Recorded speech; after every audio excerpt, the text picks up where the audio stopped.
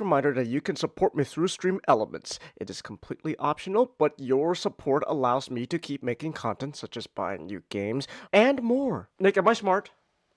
No. Okay. Gee, Buzz! Gosh! Oh my goodness! I see what they do with the character design here with this lady. They just decided, all right, you know what? I don't know. I figure I might as well. I don't know why it just come to mind. I might as well ask Baby Hitler debate, because we're talking about babies, Nick. Baby Hitler debate. You gonna do it? You see Baby Hitler? You gonna take that? You gonna take the shot? Bless you. You know what? That's gotta be my answer. All right. Interpret that as you may. After I was infected by deadly flower blossoms.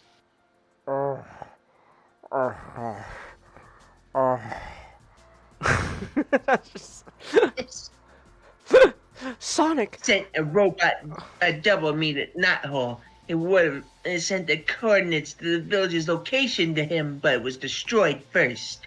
Oh gosh. Sonic, you gotta help us! Robotics destroying everything! I'll tell you what's really destroying everything. This goddamn acid reflux going on my stomach. Oh! Someone give me some fucking Pepto-Bismol to wash out this cauldron of shit. Someone give me some fucking Pepsi or something. I swear I'd do anything for a goddamn powerhouse round of diarrhea. You're gonna fumble, Nick. You're gonna... Oh. You're gonna fumble. Oh. Look, man, all I'm gonna say is, okay, look, now, to be fair, Storm is with Killmonger right now, but if for whatever reason he and Storm end up together, Now as he's fumbling our relationship, he's cucking one. well, no, hold on, wait a minute, hear me out, Nick. What if Okoye dies? You can't fumble one relationship if that relationship technically gets killed off. That is true. So, What if T'Challa's the one that gets her killed? I'd be so sad. Oh. Oh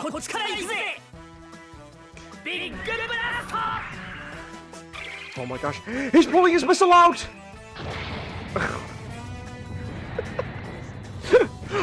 What's he? Oh my gosh, is Combattler V kissing the enemy? They're kissing! Let's go! What's he going to do now? Oh, he's pulling his missile out! It's superpower so we can fight for real.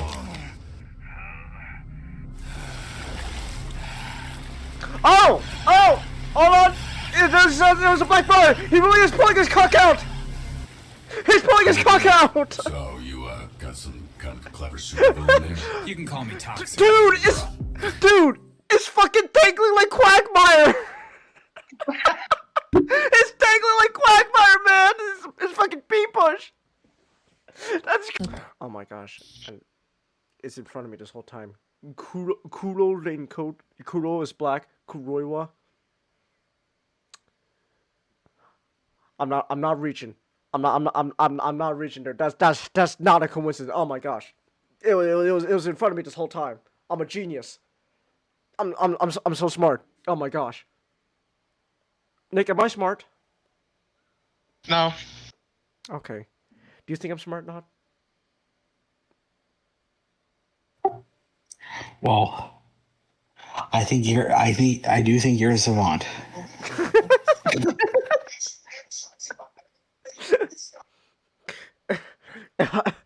If I'm a savant, then why hasn't no alien tried to kidnap me? You don't have Because that movie is terrible. Oh my gosh! No, wait. It's not. Maybe it's not necessarily the Exodus part, but this could be the fucking part where the Jews had to wander the desert for 40 years, just like the Bible. Oh, Kenneth Penders. Oh, you stupid idiot of a man. I love you.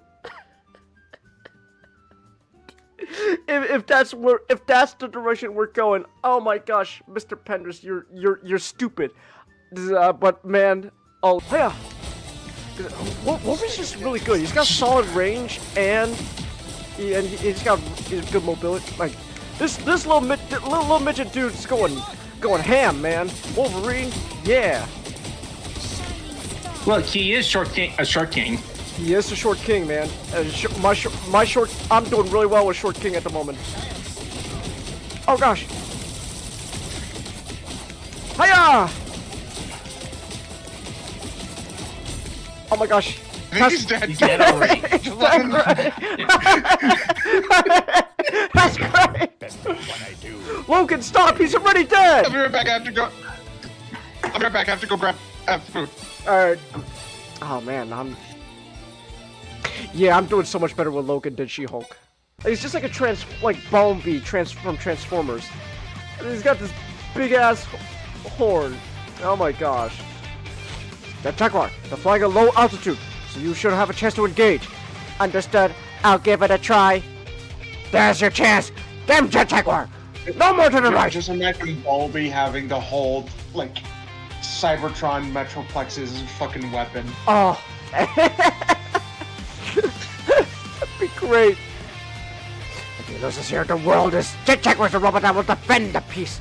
If he loses here, the world is doomed. Hear that, Jet Jaguar? I will rise to the challenge.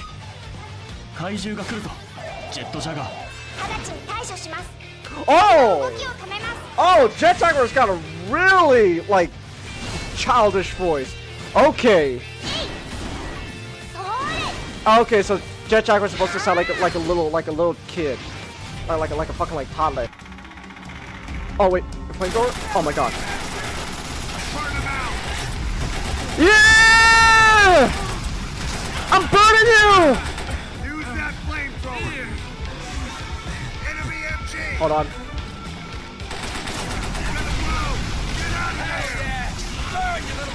There we go.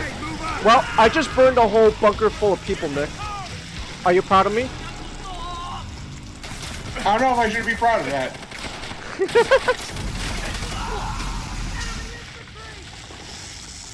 Dude, this is World War II is hardcore, man. Welcome to the team, Waterboy. Yeah. Bye, welcome to Waterboy.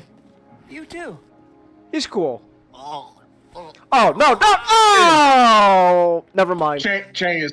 Never mind. Changus. No. Changus. No. Changus. No. Changus. He spit. That's not sanitary, Nick. That's not sanitary. Changus. His entire power is that he's emitting like pure water out of his body. No germs, just water. That's still not very sanitary. Bodo? Yeah, Bodo. They're tied up, Bodo. Not that! Anything but that! Stop it! Stop! Oh. I don't like this. That's yeah, that's yeah, see, that's not drawn in quarter. I think I'd rather have that. I'd rather have drawn in quarter. At least. All right. Oh, off to a great start. We're starting right off the bat with them booing them off the stage. Let's go! That's great. Yeah! Let's go! Yeah! Mentally destroy her! Woo! Could Naomi be right about Fang? Did I really do this? Yes. Yes. Oh no, you bastard. Okay. What I do. Rocket. You're gonna learn new characters and you're gonna like it. No, I like when I have one character and I'm good at it. Why change? I call dibs on Wolverine for the rest of the game. Why change what's good? Why change when you have a good thing going? That's silly. If you're good at something, you stick with it. I'm good at Wolverine. I want to stick with him. The game all about variety. I don't care about variety. Explore. That's not how I play. Try new things and like it. No, no. Last time I tried new things, Last time I tried new things, I want to do Wolverine at some point. Well, okay, yeah, I think. Hey Nick, you want to try out Wolverine? Yeah, I'll try Wolverine next time. Alright, fine. Fuck it. I'll try Black Panther. Here you go. My gosh. I was tracking Val extra movement of arms and ammunition around the world. That led me to an arms deal that's supposed to be happening here. That's right, Quatre. The world is calling for war, and I'm part of that flow. Oofay. Alright, here we go. Just in time. Well, not really. I'm like, 2 minutes late. Let's go! According to the time, but that's alright. Whatever. It is what it is. I'm here now. So have you checked out the football games today? Bo Nix has a broken ankle, so that fucking sucks. That's like... Yeah. Like, you know, obviously, you know, I'm gonna root for the team I want to see win, but like, that always sucks when like a player gets injured. That sucks. So yeah. So I'll know what's gonna happen from then. So the Broncos, they gotta play. Is it the Patriots that they're going up against? No, it depends on who wins tomorrow. Patriots versus Texans tomorrow. Oh, that's right. You're going up against Strouds. You'll be fine. You'll be. No, I'm not. No, I am not having faith. Why do I have more confidence in your team than you do? So, did you watch the game, the previous Texans game? Strouds was fumbling that ball, man. Have you seen the results on the Chargers game? The Chargers game? What's going on? Yeah, we have like an okay defense, but our O-line sucked. Drake May had... Look at the sack record. We were sacking each other like no one's business. I think the Patriots will be fine. I think Patriots will be fine. It's really you'll be fine as long as Strouds keeps fumbling that ball. So fans are allowed to shit talk. And somehow their defense decided to not show. Hold on, might as well just cut right there. There we go. Let's see what the odds are. Right. I don't pay attention to like predictions and like odds are winning, man. Cause with the Bears, like half the time, no, like not even half the time, like majority of the time, it's the predictions always, yeah, so the Bears are gonna lose, and it's like, yeah, until like the fourth quarter when all of a sudden Caleb Williams just pulls something out of his ass. It's like, wow, Ben, that's cool and all, Ben Johnson. I'm glad we won. Why did you wait till the last quarter to pull it out of your ass? Look, this is how many sacks were allowed. But Chargers had 6 sacks on them. Patriots had 5. 5. Well, that just means both teams sucked. So their O-lines were terrible.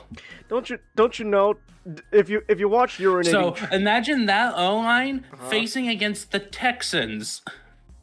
Look, all I'm saying is, if there's one thing to take away from this season, to quote Urinating Tree, every team sucks. every team sucks. Then no one's good this season. Everyone sucks. And then what would happen? Like, the worst case scenario is that they're going to go and then Drake May off of a season because of an injury. Oh, I just realized this lineup. And we got cursed. And we also got cursed. We got the... That is true. Hold on, I just realized We got cursed by the curse wheel. So either you'll be okay. we're gonna lose the game, or one of our players is gonna have another criminal Well, charges. We'll see. So Unless the curse wheel decided to backfire on the curse will decide to backfire. Brennan. I mean, it might have, man. Bo Nix got a broken angle. Angle. Yeah, What am I saying? Angle. An ankle. ankle. Yes, my favorite part of the human body, the angle. So,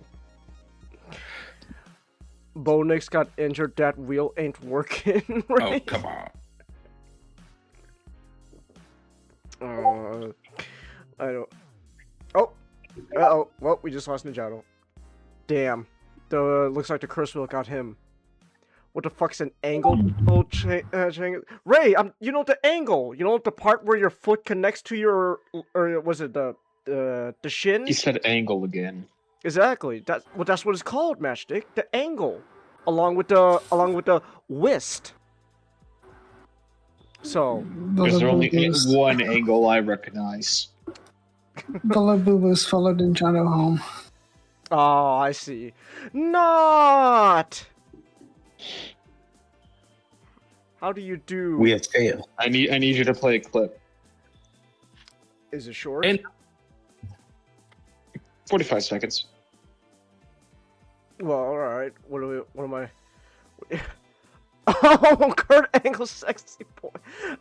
No, I wait, know about that. Why clip. are you the guy from Star Wars Episode 3?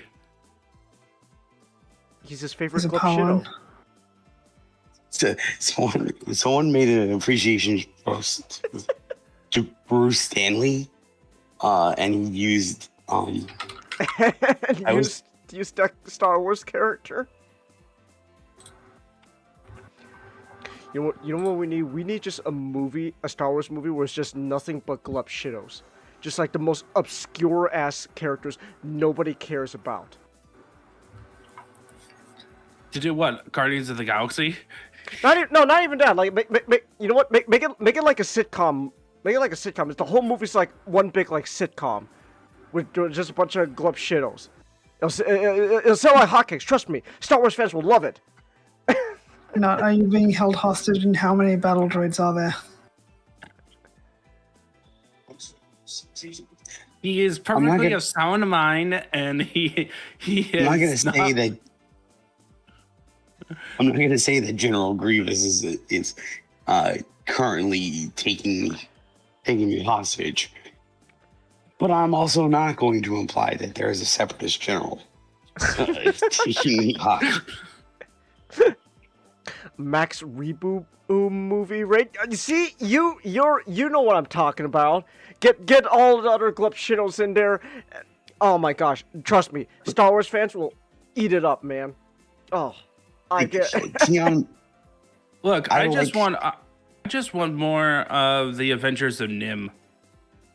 The Adventures of Nim. Nim and his space pirates. Jedi Starfighter.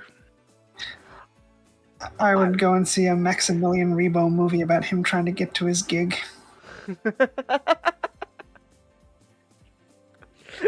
What was his name? I don't know. Star Wars. You know what?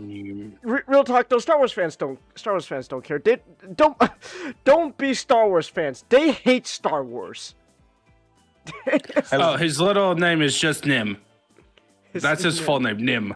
That's amazing. Yeah.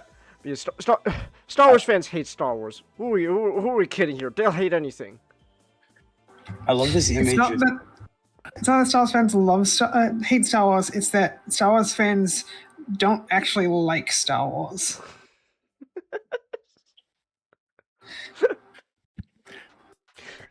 They don't like. They only like Star Wars when they were kids. A lot of people call people tourists. Majority of people who call Star Wars majority of people who call themselves Star Wars fans meet the definition of a tourist because they never watch anything outside maybe one or two TV series and the movies. And they pretend they know everything about Star Wars. Don't fuck with Star Wars fans. We know nothing about Star Wars. So We don't even read the Wikipedia. we don't read no wiki pages. Who do you think we Wiki. are, huh? Digimon fan? Actually, I don't know if Digimon fans even are Digimon fans bad as Star Wars fans or no?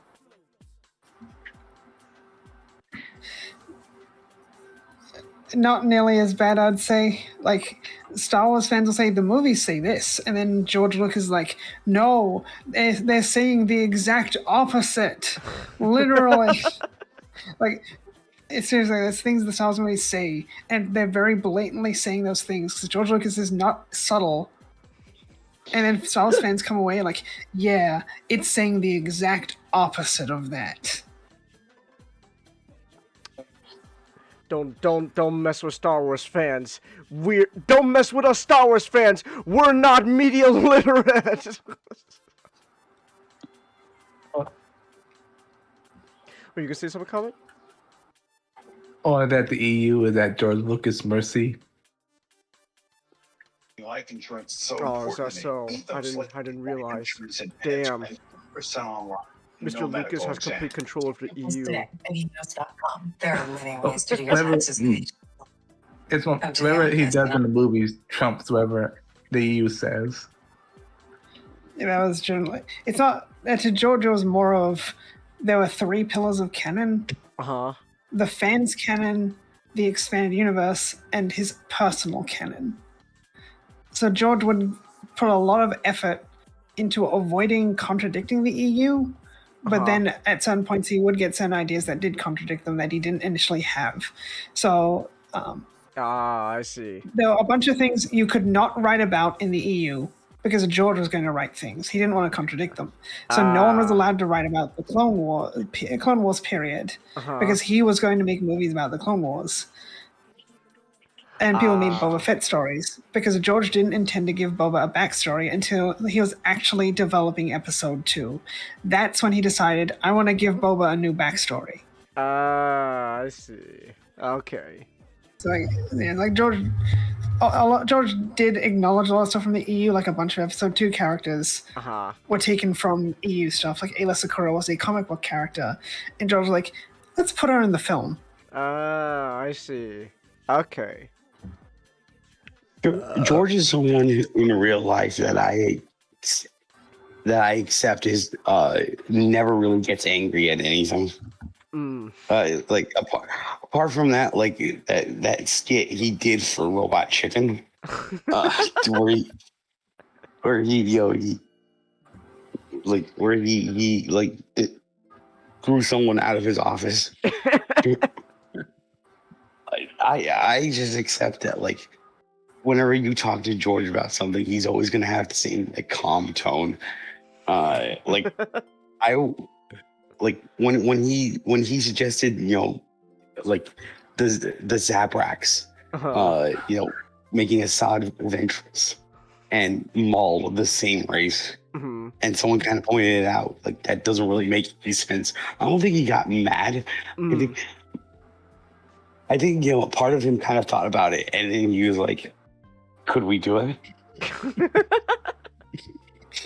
And another thing is, like, George made his 6 movies, and like, I'm not making episode 7, 8, and 9, I'm done. But then a book set after episode 6 is like, the writer's like, I want to kill off Luke Skywalker. And George is like, no, you can't kill off Luke Skywalker.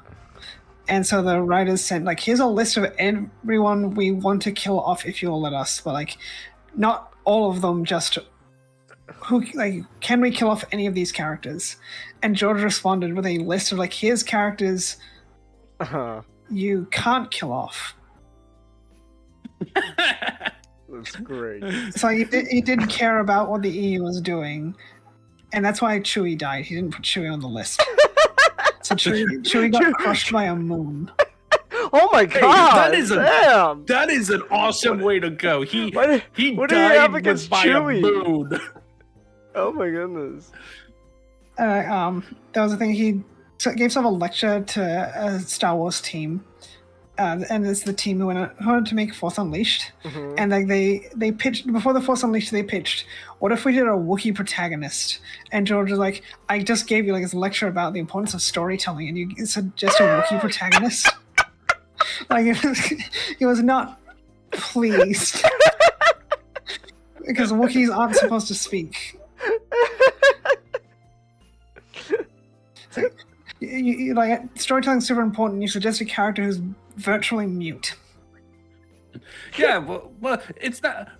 You can't do that. It's like you're making a comic book based on a Batman side character who can't speak at all. Or how about a Predator movie where it's about the Yautja? How on earth would that work? Honestly, I just really like. Honestly, I just find it more funny that they just he went on this whole lecture and they just responded was, "So can we make a Wookiee movie? Did you not listen to what damn thing I said? A Wookiee video game. A Wookiee video game. Did you not listen to what I said?" They settled on like, let's make a game about the battle where they stole the Death Star plans because that was already established as a thing that happened. And George was like, "What if put the Emperor in it?" And make the main character Darth Vader's apprentice. And that's how we got Force Unleashed. George was very involved in that game. That's great. That's amazing. George Lucas is a special kind of creator. A lot of EU stuff is like George coming in like, hey, why don't you do this? So that's also unfortunately how he got clone Palpatine. I was about to make that joke. Because sounds like, I want a guy wearing Darth Vader's armor. It's not Darth Vader, it's just a guy wearing his armor. No. But you can bring back Palpatine. But you can bring back That's amazing. Oh my goodness. Even things like the Yavin temple, the sixth temple was George's idea. Like, the funny thing is, SGD, the stuff that George allows is a lot more sane than what Disney came up with. Yeah, I know. I think it's like people complain like the EU did some crazy stuff over decades. Disney did everything the EU did but worse in a few years. Yeah, like they had the homework to go, okay, here's what we should not do. Instead, they looked at it like a Geneva checklist. I still don't think that would have pleased Star Wars fans. I think if they of course. If they adapted like the EU just straight up, Star Wars fans would still be upset. I don't think it would please them. I see. But it depends on what type of upset is.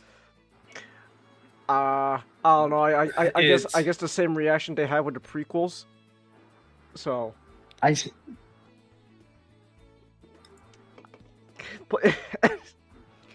People wanted them. You're about to say something, not? I'll go let SGD go first.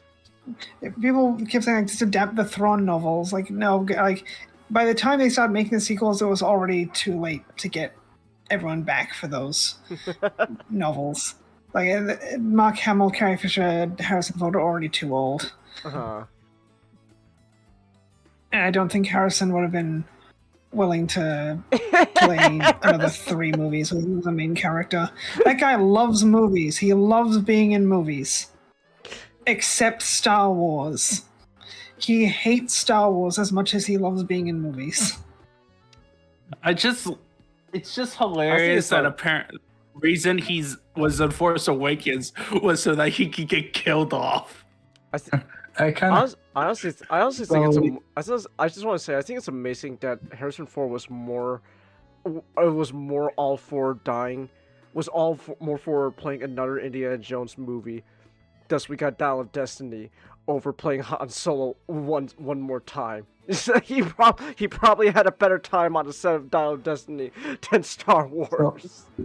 Like he's always been very clear about how he does not like working on Star Wars. But like you never really see him say anything about Indiana Jones. It's like the most fun he's had talking about Star Wars was him talking about Captain America: Brave New World. I was like, who would win between like Red Hulk and Green Hulk? Like, oh, this is a who shot first question. Greedo. Greedo. I think the happiest he's ever been talking about Star Wars was talking about another movie. Oh, it's great. So, was is it an Obi-Wan situation with him? What do you mean? Well, the original actor. Yeah, because like there was Harrison Ford, like the main three actors did have a hard time getting another job after Star Wars. Harrison was the one. They did not expect Star Wars to be a big financial success. Okay, so it was the typecasting they didn't like because of Star Wars. Yeah. That's a shame. Like I think like with Alec Guinness, I always appreciate him as Obi-Wan because I always knew never loved the role, but he still has that old consummate professional courtesy of I'm in this role. I'm going to act my butt off. I'm gonna earn my money. Yeah. And then when I'm gone, I can just be like, yeah, Is getting long. Yeah, you called Star Wars a bunch of fairy tale rubbish. No! Don't say that! You're gonna anger the Star Wars fans! Ah! I have a lot of respect for people who can work on something and say, like, yeah, this sucks. This is terrible. Or, like, I hate the fans. I've never seen Gundam, but I respect Tomino for kind of calling out the majority of the fan base. I think a few years ago, he said Gundam is popular because of narrow-minded mecha fetishists. It's like, dang, Tomino, you just called out every gunpla builder. Oh my goodness, man, damn. All right. Damn. I guess I'm a mecha fetishist. I'll go. Yeah, we gotta. Well, no, like, hold on. Those gears hold on. looks very sexy. Now hold on. If I'm a mecha fetishist, then why haven't the sex robots come out yet, huh? Not that kind of fetish. I don't know. Speaking of fetishes, want to talk about rats? What type of segue is that? That's very interesting. Whoa! I never expected you to be the type of guy to make that segue. Whoa! Okay. I was gonna say, hey, well, you know, what'd be cool? Sherlock Holmes in Star Wars. Sherlock Holmes in Star Wars. That'll never happen. We just have anthropomorphic mice instead. Yeah. Well, no, it's kind of that. The closest thing we got to that was Sherlock Holmes in the 22nd century. Oh yeah, that show. Yeah, you've been on a Sherlock Holmes kick, haven't you? You know what you should do? You should totally watch the Sherlock series from BBC, and then you could be like Stranger Things fans, where you watch the finale of the show and get so upset at it you start imagining that there's like another alternate ending just somewhere out there. Fans are that delusional? Wait, hold on, real quick, one more side tangent. Do you know about Alternity Gate Comet? No. No? Oh, Comet. Do I want to know? Oh, Comet's great. Long story short, the finale to Stranger Things was received so abysmal. Like the reception to it was so abysmal to a bunch of fans that they all collectively gotten mass delusion and start going, you know what? No, this can't be the actual ending to the show. It's so ass. So you know what? the Duffer Brothers, they have a secret, real secret finale episode just waiting to be released. That's right. They suckered us all into watching an ass finale, so that way we get so upset that they will please us with an alternate good finale.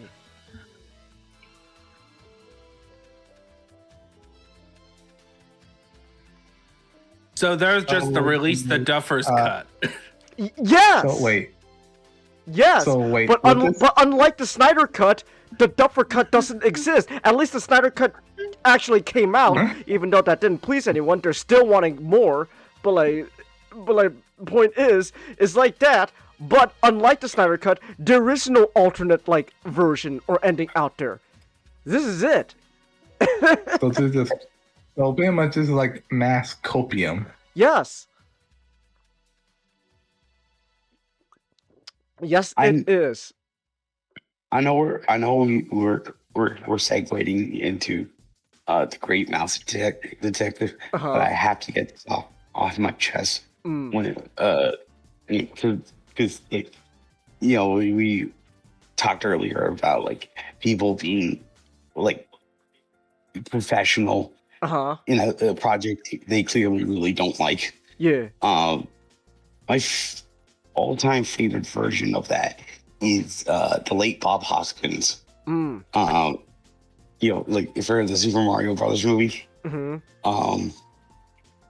He accepted the role.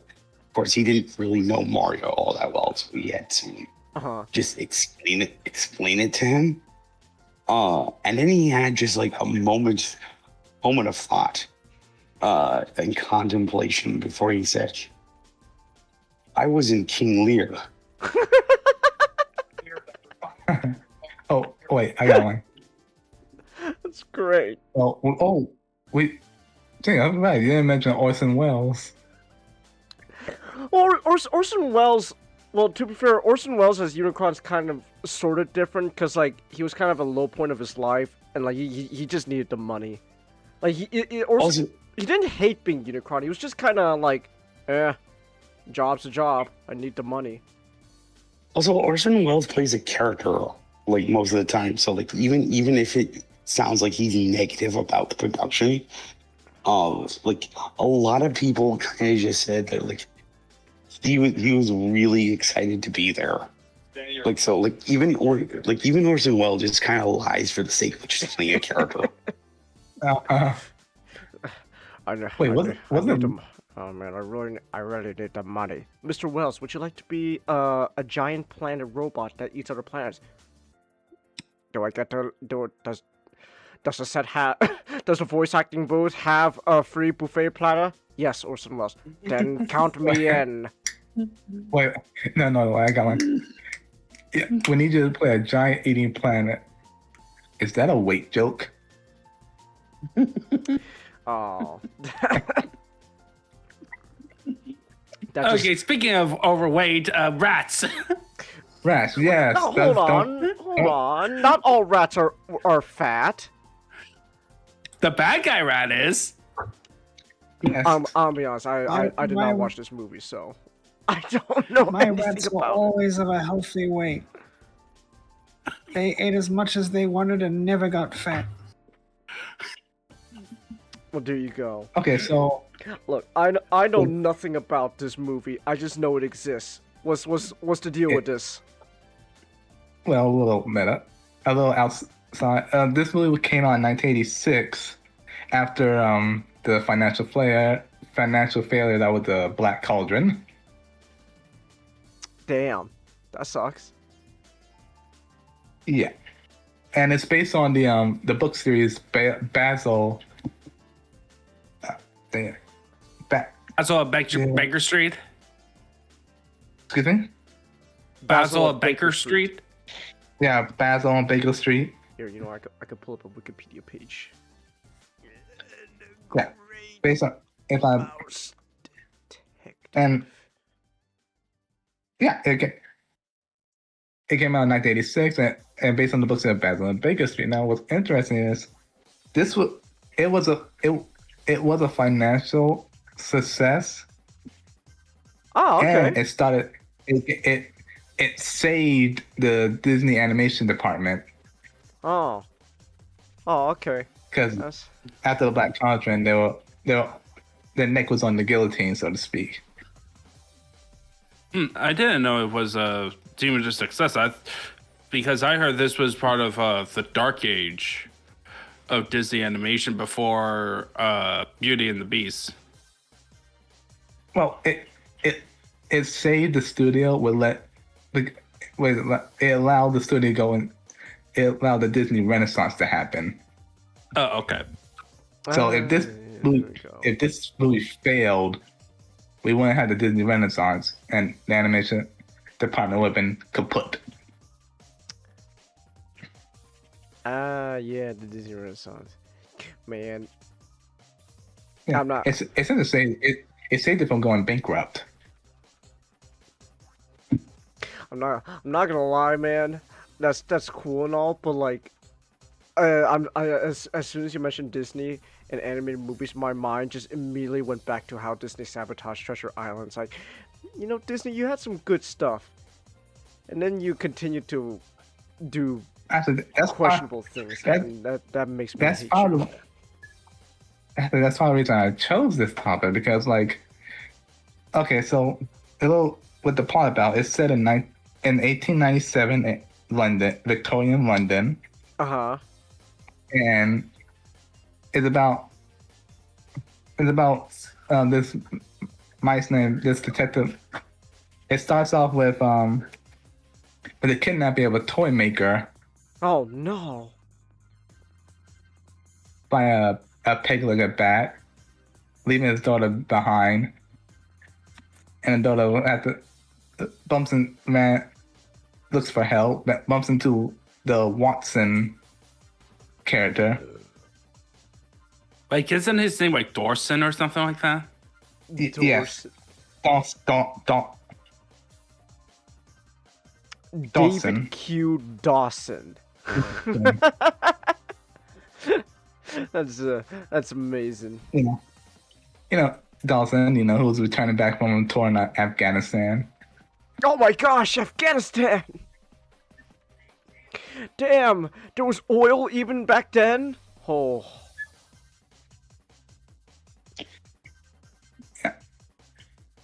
And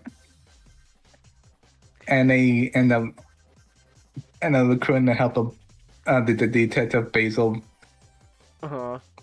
Basil, who's a Sherlock Holmes like character. What I kind of like about this character, like, he's a good guy, but he's a bit of a jerk. Yeah, unintentionally. Yeah, that's Sherlock Holmes, alright. He's unintentionally a At least jerk. in modern versions. I mean, you can tell he's a good guy. He just get lost in his detective work. They unintentionally comes out as a jerk. No, I get you. Yeah, that's Sherlock, alright. Oh, and well, yes, and he's been working on this case, trying to bring in this villain named Rattington. Oh my gosh. Who's a rat? Who doesn't like being called a rat? Oh, okay. he has rat vitiligo. He's Yes, Professor Rattigan. Yes, Professor Rattigan also has a cat at his command. Oh, I see. Which when he fed his henchmen to, he had one of his henchmen fed to his cat when he got drunk and accidentally called him a rat. Oh, how dare he? Look, this is what he looks like. He's also fat. Oh, he's the fat rat. He's strong fat. Wait, hold and on. voiced by Vincent Prince. Where's the gif? He's fat. Here it is.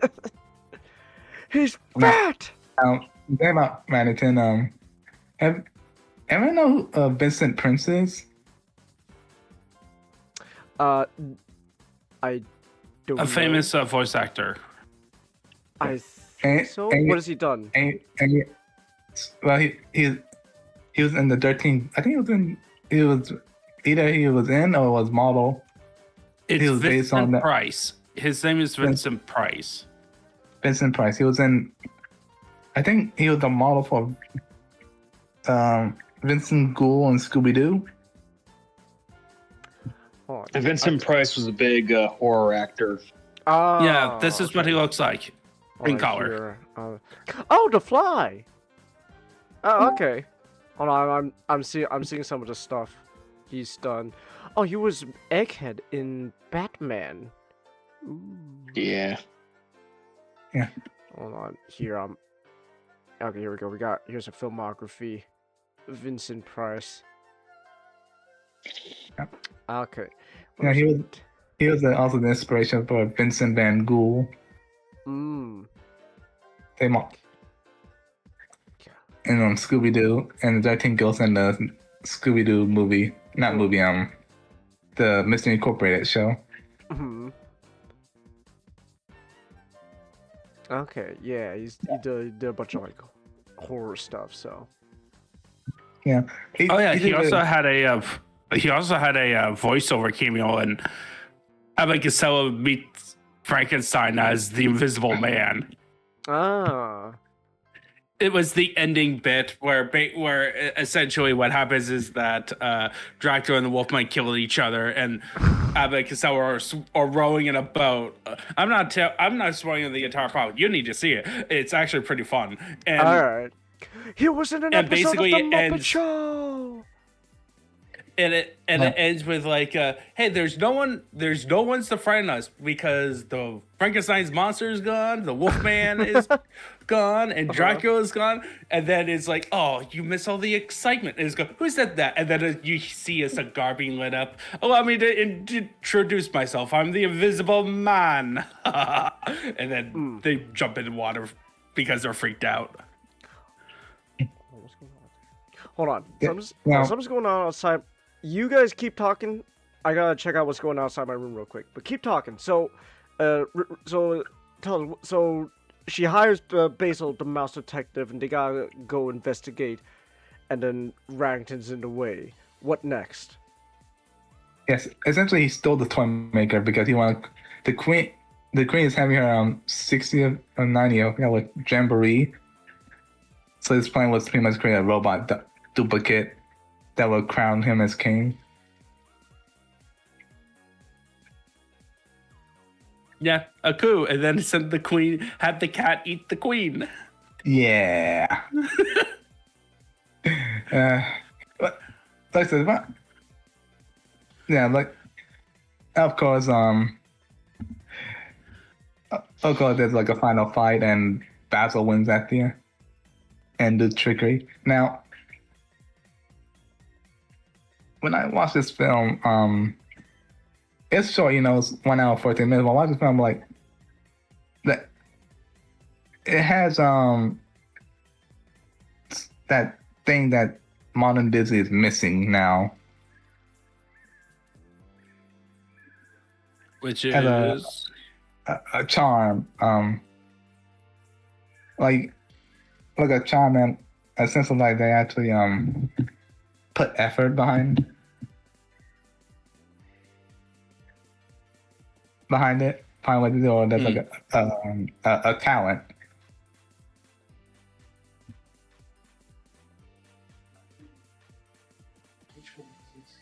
I don't know how to explain it. Like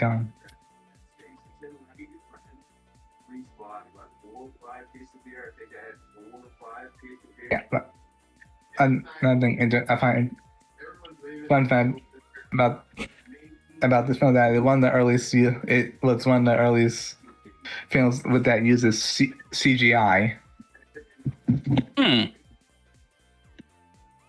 The first Disney film to use CGI was The Black Cauldron, but Disney doesn't like to ever talk about The Black Cauldron, so they're always going to use The Great Mouse Detective first.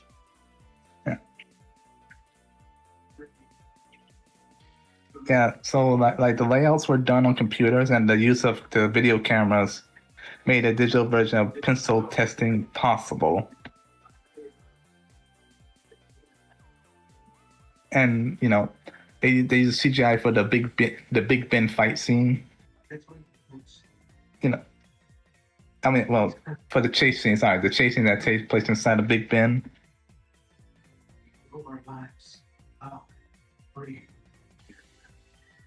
Oh. Mm.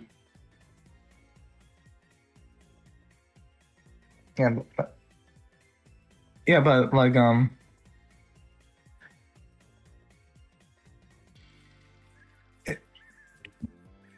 Well. Oh. Hey, Nick. Hey, Nick.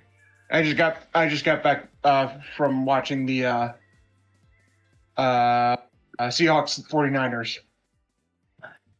The massacre, you mean? It was a massacre, all right. Oh my gosh. Oh my gosh. Yeah, I just got back from watching. Yeah, I just got back from watching the game. The Seahawks. No, they did not. Oh my gosh, it was a massacre. 6-41.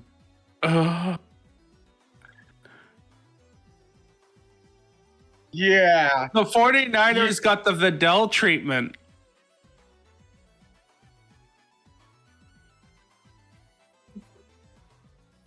Hold on, Jake, hold that thought. Did you say Vidal treatment? Vidal. Like in Dragon Ball? Yes. I know exactly what you mean by that.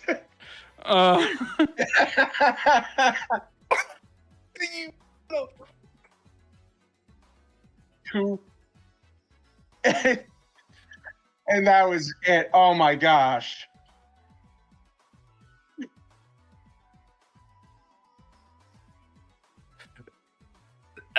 So, Changus, do you know about the Vidal treatment?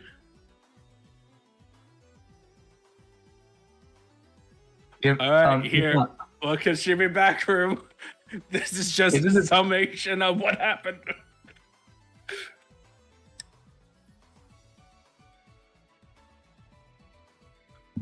Oh, Changus, just so you know, this is Boo arc. This is just a taste of what he does to her. Yeah. Yeah, it is brutal what he does to her.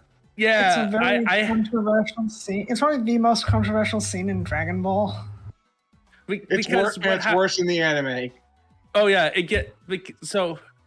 because what happened is basically he gets mind controlled evil juice. He got evil juiced up, and Vidal was like one of the new characters introduced as Gohan's love interest.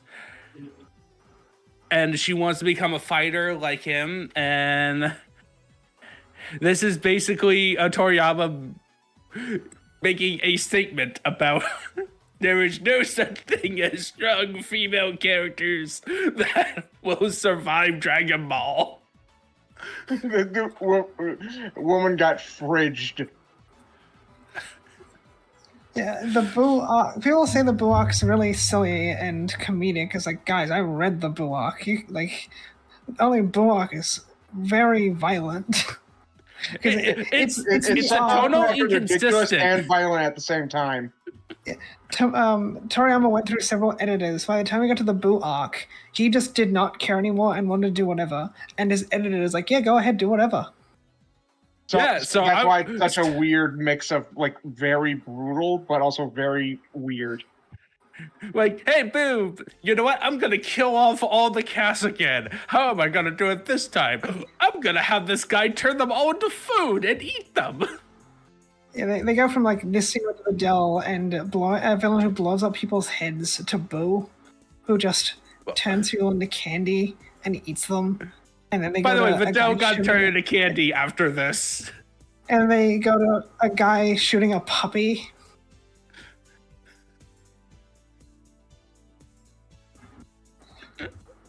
And that's what made Boo go from like a misguided bad guy to I'm gonna destroy everyone.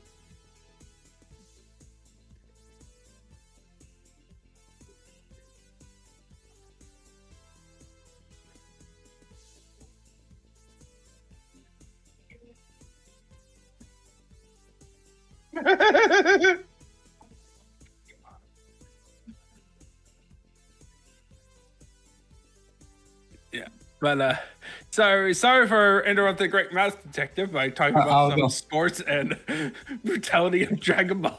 So, I was talking about he summed up the entire plot and just talking about some behind the scenes stuff. And I forgot to mention Rannington. I like what they do. They really did get out with the Bill and Rannington because he was charismatic and on the outside saying well put together and so sophisticated, but every so often you see the narcissism and mania underneath. And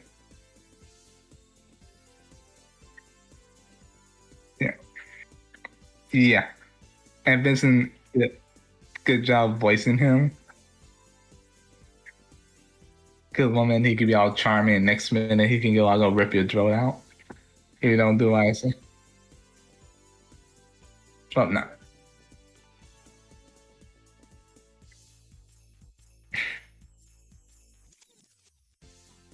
Yeah.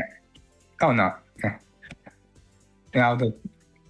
Yeah. Like I said, he did good job voicing him. And well, yeah, it's not like I say, it's very the Great Mouse Detective is very the story is not that complex, you know, it's a mystery. Yeah, you know, a family film.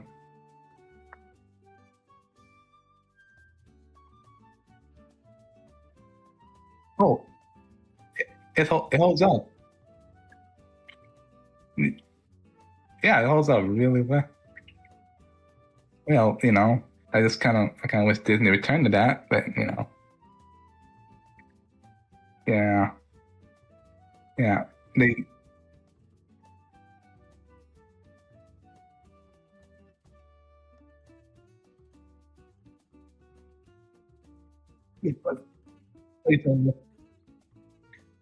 Yeah, because I was watching this, I'm like, man, what happened?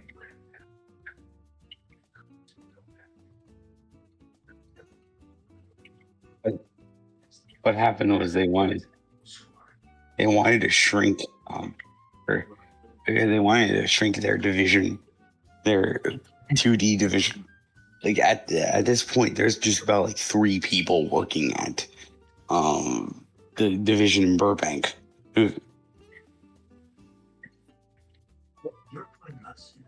You know, I wonder if there's an alt.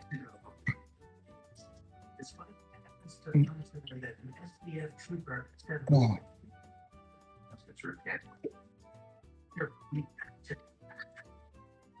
It's a good, yeah, it's a good movie, a good family movie, and honestly, it kind of reminds me of American Girl.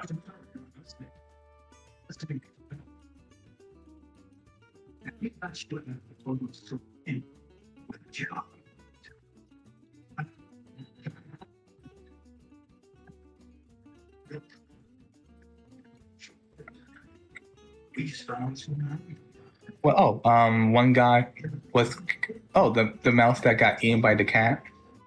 That pretty much got executed by Rainington to being a cat dinner, his pet cat's dinner. And they don't show it on screen, but they show the shadow of the cat eating him.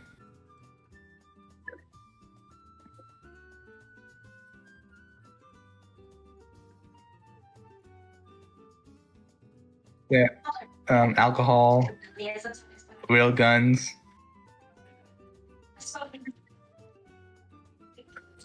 A very complicated mousetrap execution that is very horrible. Oh yes, yes. Okay, so there's a ball that goes down this thing that activates a Rube Goldberg machine of death, where because basically Basil and Dobson are they're captured by Ratigan, and they're put into a literal mousetrap, of course, not activated. They're just used to restrain, because the real trap is a Rube Goldberg, where it's like, a ball goes down a little tube, and then when it hits, you got like a crossbow being shot at him, an axe falling down. It's like a gun going off. Oh, here it is. So, hold on. Can we? Here it is.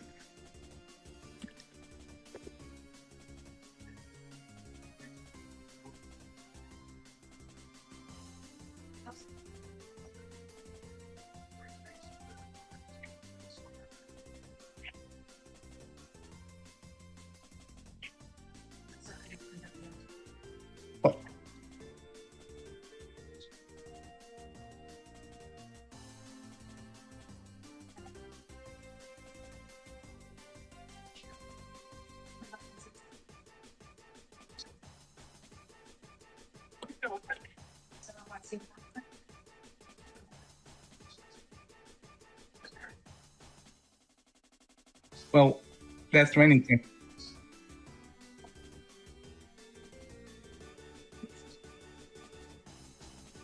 Yeah. That's Remington. Everything must be dramatic. He's a literally mustache twirling villain. He would be twirling his mustache if he had it.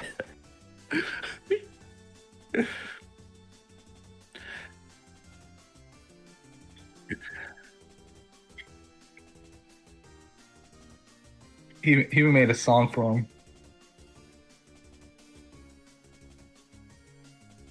I just realized this whole time, when I came back, I was muted in OBS. They could hear people could hear you, but they couldn't hear me. So that's on me. Whoops, whoopsie daisies. Whoopsies. But anyways, now they can hear my wonderful voice.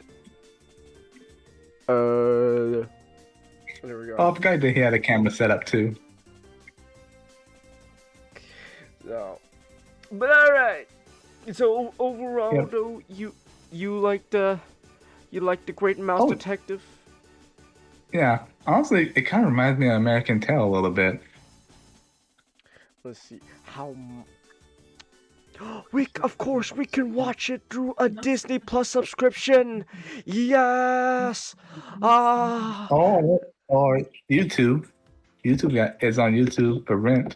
It's $3.99 in rent on YouTube, and like a bunch of other like streaming platforms if you want to buy it.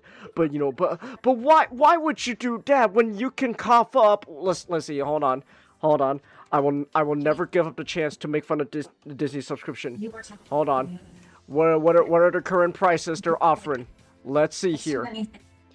Let's see currently with Disney Plus, you can watch The Great Mouse Detective via a $12.99 bundle plan of Disney Plus and Hulu, but with ads. And if you want that ad free, you cough up $19.99. Yeah, and then for the same plan, you can have ESPN added, but with ads. You want without ads, cough up another $10 for 30 bucks. Hold on. Oh my gosh, their most expensive plan is $45. You guys think it's worth it? A month. You guys think it's worth it? Okay. $45 a month to watch The Great Detective?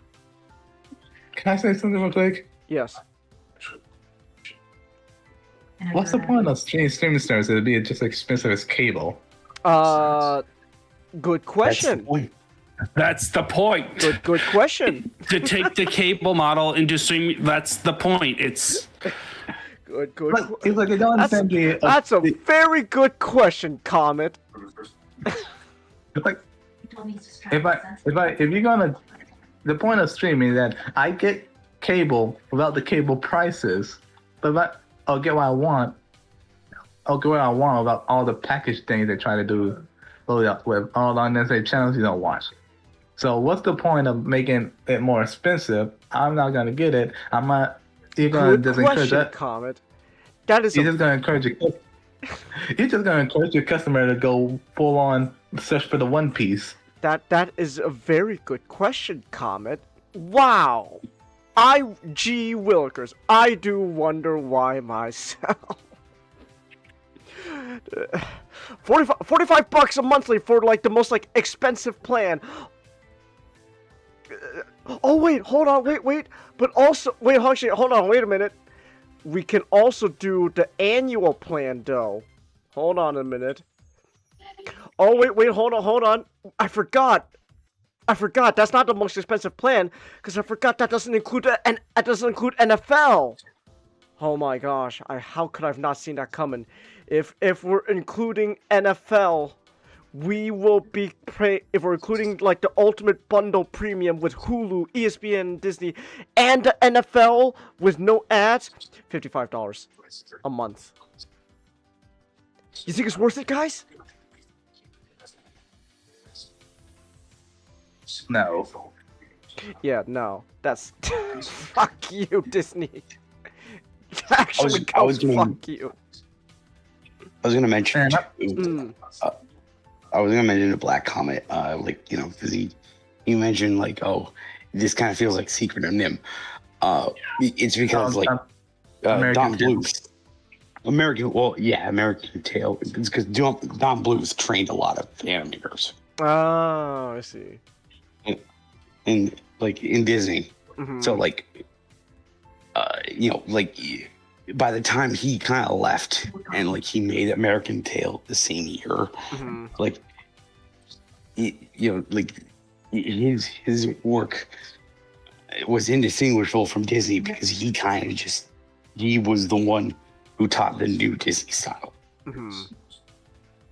Yeah. It's not my story. Might as well use my name. So, but yeah. I don't waste. I think I've actually no. What am I saying? I will never get tired of ragging on Disney. I will never get tired of that. But okay, how about you? Are you getting ready to rag on your second favorite target to rag on? Who? The great state of California. Oh, true. California, the great state of California, home of the Los Angeles Rams, who are going to be playing in what is it, 15-degree weather tomorrow? Most likely. So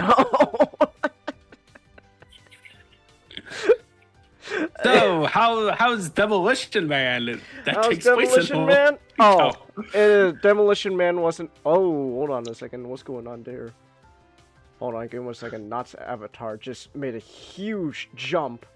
Oh, I see what it is. Knott got scared of Comet. He thought it was Wesley Snipes for a minute there. My gosh, I don't blame you. Wesley Snipes was kind of on something else. Hold on. Let me fix this real quick. There we go. Alright, there we go. Anyways, Demolition Man. I'm not gonna say too much on this, because Comet's already talked about this last week, but he paid me $20 to watch this alongside Team America. Well, I'll get to that. I could talk about that movie anytime, though. I've watched that movie how many times now, so... But I'm not gonna spend too long at Demolition Man. It's definitely a 90s. It is definitely an early 90s action movie. All right, that's for sure. I can say that 100%. It's got our boy Sylvester Stallone. Got Wesley Snipes, Sandra Bullock, whoa, and Nigel Hawthorne. So there we go. And yeah, it's a Demolition Man, just really feels like it is, very interesting, transitional period for action movies, where it's people are kind of getting tired of the 80s style of, just over the top action with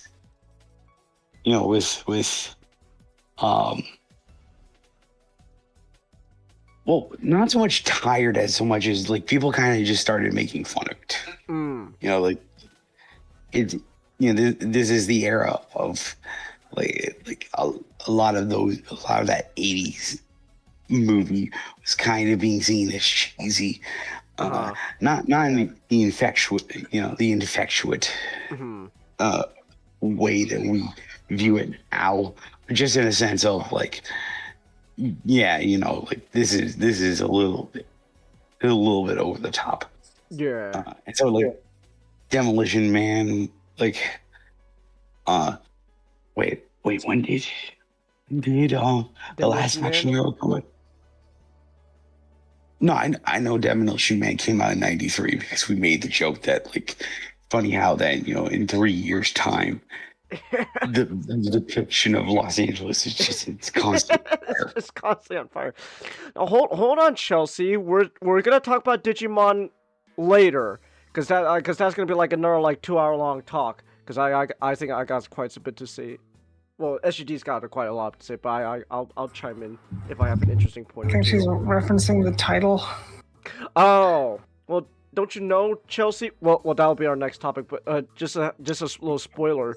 Don't you know, Chelsea? When Makarov invaded the airport, he was like, guys, they're clearly Digimon there that we gotta just delete. So remember, no Digimon, go ham.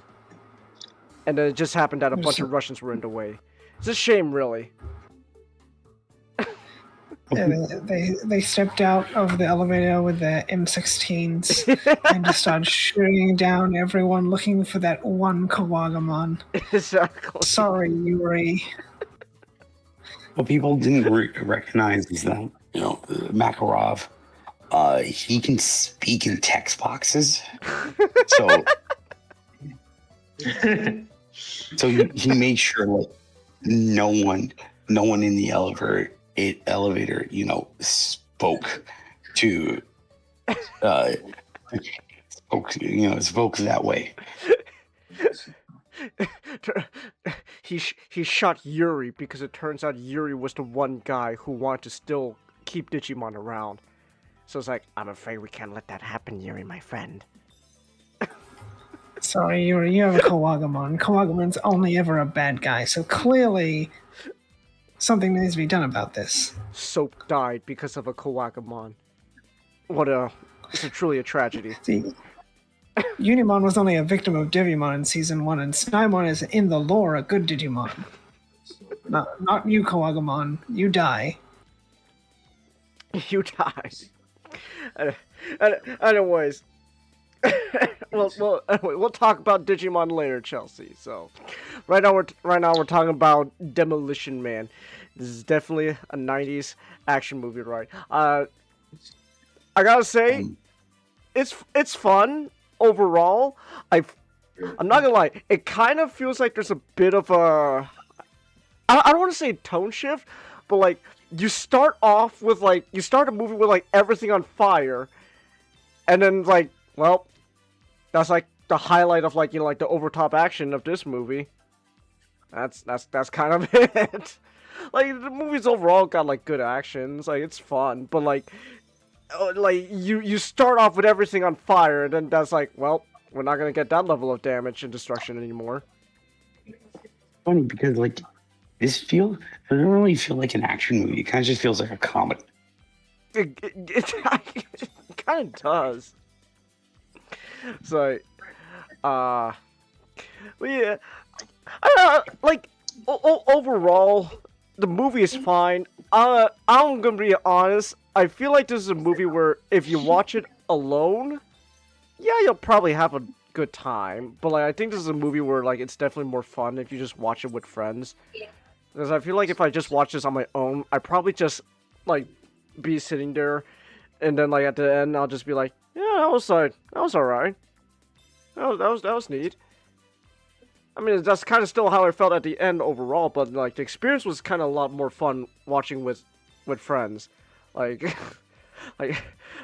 oh, but I gotta say though, we were really lucky last night when we watched Demolition Man because we managed to watch the international version. Yeah. So the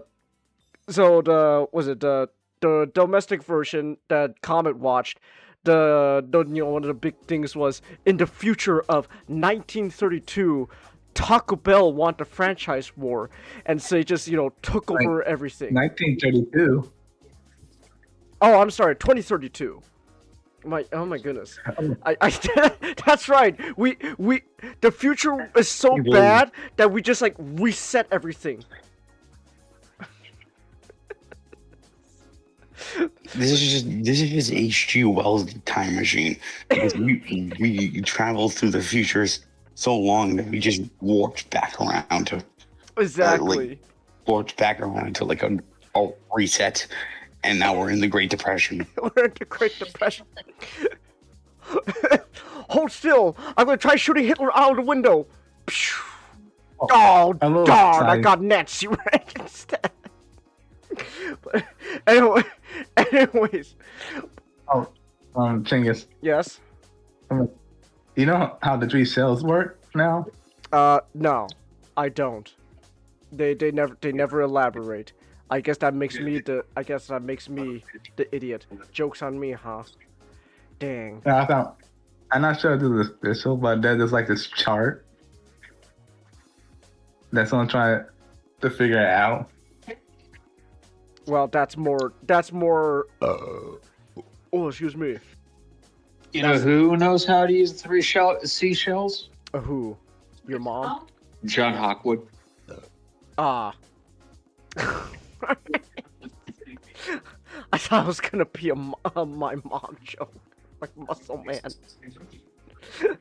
You know who else knows how to use the three seashells? If you say your mom, you're off the force.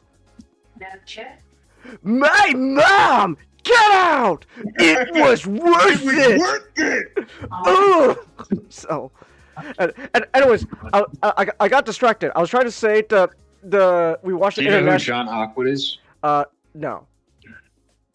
He was a English mercenary. He served in Italy in the 1300s. Uh-huh. Oh, that famous And the one the White Company. History joke. Yeah, the White Company. Okay, it's a history joke. That's why it flew over my head. He knows how to use the three Also, this is seashells. like a week late, but several monkeys on the loose in St. Louis, officials warn. That's right. I remember seeing that. Anyways, I'm getting distracted. Point I was trying to make was we watched the international version last night. Common watched the domestic version where they had like, Taco Bell took over, like the everything in the franchise wars and stuff. But then because of like copyright, it was like a bunch of like rights issues and stuff internationally. Well, no, it wasn't. No, what was it? Taco Bell wasn't really that. Oh, It right. wasn't really that. It wasn't like a popular. Or outside the States. Yeah. So like. So they just changed it for the international version with Pizza Hut. So.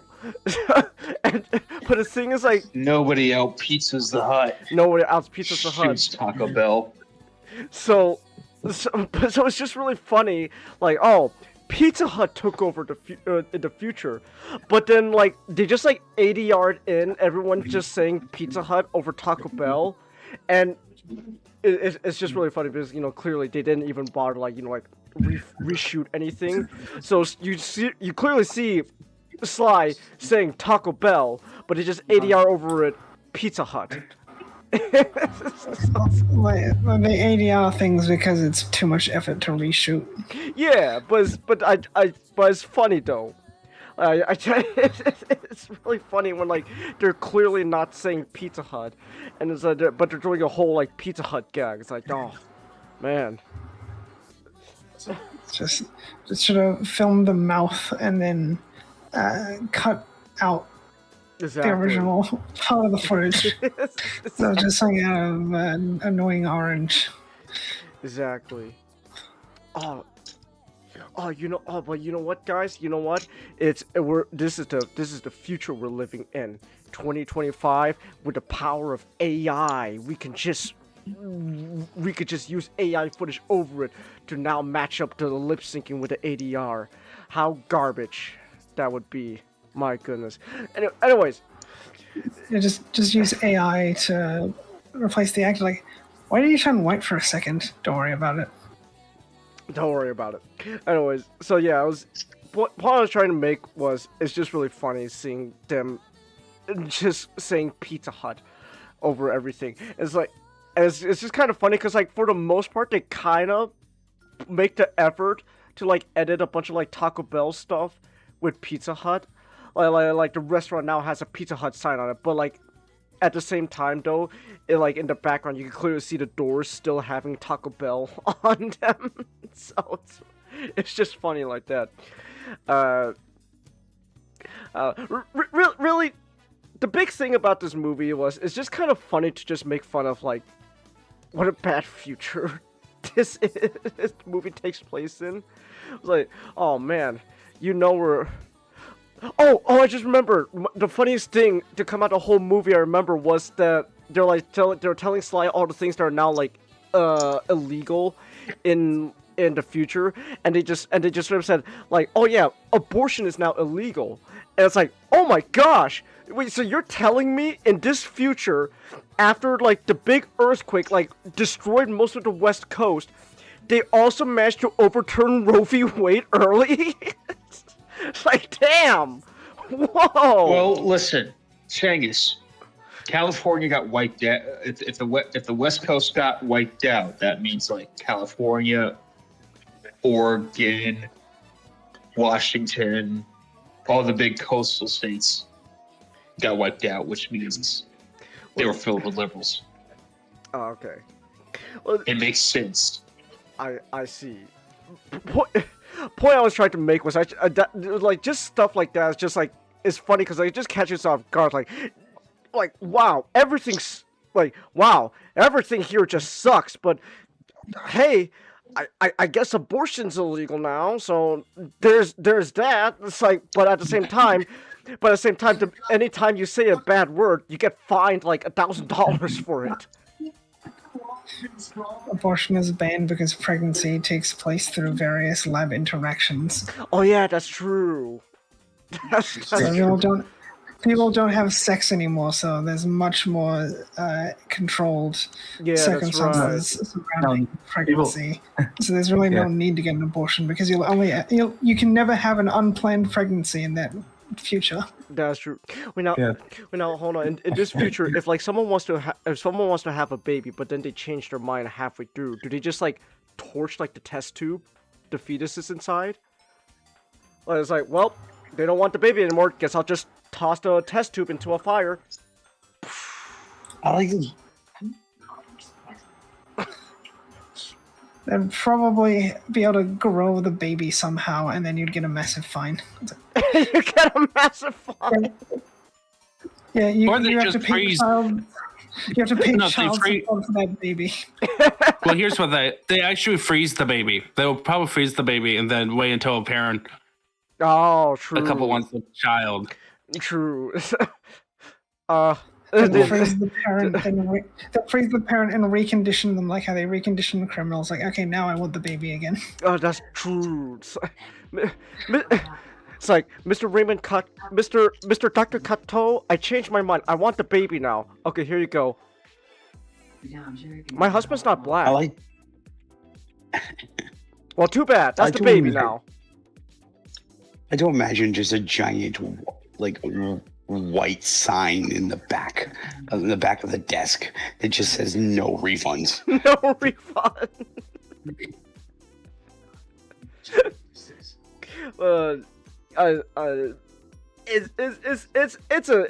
It's a goofy future where everything just sucks, but hey, you know what?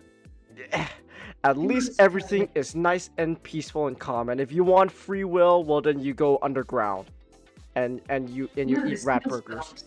That's the future. This is the future tech bros want us to live in, guys. No. It's the future that Davos wants. Because you will eat the bugs and you will own nothing and you will be happy. Happy. No, they banned meat. They banned all meat. Oh yeah, that's true. There's no more meat. So meat, smoking, contact sports. Yeah, football doesn't exist anymore. But anyways, like, it really is just kind of a goofy movie, to be honest. Like you can tell what kind of movie this is when like the actor Wesley Snipes, he's just hamming it up. Like you can clearly tell he's just hamming it up. He's having a fun time just playing a goofy, wild character who was just unapologetically evil. He's like, guess I'll just kill people now. Yeah, it's fun. Like this movie really isn't anything special, to be honest. Like, how do I put this? It kind of feels almost like an above-average streaming movie nowadays. Like that sounds like kind of like the quality I would say overall with this movie. It's like you'll have fun if you watch it with friends, but like, if you're watching it on your own, you won't be disappointed. But like, I don't know if this is something like you're gonna be going around like going like, oh man, I need to see this in theaters. Oh wow. Though I would like to see it in theaters. Re-release Demolition Man for theaters, Warner Brothers. I've seen some people like the movie because it's like a cautionary. Like the future depicted as cautionary. Like, we should not build this future. Like how, but then people do it anyway.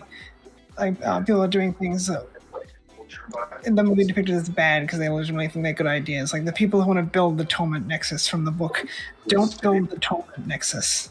It could be our Like, I don't know. Like, if you want to watch like a movie about like, you know, like the dangers of it, like a dystopian future, there's plenty other better movies out there. This is clear. Like, oh, what if in like an 80s action star, Sly Stallone, just did his thing in like borderline Orwellian future. Have fun. That's kind of it. Like, you're not really missing too much. Put a loose cannon in any state. Exactly. And just watch him go ham. Have fun. That's kind of it. That's really all you're getting. So like overall, like, if you want to watch this movie, go ahead. You won't be disappointed. You'll probably have fun, but at the end of the day, like, this is nothing really like, you know, write home about. This is not Mission Impossible. So when it comes to action movies, yeah. Oh, Chinggis. Yes. Oh, can I? The paper. Can I change out Team America for something else? I just thought of something. What do you want me to watch instead? Idiocracy. Oh, sure, man. I love Idiocracy. Oh, yeah, man. I love that movie. Dang it, Chinggis, you're supposed to charge a cancellation fee. No, oh, true. I'm not being capitalist enough. My goodness, I'm sorry. You're gonna. Oh, we gonna do next. Oh, what are you gonna do next, Chinggis? Start your own underwater city to run away from the government? This is why you can't afford a new PC. I know, my gosh. You know what, Comet? No refunds, but you will have to give me another $10 to watch Idiocracy. So, don't actually do that, don't, Comet. I swear to God, if you actually give me another $10 to watch Idiocracy, I'll actually be legit mad at you. I was gonna make a joke and pretend to haggle. Oh, well, the best I can do is haggle for it. The best I'm gonna do is $2. A dead end figure. What kind of dead end figure? And a steam gun box. No, hold on. Not the toy. Now hold on. What dead end from what? What what specific version of Dead End are we talking here? Oh, dang, I forgot what it's called. Evolution. 8 Legacy? Never mind. Yeah, Legacy. Never mind. I don't really care for that version of Dead End. Okay. Well, I'll give you the Steam Gun box then. I don't know what I'm gonna do with Steam Gun, to be honest. So, anyways, it's a right comment. And I'll watch Idiocracy, man. I'll watch it. I love that movie. I'm 100% down for that, man. I love that movie. Welcome to Costco. I love you. I was starting to think about the what you were talking about, like Demolition Man. I was just thinking about the time machine scene from Idiocracy. It's like the un was created so that they can un-Nazify the world. And it's a T-Rex wearing a helmet. Yes. Yeah. Oh my gosh, I love Idiocracy so much, man. It is a fantastic movie. I love it. Oh my goodness. So. Anyway. All right, I have to head to bed. So you're gonna head to bed now. Have a good night. All right, have a good night, Ninjato. Good night. All right. Good night, buddy. Oh my gosh, we've been now going now for about an hour and a half. We got to pick up the pace here. Anyway, long story short, so we could pick up the pace here because I know we got a lot more we want to talk about. Demolition Man. Sure, watch it if you want. I recommend it. Like if you just want to have a fun, good time, sure. You'll have a better time if you watch it with friends, but you'll be fine with it. It's like $3.99 rent on like several like streaming sites. So you want to cough up $4 to legally watch it? Go ahead. Of course, you know there are other ways to watch it, but hey. So I do recommend like came out the same year. Like if you guys want to, if anyone wants to watch it, something that kind of leans into a lot more humor Last Action Hero. Like he's just an underrated like Arnold Schwarzenegger movie and like a John McTiernan film. It is just like this, it is that sort of fish out of water story, but it just involves like Arnold believing himself as the character he's playing. Okay. And like the jumping into movies and like just poking fun at a lot of like the action movie cliches. Just really good. Oh, Yeah. okay. Was the movie again? The Last Action Hero? Yes. Oh, yeah. Okay. Sorry. Sure. I remember that movie. Yeah. Sure. I'll definitely put that on the list of things to watch. So, but yeah. So yeah, there we go. Anyways, Demolition Man. Again, it's fun. You'll like it. $4 to rent. $4 to rent legally, and then but there's other ways if you want. So there we go. Now we can talk about Macroft killing all those Digimon at that airport. It just happened that there was just a bunch of Russian people in the way. For a minute, they said Macross. Macross? Oh my gosh! I did. Captain Price has to fight Macross now. What is it? Okay, what type of Call of Duty game is this? New idea. Makarov and his boys are going to the Harmony Gold office to take back the Macross license. Remember. And for some reason. Remember, no Robotech. Side tangent. I still find it funny that I forgot his name. He was Hal and Malcolm in the Middle. Brian and Cranston? Brian yeah, Cranston. I just found that he voiced a Macross protagonist. Well, like he was in Macross Plus. Yeah, like a bunch of actors did like early dubbing and stuff. So yeah, that's kind of funny. How many did how many of them did early dubbing before going early in their careers?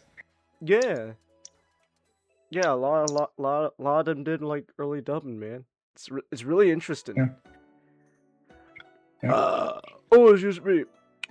No, Chelsea, this is not a war movie. This is Call of Duty. These are video games, classic video games. This is the Modern Warfare era, baby.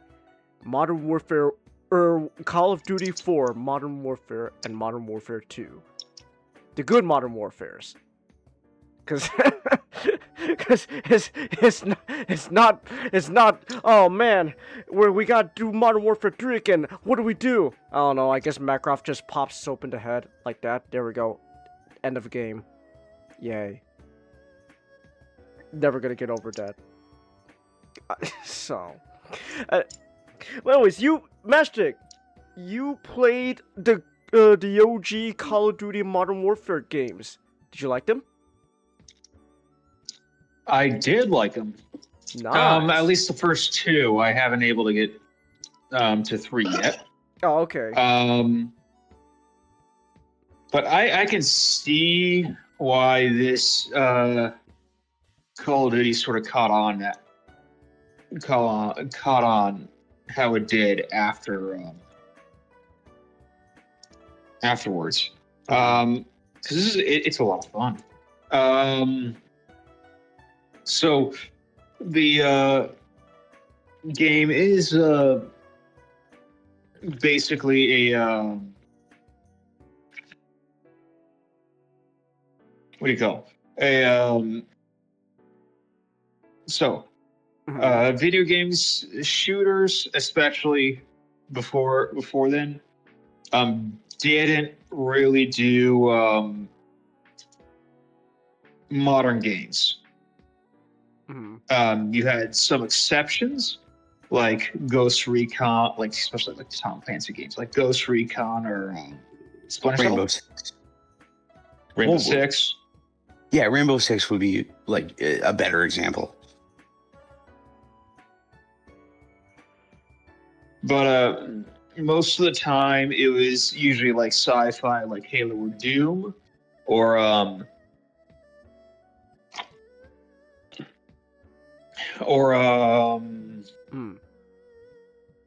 historical, like World War II, Call of Duty previously, or Medal of Honor.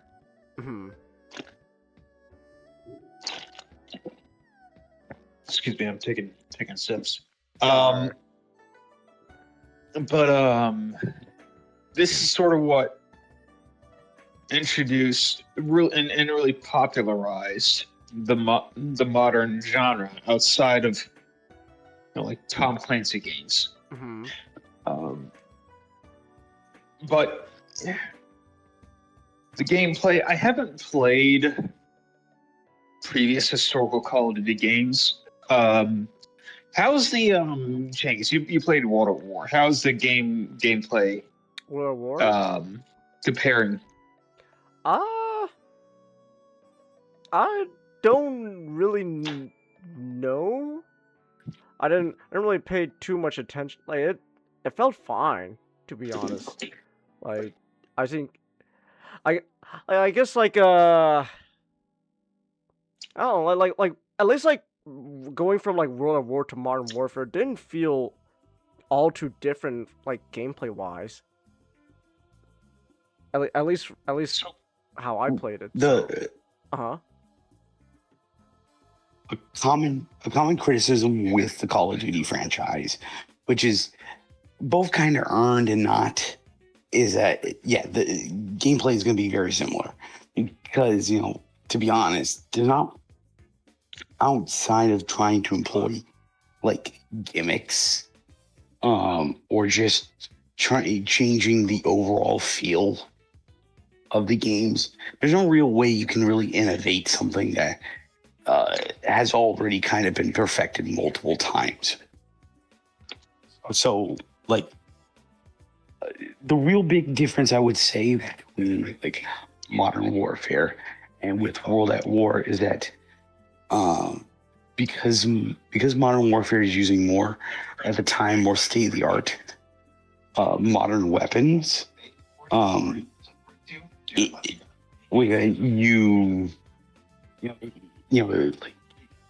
there's the greater emphasis on fully automatic.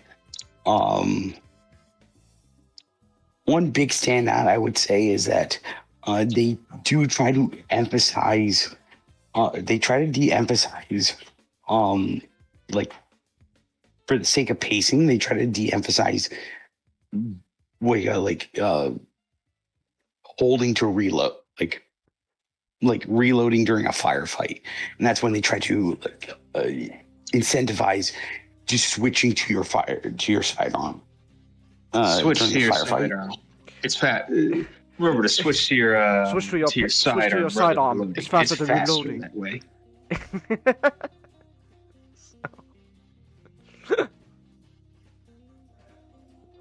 But what was it? But yeah. But there was it. Oh no, go ahead. No. What are you gonna say?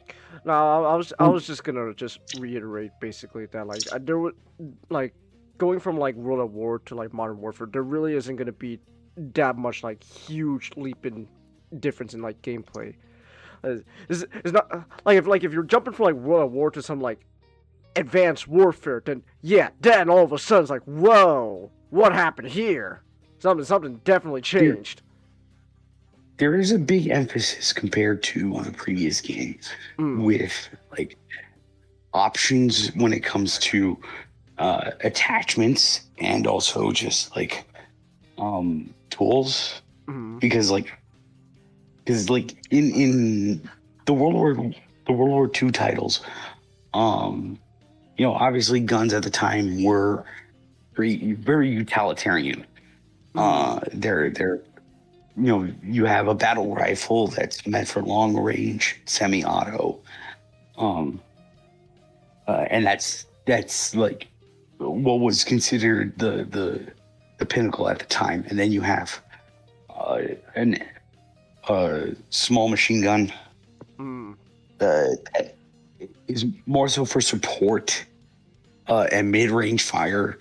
But with Modern Warfare, like, they emphasize the aspect of having like different scopes on your weapon. Like you could pick up a very similar weapon to what you were holding, but this time it has like a laser sight or it has a red dot. And there's like various different types of grenades, because at this, as time progresses, we get like specialization, special forces kind of was allowed to flourish. So you had like flashbangs and smoke grenades. So there is a lot more to play with, which kind of fed into the multiplayer. Which unfortunately I did not play the single player most of the time, but in this it's split up between, like you said, special forces, the SAS and Modern Warfare 1 and Task Force 141 and Modern Warfare 2. And then the other side of it from Special Forces Strikes and Infiltration is the fortunate son bring in the cavalry, U.S. war machine. Yeah. With the Marines in number 1 and the Rangers in number 2. Hmm. I do think that's like. And yeah. Oh, I just want to say like I'm just gonna like paraphrase something Wendigoon said when he was talking about like these games. I do agree to like I just kind of liked like the difference, like the stark difference in like how like war, like quote unquote modern warfare is treated. Like you got like one side where they're trying to do things in the shadows, and then on the other side you just show like the power of a nation's military. Just go all out. It's really fun. It is, especially when you're fighting in these big battles. Mm-hmm. It feels really fun to just roll up with your boys and then kick some shit out of some terrorists or invaders.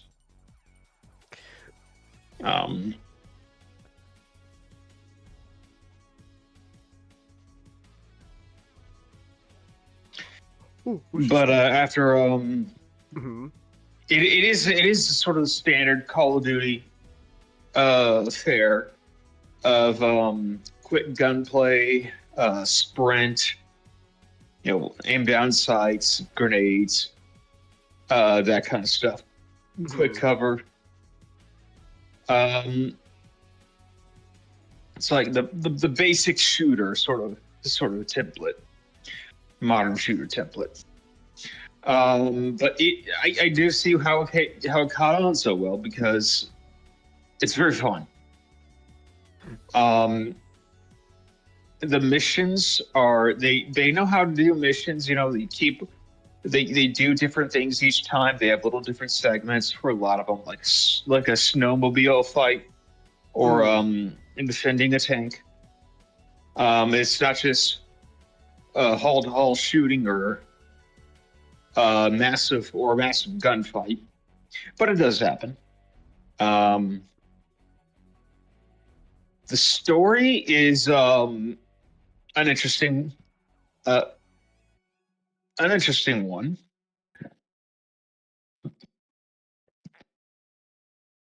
But it's kind of typical for at least Russian terrorists being angry at the West and the U.S. after Russia's fall. Kind of typical.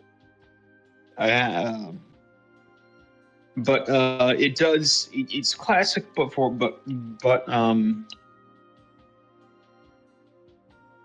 I'm a little bit tired of these tropes now. But back then, in like 2008, I'm sure it's whatever. But like to also say about Wendigoon, aside from the one mission in MGS2, you're like completely morally justified in each gunfight, every single one of them.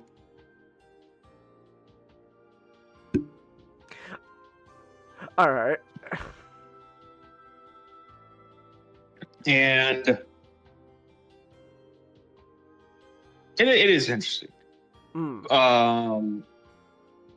But speaking of which, each of these games does have a segment where they want to take you into the sort of horror, I guess, of conflict,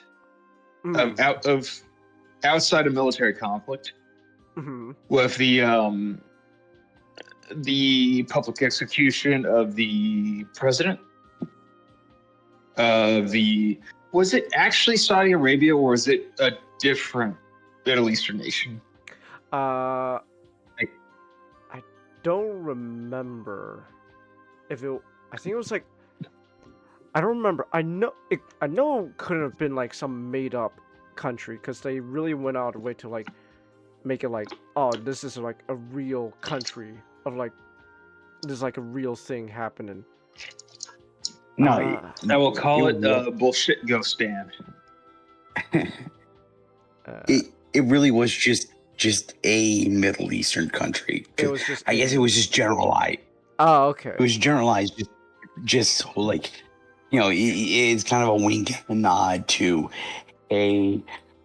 you will understand any conflict, because to be honest, there was a lot of conflicts that happened like before and after Call of Duty 4 that revolved around the Middle East. Mm-hmm. And there's okay, so it doesn't still say, happening. Okay, it probably is not actually actual country, but the Call of Duty wikis does say that Al-Assad was born in Saudi Arabia, so it could be Saudi Arabia. Maybe. Could be. But the you go in, but let's see. The assassination of the Middle Eastern president, and then no Russian and Modern Warfare 2, and I know they have a gas attack in Modern Warfare 3. Yeah. And I think no Russian is especially effective because it is pretty fucked up. Yeah. And you are like no Russian was like the big thing that like really got like the whole like violent video game debate thing like really heated in media like that. Like when No Russian came, like I think it was like even before like the game came out, like there was like a leaked footage of No Russian, and like the like news media like went ballistic over like, oh my gosh, this is just what I'm talking about. Video games cause violence. Oh my goodness. It's like it was a big thing.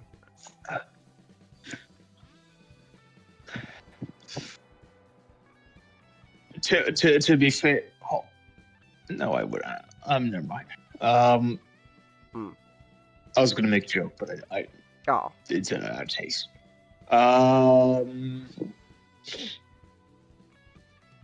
But No Russian is I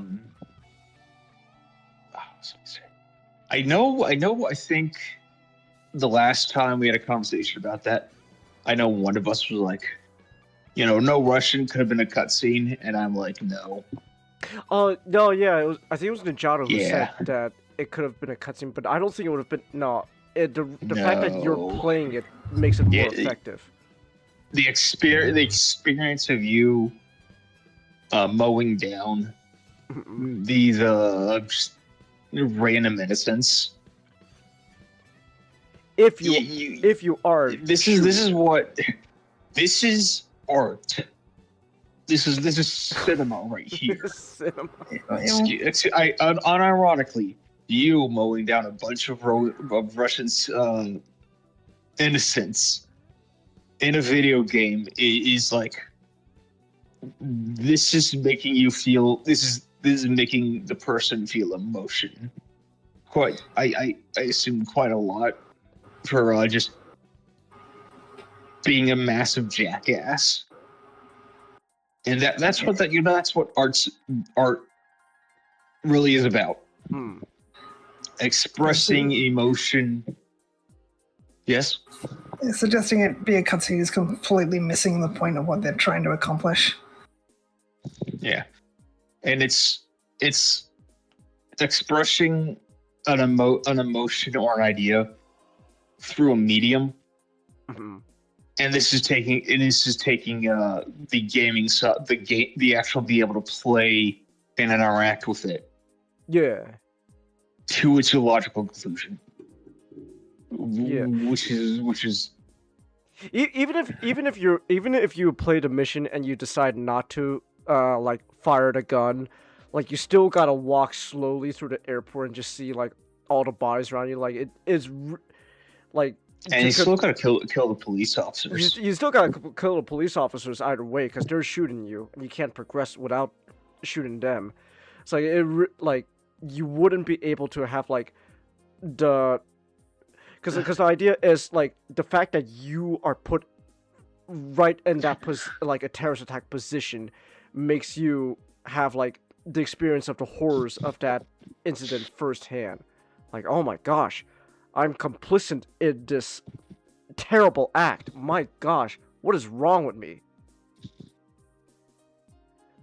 And I do want to mention that like one of the aspects of making No Russian playable is not just because the effect is amplified by the actions of the player, but it also kind of speaks to the overall idea of Modern Warfare 2, where Makarov and Shepard both embody the idea of the ends justify the means. You know, if we murder a ton of Russians, we are going to get this war. You know, these are two men who want a war to happen simply because they both believe that they will come out on top. And it with the ultimate casualty of this, of these two monsters is people. Yeah.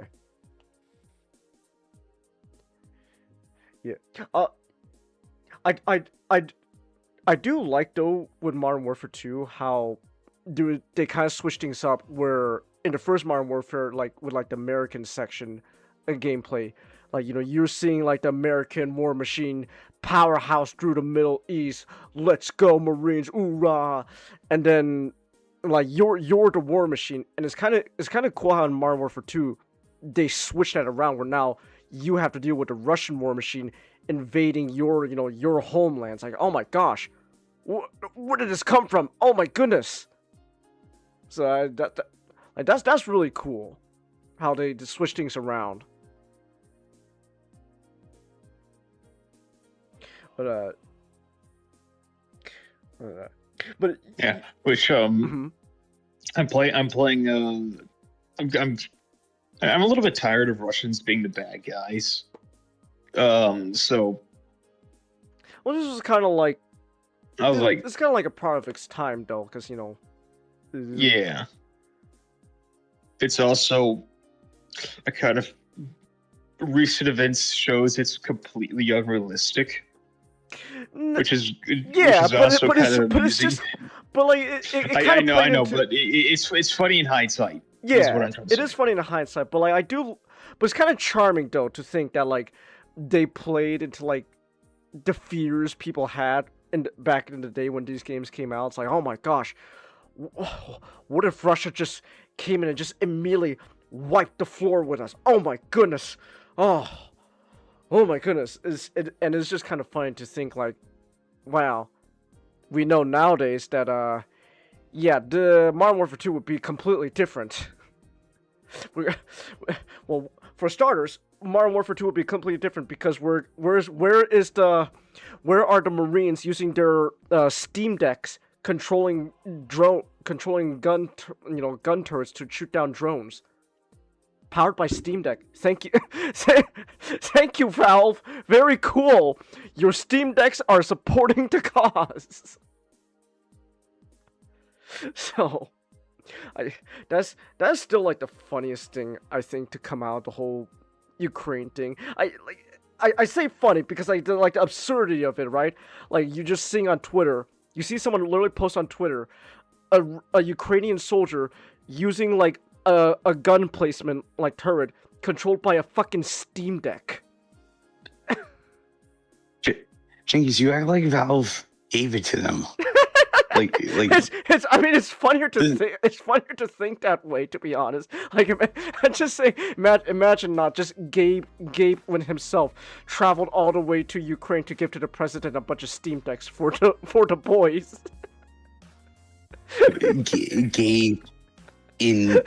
Gabe like in the copter, Steam Decks in the back. Fortunate son playing. Exactly. this, this is the future. Was it? Because was it like not to get too political, but it was like Democrats like want to like financially support like Ukraine in the whole war. So I'm just imagining this is the future Democrats want, where Gabe Newell comes in a helicopter above Ukraine and is just giving to soldiers Steam decks. This is what they want. This is the future liberals want. Exactly. Steam decks for the boys in Ukraine. Gaben buys his like a third yacht, and he was told he's asked by a reporter, no, was it worth it? Was it worth it? It cuts to Ukraine. It cuts to like a Ukraine or Russian, and they're playing. It would be Ukraine. It cuts to Ukrainian playing Modern Warfare 2, doing the Predator drone mission before getting the Predator drone himself. Oh man, I can't wait for the next big Call of Duty game where we go to Israel and we give all the Israeli soldiers, I don't know, what's the opposite of a Steam Deck? I'm thinking like Nintendo Switch. Sure, why not? Nintendo themselves give the Israeli soldiers a bunch of Switch 2s to control their machines. That's the future conservatives. No. What happens is that we give the Ukrainians Steam decks, and then we give the Russians Nintendo Switches. Oh, I see. Do you know why? So you know how the Europeans are funding Ukraine? How? No. Did you know that the Ukrainians are funding Ukraine? Oh, the Ukrainians are. Wow. The Europeans are funding Ukraine. Did you know that? Oh, I mean, I wouldn't be surprised. I'm not surprised. Like, yeah. Did you know they're also funding Russia? Let's go! Yeah! We support both sides. Let the war machine. They're giving their money to Ukraine because they're scared of Russia, but they also have to get their energy from Russia. Let's go! Let the war machine keep churning. Can I get that sweet Russian gas because the lobbyists got them to close down all their other sources of power. And we blew up the Nord Stream pipeline as well. So let's go. The war economy will support the gas bills. Yeah, this is the future. Big Boss what? Give out Steam decks and Switch 2s to the militaries, and then some Middle Eastern country will dig up a bunch of Wii U's. What? Oh my god! What am I thinking of? What's like a terrorist group? Is ISIS still fucking around, or are they just fucking dead in the water at this point? I think they technically exist. Just a bunch of. I think most of them still exist. They're just like most of them still exist. They're just like a lot of them are just like we just got like bad shape. We just got ISIS remnants using like no, not even like Wii U's. Like they have like the motion control Wii's to control their like machines. So. I mean, we killed the shit out of ISIS, so that's true. So,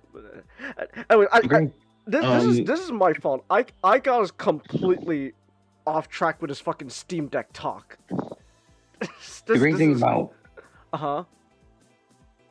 about like terrorist groups is they organize themselves exactly like the Japanese idol scene.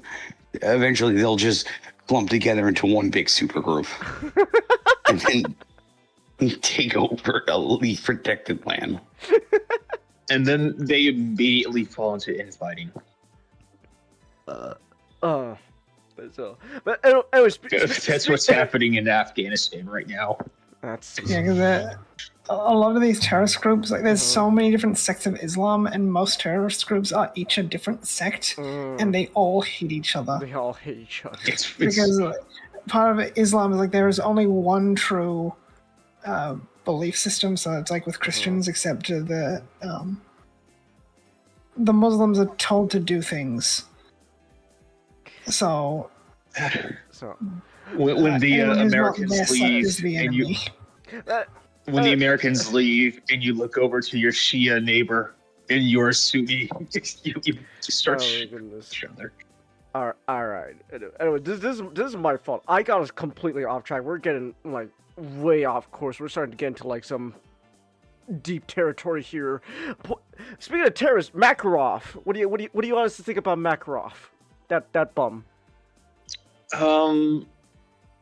He said like 5 lines. I don't really think much about Makarov. Oh wait, never mind.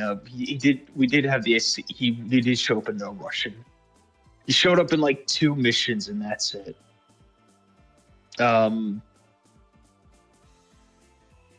Yeah, Makarov's more of a. If you suspend your disbelief, it's it's a fine plan.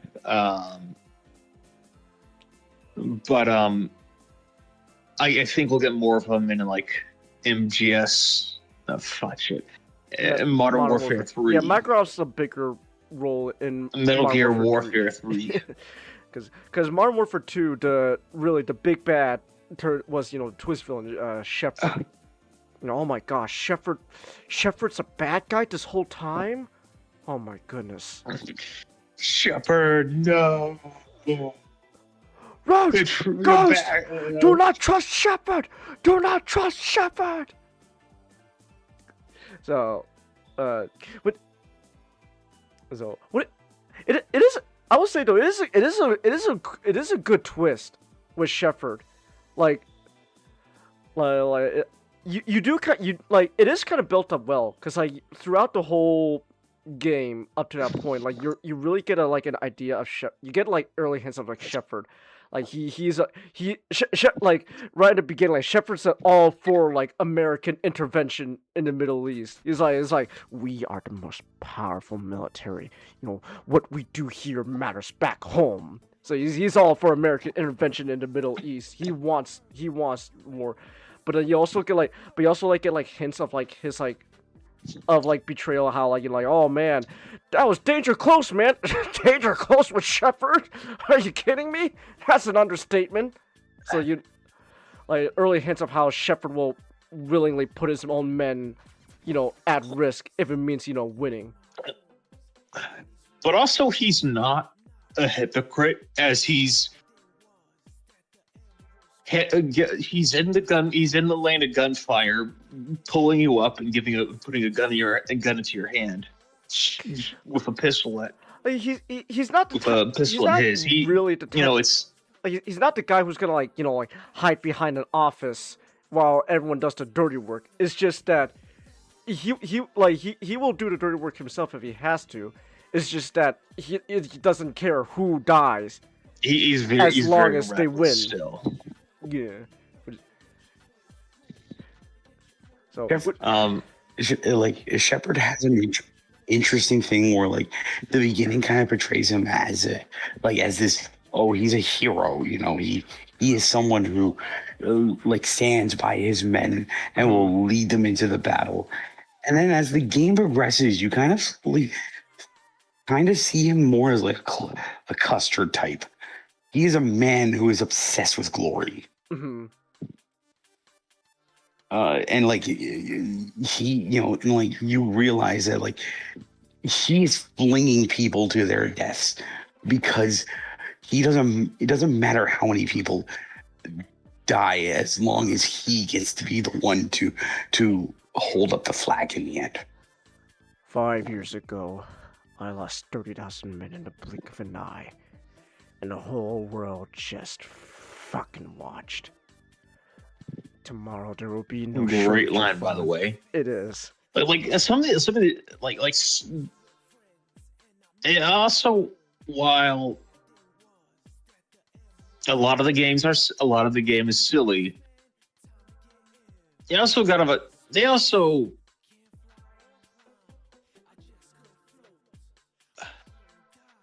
they don't have it's a straightforward action game.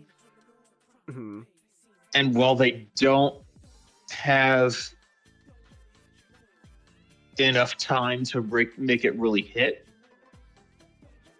the way they do convey these moments is quite good.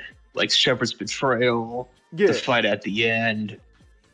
They know how to do a little mini movie cutscene.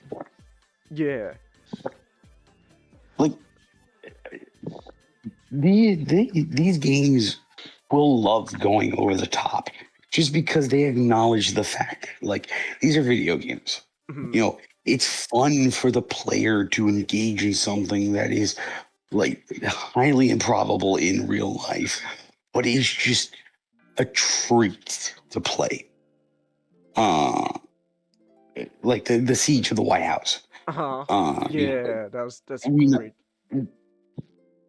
We know that, like, in real life that wouldn't necessarily happen, Mm-hmm. but it's an amazing, it's amazing set piece. Just looking at, the most important building in the capital of the United States, surrounded by heavy gunfire. Yeah, it's a great spectacle. I know, like, so like when you play Modern Warfare 3 Matchstick, like, the spectacle, like, action movie set pieces are only gonna get, like, more extreme. And I know, like, for people like Wendigoon, like, they say, like, that's kind of like, something they're not too big on. But I'm gonna be honest, I like that Modern Warfare 3 just decides to go full Mission Impossible with their action set pieces. Like, you know what? Why not just lean all into, like, the improbable stuff? That's right. This guy's just gonna hang on inside half an airplane while tumbling down a mountain. Sure, I'm all for it. It's fun. It's great. When it comes to like in terms when it comes to, like, moments with, like you get those moments of, like, Shepard and, like, Captain Price. They're really great moments because, people kind of initially brush off Call of Duty as jingoistic, and Dude Bro and dumb. But, like, Call of Duty is very aware of what it is, and the earlier games had a very nuance to them. Like obviously what I said before, like, a lot of the over the top comes down to just wanting to make sure that the player has a fun time. Mm-hmm. But then you get, like, the moments with Shepard where this is a man who is very justified in his anger.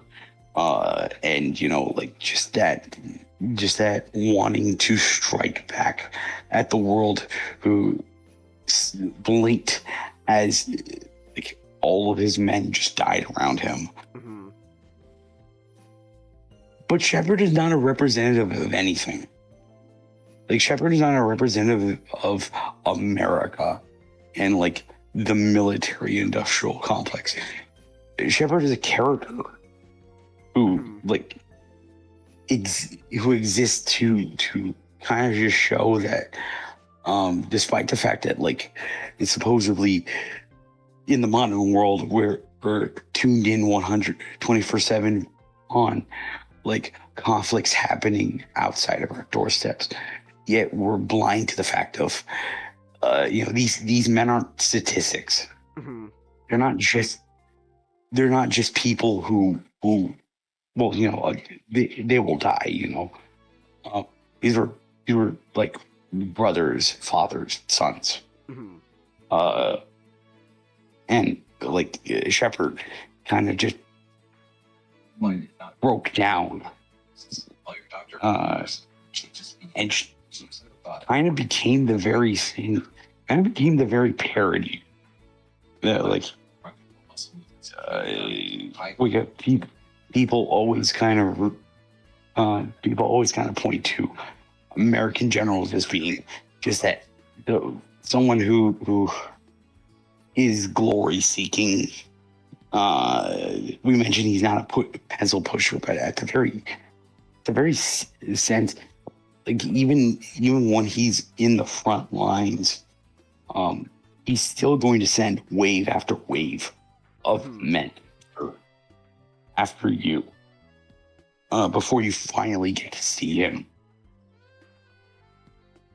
Yeah. And I think like that makes the Modern Warfare games special in that like they're games that can really make a statement without being annoying about it. Like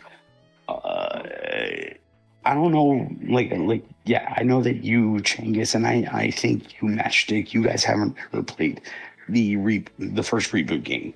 No, I haven't touched the reboot yet. I don't have confidence it'll be good. I heard the first of the 2019 Modern Warfare is actually not that bad. It is good. Like it is very good. The sequels shit the bed because the sequels have the problem of trying to go back and capture lightning in a bottle. But like the first Modern Warfare reboot is actually really good. And I kind of fell into that problem. Now I remember why I didn't play the reboot, because it's 175 gigabytes of storage. That's like a different problem with the game, with the Call of Duty games. That's just me hating fucking Activision. But you were saying though about the sequels kind of being shit. Well, the sequels are shit, but specifically what I was going to say about the original, about like the first reboot game, is it tried to capture a lot of that nuance. It succeeds, but it doesn't. But I think what really kind of hurts it is just how much people kind of really change when they viewed. Because like sort of the marketing going into the reboot is they wanted to kind of explore aspects of like the war on terror, very nuanced way. A lot of the annoying people kind of wanted to see like a condemnation of like America. When I knew they weren't going to make a condemnation of America, because I wanted them to do like what the original Modern Warfare games did. It's very, very frank, just very like just kind of showcase that war is not necessarily bad. It's very ugly. It will claim a lot of lives. At the end of the day, you can't be lost in glory, and glory or the ends justify the means mentality.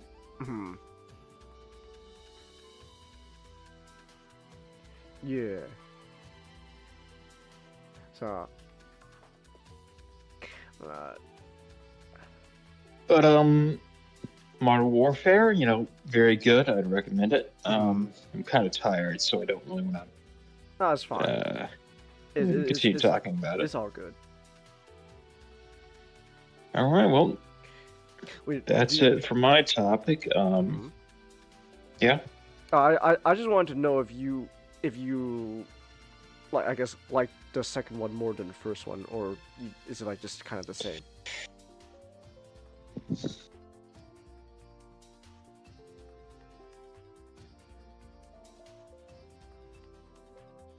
They both have their pluses and downs. Well, they both have pluses in different ways. I think the second one may edge it out for me. Okay, fair enough. All right then, cool. It's hard to go wrong with Keith Davis. That's true, Keith David. Yeah, that's true. You can't go wrong. Keith David, my man, the GOAT. I guess that Hazbin Hotel money is more lucrative than that Transformers money. Is he actually in Hazbin Hotel? Yes, he's one of the main characters. Oh. I feel sorry. Amazon has a lot of FU money. Oh, that's true. Like, you would not believe the budget of Rings of Power just by watching the show. So they're paying Keith David quite a bit versus that Transformers money. He'll show up for an episode of Transformers as Grimlock, and I guess they can't pay him anymore. But damn, that has been hotel money. Woo boy. So, hey, that's me more mad at Hasbro than anything else. I don't blame him if that Hazbin Hotel money's that fucking good. So. I kind of got reminded of something because it's kind of like voice actor with Keith David, but also just like Call of Duty still. I got reminded that the direction they gave the actor for Price in the reboots, I don't know what was going on there, because I remember seeing some stuff from the first reboot game. I remember this guy's doing a pretty good job. I gotta say, I'm liking this, like what I'm seeing. I'm liking the direction they're taking this new Captain Price. And I just remember, I saw, stuff from, the Modern Warfare 2 reboot.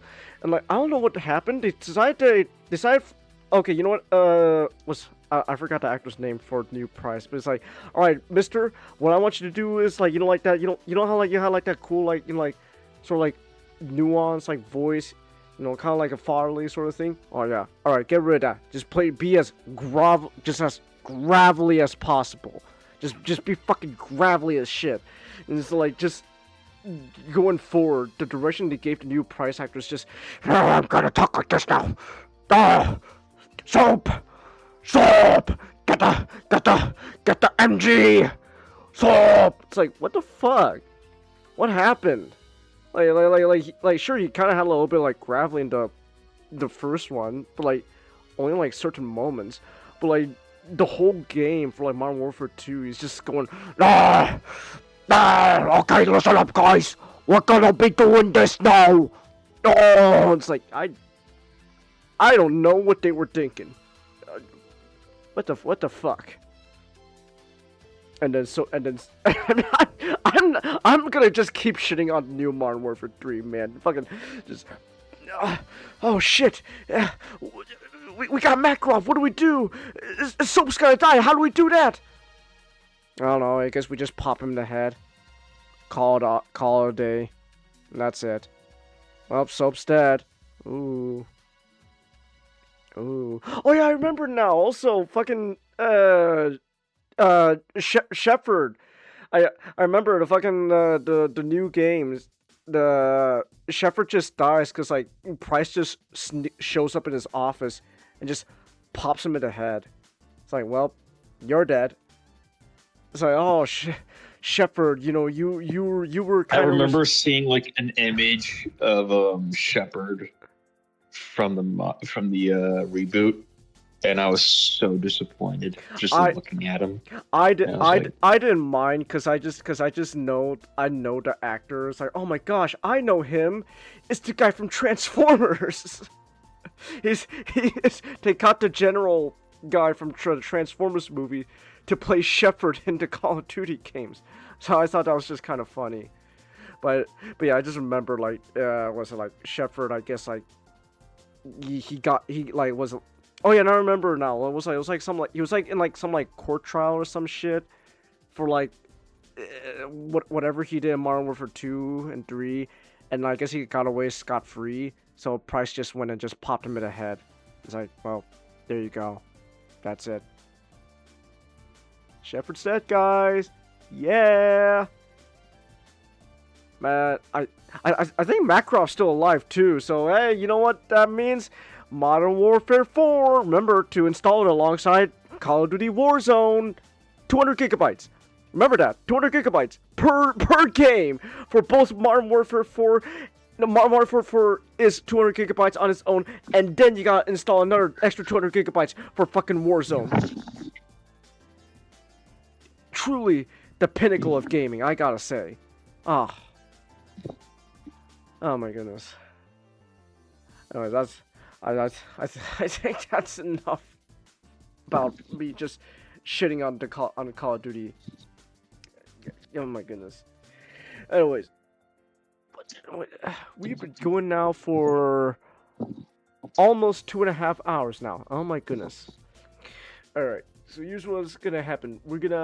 I'm gonna go use the restroom real quick, maybe grab a drink and stuff, and then when we come back, we can finally talk about Kill Bill after, like, 2 weeks now. Sorry about that, not. Sorry that we had to keep pushing back Kill Bill. Yeah. It's fine. Like, you know, some things come up out of my control, so. So, but yeah, we'll finally talk about Kill Bill. So, let me pull up our.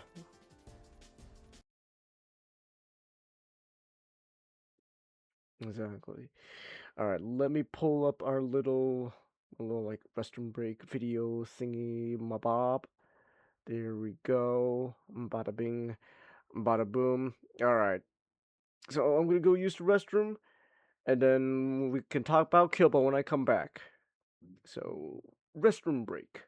Now, just a quick reminder that you can support me through Stream Elements. It is completely optional, but your support allows me to keep making content such as buying new games and more. I love Lucy! Mom!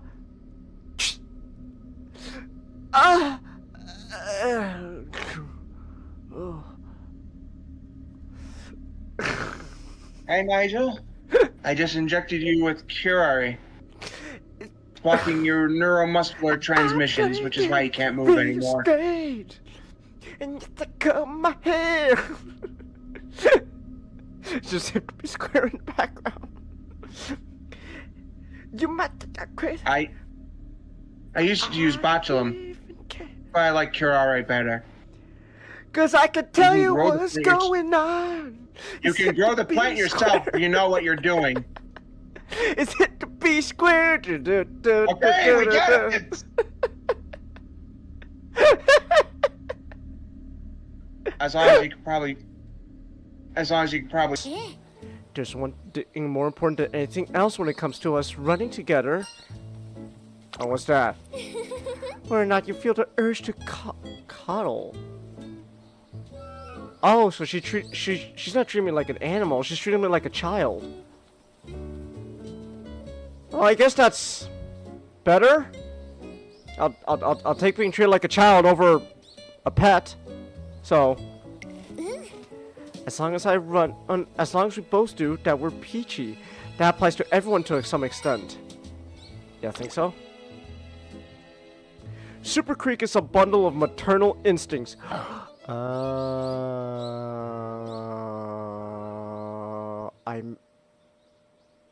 I may have made a mistake. I may have made a mistake with Super Creek. On second thought, I'm not too comfortable with this relationship. Godzilla.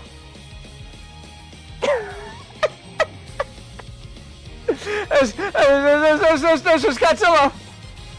You know, we got Horse Girls, Optimus Prime in the back, and then there's just Godzilla in the back. And then, so yeah, nice Horse Girl Chelsea collection. See, Chelsea appreciates my Horse Girl collection. Why can't you, Nick? Chance, at what point when you continue your Horse Girl collection, should we be concerned? I think. Peter Parker, you are not getting any younger. Can I just say, Nick, real quick? when you see like Peter drawn like this, yeah, I think I understand why MJ fell for him.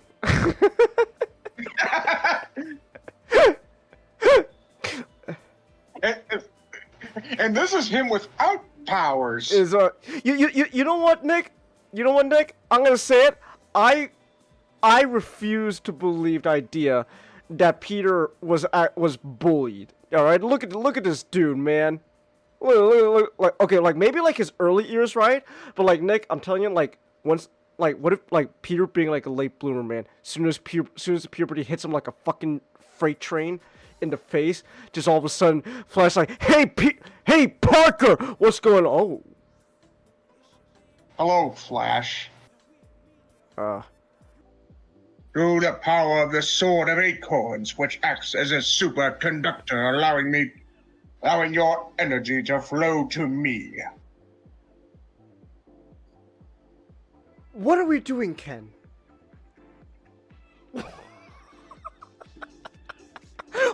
What are we doing? Yes, Nick. The sword could just absorb his power. This is what he, I love how the Astro just says, yes, fans, this is what he's been planning ever since he sold the sword. Sure. Yes, of course.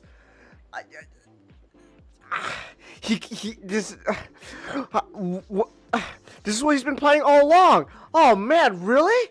How do we know? Like, do we know about this beforehand? Nope. You're just learning it now. Are you in search of glimmering marvelousness? I'm gonna fucking marvelous someday. I'm gonna fucking punch you if you say marvelous again. I don't think I'm in search of either. Oh, you're so honest, so cool, so brave. I should grant you a reward. For such honesty, I should bestow upon you the world's most radiant marvelousness.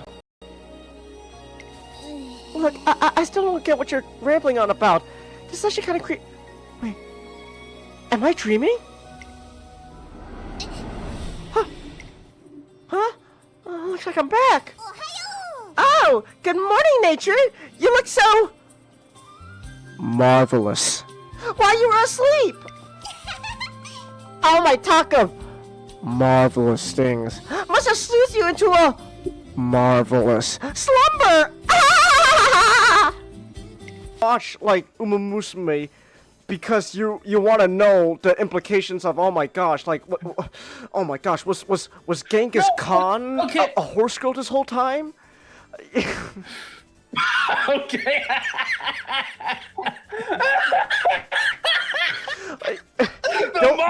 All the Mongols are horse girls. The horse riders of the Eurasian steppe riding gallantly with their horse girls. Look, you know, Tiger, I can deal with. It's Jackpot that bothers me. Really. Okay. The one that really bothers me is Jackpot because it was just something she said in the moment, and now it's become like something she's always like gonna have to be associated with forever because you know that whole superhero point where she was tried and like Jack you know I could. I mean, to be fair, Nick, I mean, you look at MJ here, it's like I think Jackpot. He did. He did. I think Jackpot is a pretty accurate description.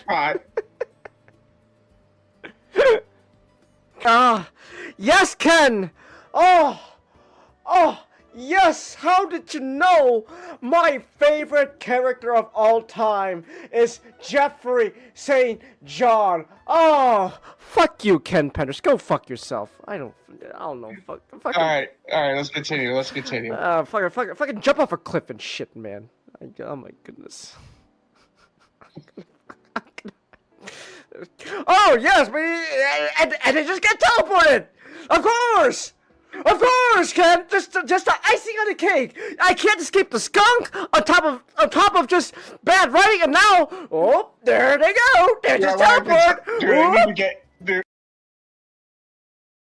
Okay, here we go. Hold on.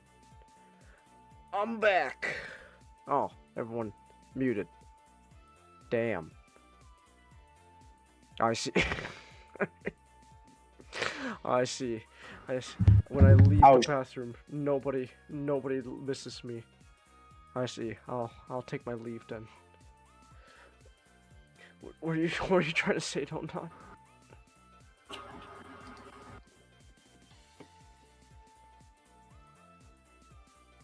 Okay. Alright. Anyway, I'm back now, so we can move on with our show. It only took me what, like 7.5 minutes to use the restroom, grab a drink. I swear it was worth the time. So but I'm here now. We can continue the show. I know you all missed me. Actually, you did. That's a shame. But all right. How we guys doing so far, by the way? Yeah. We all good, awake?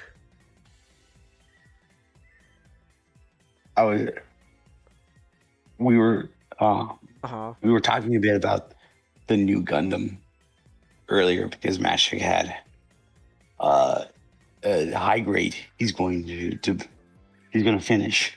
Which one? 2 of the new Gundam. And it's like I was searching things up, and it's like, you know, as much as I do like the high new, the fin funnels on the high new kind of look like wing feathers. I like the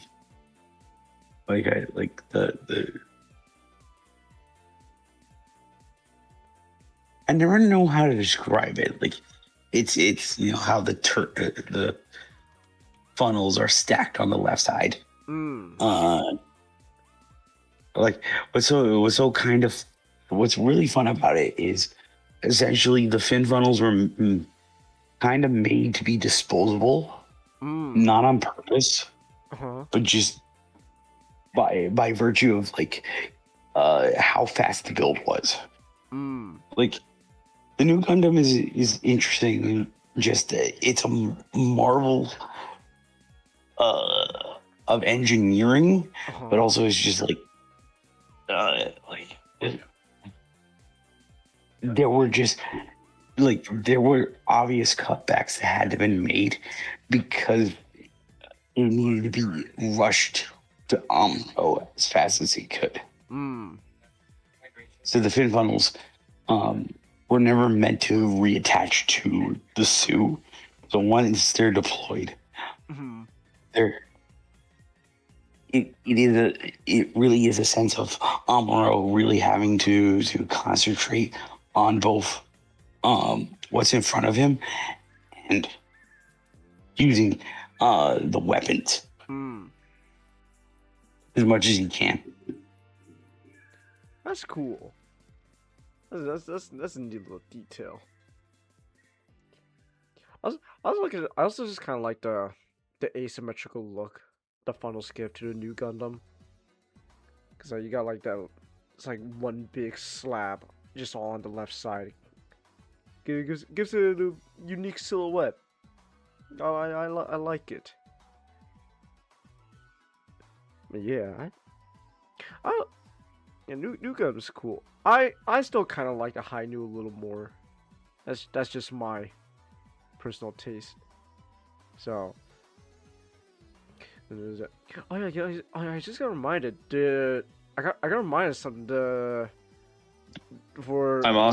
I'm planning getting this Zabi for my cubicle, and no way I'm doing, and no way am I ever gonna get I'm ever gonna bring my high new over there, because then I'd have to bring the Nightingale, and fuck that. No way I'm bringing that's way too big. Oof.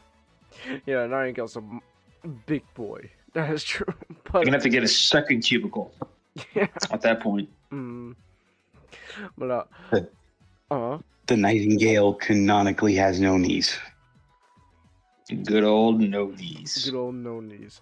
But it's just what I kind of like though that like the Nightingale's clearly like the mobile suit design of just while we're in space, you don't really need it to have knees. Just give us something to stand on for a bit. It has like a giant bee/wasp butt. It's great. But I love wacky mobile suit designs like that when they just lean into the fact that they're in 0G. They could just go all out. I also love that it just has one just like giant normal looking shotgun. It's great. It's like it's like if a mobile suit just shows up with like a spaz or something. It's really fun. But no, but I just got reminded though that there was like a new video out to like promote like new Hathaway movie. I just remember they the end of the like little like trailer they made, they straight up like reanimated that like sequence from the trailer to Char's counterattack of like the new Gundam, just like, you know, like going ham with like the machine guns. I was like, that's a cool. I just thought like, that's a cool callback to like Char's counterattack. Like, you know, you got new Gundam going ham with his head guns. I was like, that's cool. I thought it was like a fun. I hope we can get like the Gustav Karl as a model kit. Because the one in Hathaway is really cool looking. I believe it. There should be but it's like I think it. Hold on. I saw the price. Checking. Oh wait, no. There's like Gustav Karl, but it's not the one from Hathaway. Hold on, double check. It was like from Unicorn or some shit. No, it's Maybe it looks different. There is a high grade kit coming out of the Gustav Karl from Hathaway. It's just not out yet. It's like pre-order at the moment. Oh, nice.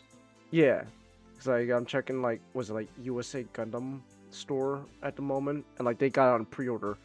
So is it P Bandai? No, it's $35 pre-order on USA Gundam store at the moment, because it's like 5% off. I could double check like real quick. They're calling it Gustav Karl Type 00. So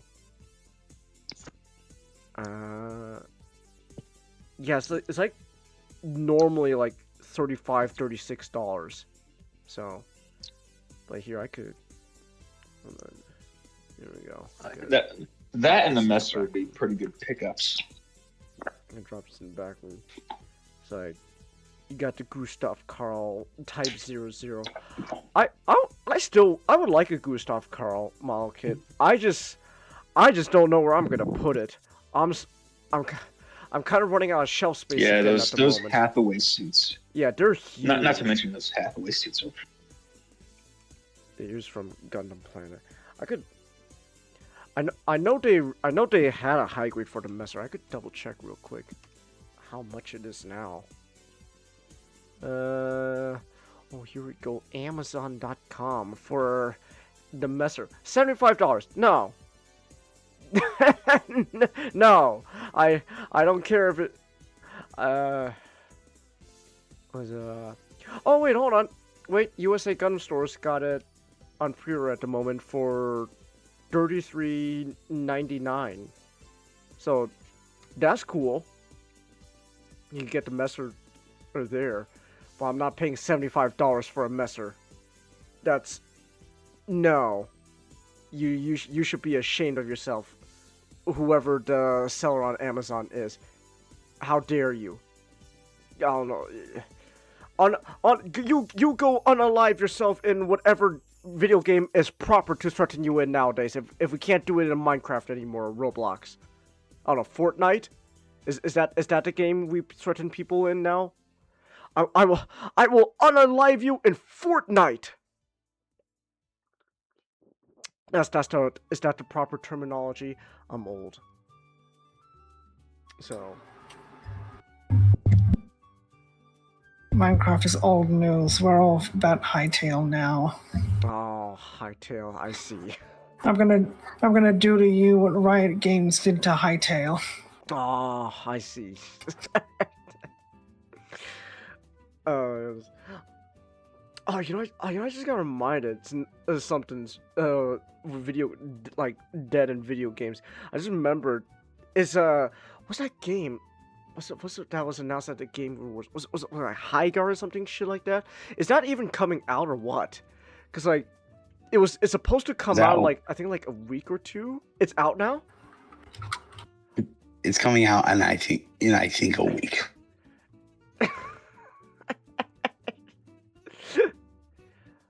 Oh my gosh! Planned release date's January 26th on Steam. Which one? High Guard. You know the hero shooter they teased at the end of the Game Awards. Ew.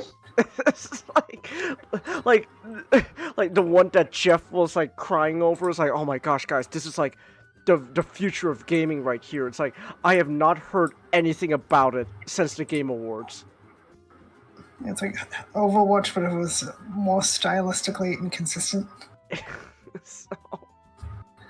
And also kind of a MOBA, I guess. Okay. So, I don't know, but like no one's talked about a High Guard, and it's like, if that game even comes out, I think it's like it's not gonna do well. It's probably gonna be dead on arrival, man. It's not gonna do well. Because I don't know who's actually excited for High Guard. It's by the creators of Titanfall and the game that killed Titanfall. Exactly. Apex Legends. Apex Legends. So there's a... Oh, hold on, wait a minute. We got finally something that comes out of High Guard from Forbes. High Guard did not pay for its infamous Game Awards finale slot. So Jeff just promoted High Guard as the last game of the night out of just like the goodness of his own will. Thank you, Jeff. Very cool.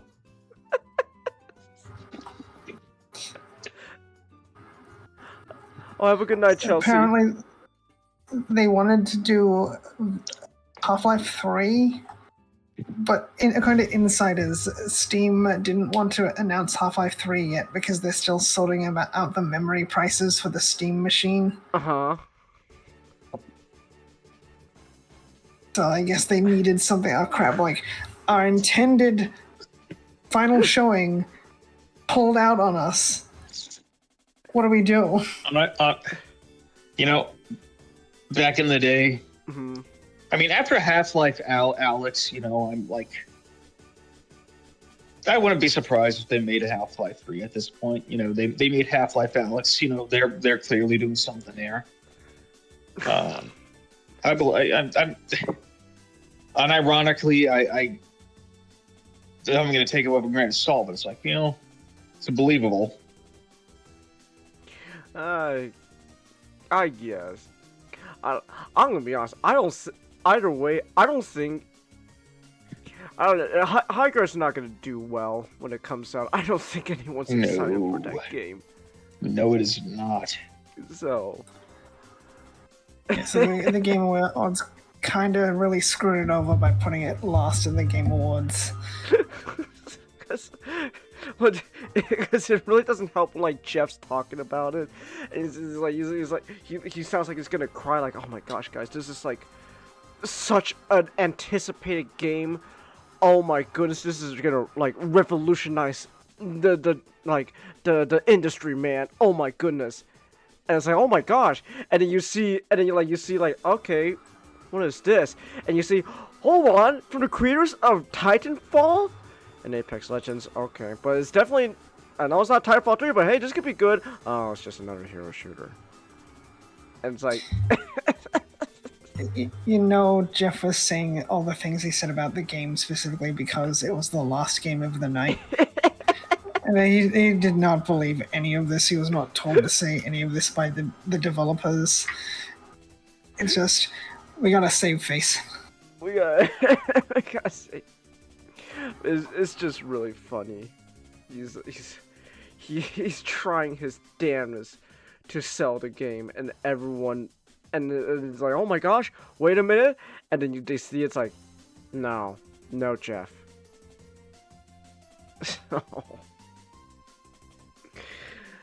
But anyways, it is almost 10:30 now.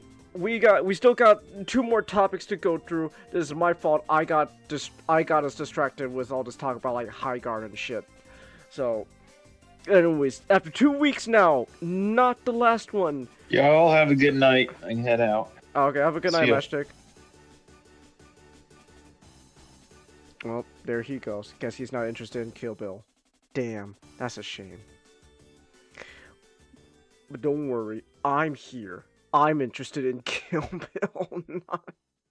So, but anyways, two weeks later, we could finally talk about it. Sorry again, not that we had to keep delaying Kill Bill, the whole bloody affair. But now we could talk about it. Yeah. Yes. I'm not gonna talk. I'm not gonna go overboard talking about it, because like I have a feeling like people who've been interested in Kill Bill have already kind of seen Kill Bill. It's all so like in general, I can just like talk about some things that I find interesting, and then we can get to the Digimon talk. Okay, that's fine. So Kill Bill,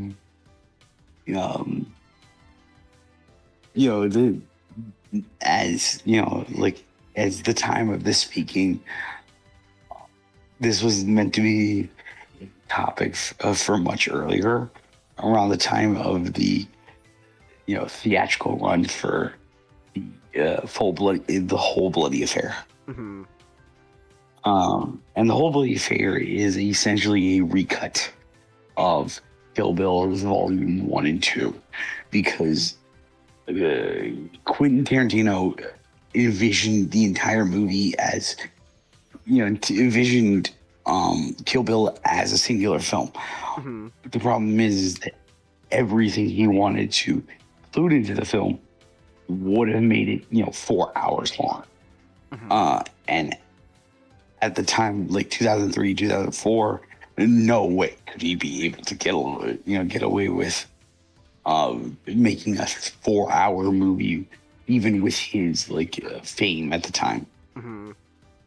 So he was kind of just made by necessity, just to split the film up into 2 different to 2 different releases. It came out within, I think, 5/6 months apart. So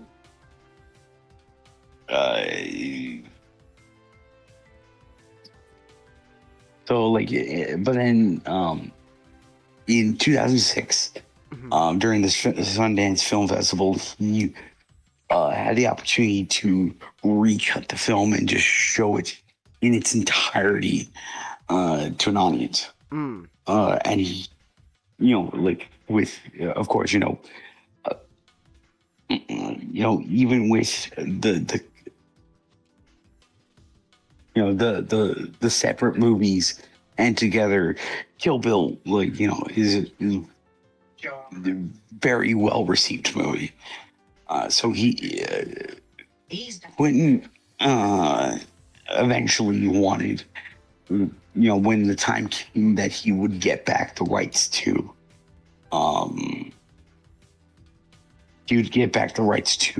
Kill Bill, he would want the opportunity to re-show it in theaters to a wider audience, in the way he wanted, in the way he intended.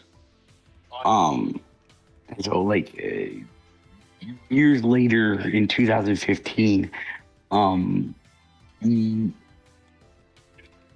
had the opportunity, he finally had the opportunity, because the rights went back to him.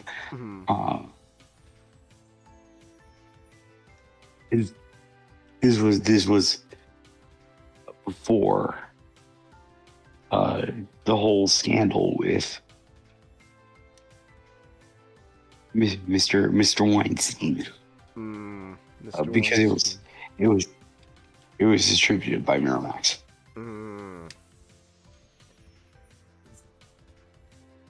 So Quentin Tarantino got to show the movie again in his own personal theater. It's called, like, it's in Los Angeles. It's called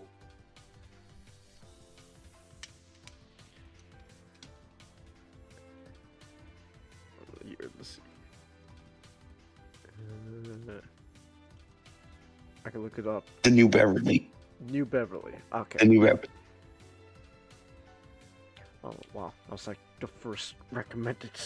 Thank you, agent, watching us right now. You saved me the search for the New Beverly Cinema. Very cool. So like he,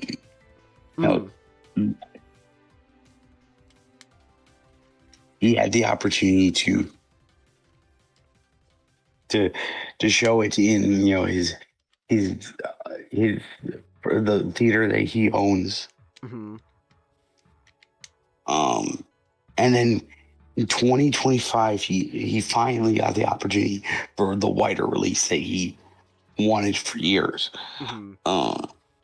With the never before seen added to Orange. Oshiren. I'm terrible at names. I think that's just something that, I think that's the running joke that will become common with this podcast. Is me and my problem with names. Yuki. Right? No. No? Yuki is Gogo's sister. Oh.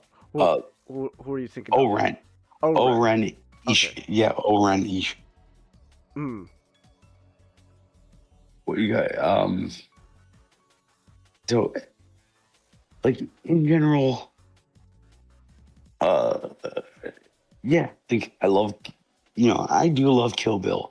I wouldn't say it's my favorite of his films, but I think out of a lot of his, his wider filmography, I think it's the movie that every time I kind of go back to it, there's something new I love about it, because, with Tarantino and his style, obviously he's a director who,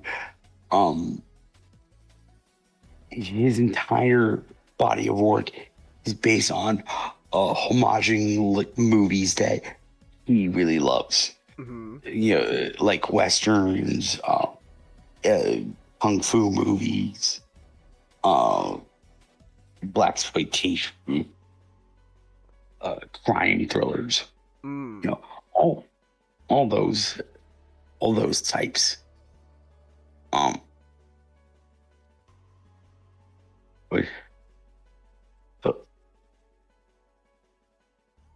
So like, and Kill Bill, is kind of the ultimate melting pot of all those genres, because the first half is very kung fu, yakuza, samurai, and then the second half is very wushu, western, stylings. And the best part about Tarantino is when he does imitation, it's never really cheap. Most people, when it comes to imitation, it comes down simply to adding an element that you can point to and be like, oh, I get that reference. I understand that from the movie. with Tarantino is not just the aspect of understanding a reference. It's matching the kind of the shot, the overall cinematography, the feel, the composition of the scene that he is imitating. So, like in Kill Bill, the bride, Beatrix Kiddo, however you like to call her, she's wearing a jacket obviously inspired by Bruce Lee from Game of Death. But it's not just simply like making Bruce Lee reference as so much it is in the style of Game of Death. You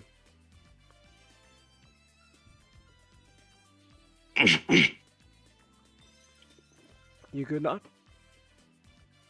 Yeah. All right. Good thought. Like,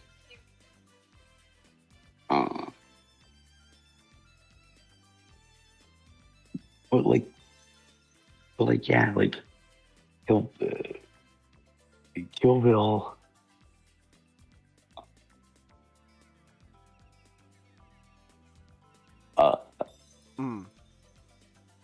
Relief on film.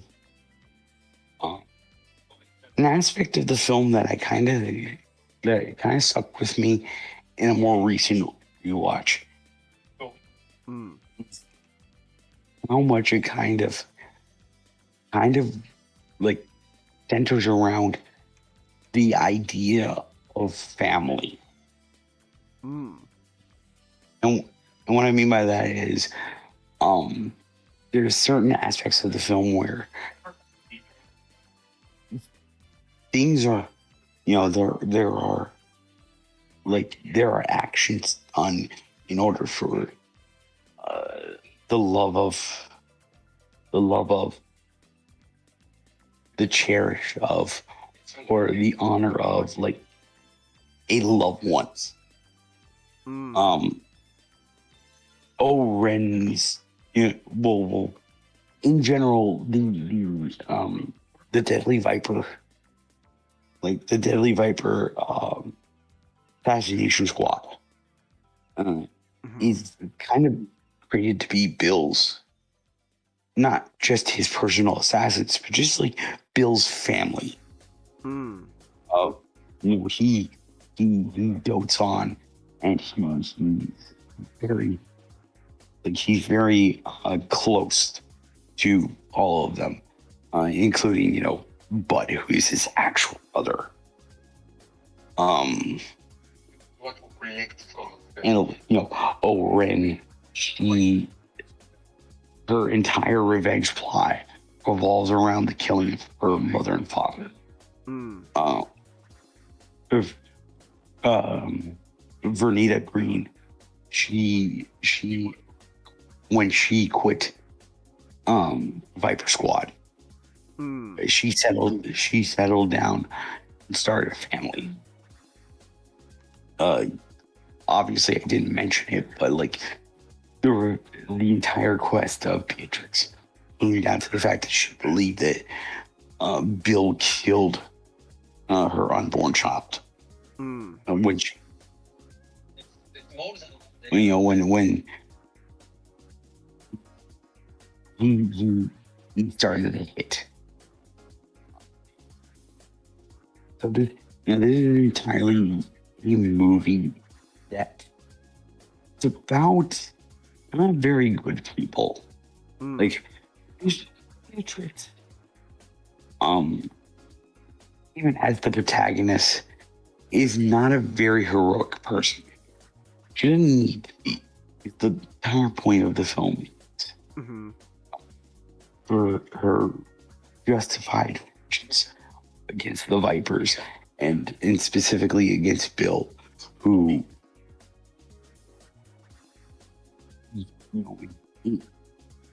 you can kind of like the more and more we kind of learn of Bill, there is a sense of you understand why he got as mad as he did towards Beatrice, but he overreacted because he didn't just put out a hit on her. He murdered an entire church filled with innocent people. So, these people are not at all very moral people. But there's never a sense of humanity ever taken away from them, especially Bill. The late David Carradine. There's just multiple times throughout the movie where, when he's not shown in the shadows menacingly, he's shown as very soft spoken and very. I don't know if this is the right word, but wistful. I think my favorite moment throughout both these films, apart from the great actions, and other great moments, is the final confrontation with Bill, because you have this expectation from the fight with Oren, or even the fight with Ellie, that this is gonna be knockout, the rag'em brawl between Beatrix and the man that she has been searching for quite some time. But no, the entire thing, is just them talking. It's kind of Bill laying down how he kind of felt.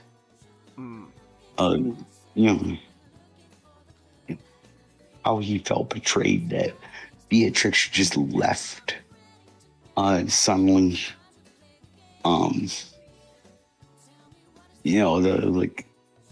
The great relationship he has with his and Beatrix's daughter. But also just the fact that even to Bill, a loved one is still someone that he can groom to be a weapon for him.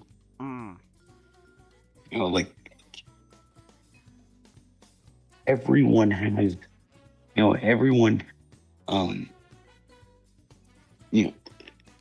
despite being a very seemingly friendly man, everyone to Bill is a matter of how can he use them.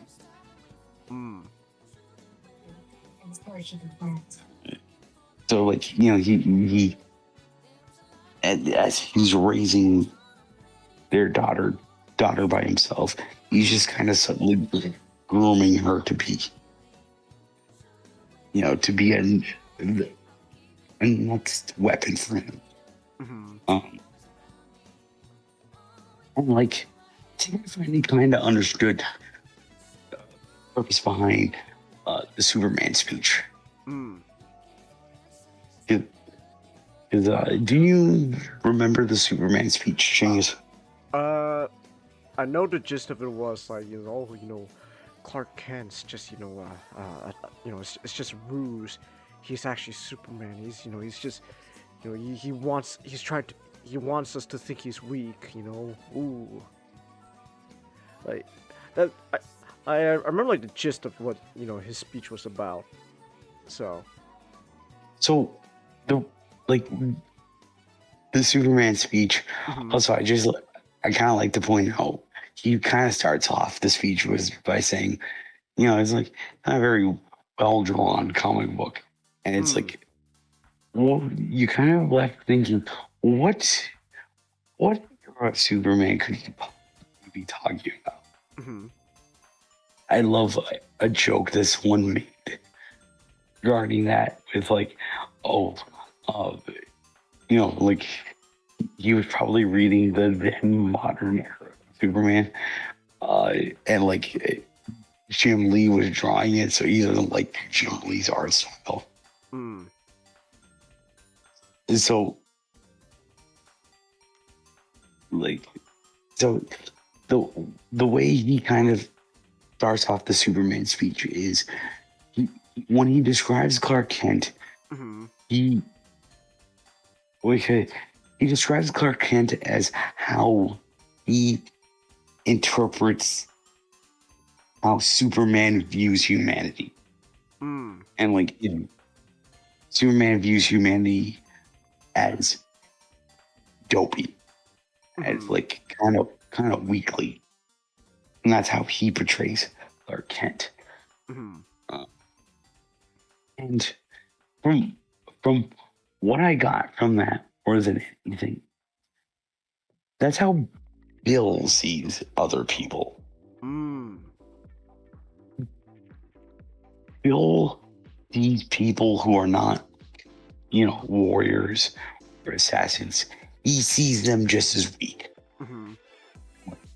Like, weak and sickly. He has a very like black and white view of the entire human race, where you're either a weapon that he can unleash, or you're someone or a target who is looking to be taken down.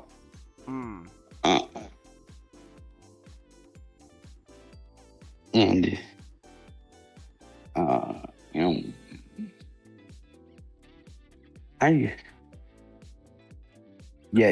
general, I can gush about this movie for like hours, but for the sake of brevity, I will cut it here. I will say, in regards to both the extra scene added to Owen's backstory and the Fortnite collab. It's a Fortnite collab. That adds the cut you apply. I did mention it before. It's kind of funny how this movie that was kind of just made in like 2004, 2005. Like you see this like admittedly very beautiful animation made by Production IG. And then you get to the newer footage added. It's like, man, this is just new people trying to imitate old art style from back in the day. And it almost matches up, but you could tell like this is not made with the same materials. It's just like, it's like if a movie from 1960s just had like a scene from 2026 added in the middle of it. It's really weird. What? It's not badly done. It's just really unique. And like the Fortnite thing,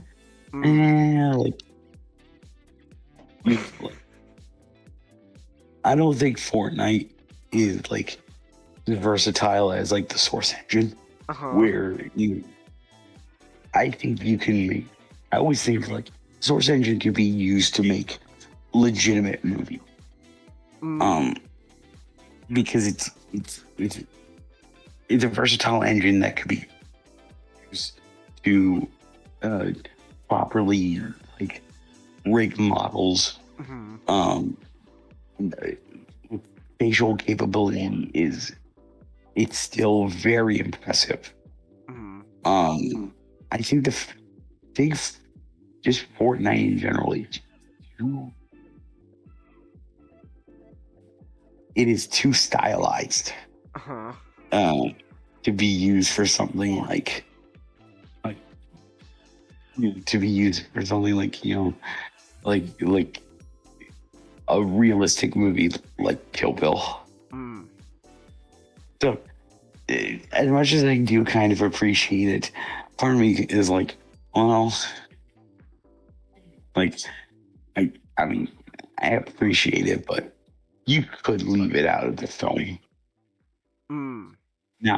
Now, if you do want to add a theme, you could. I've always said you could re-add like the scene with Michael J. White, redubbing himself. Like I don't know how you can try to fit it, but I really want to see Michael J. White, and we barely get to see Bill fight, in like in a full capacity. Like the only time we ever get to see him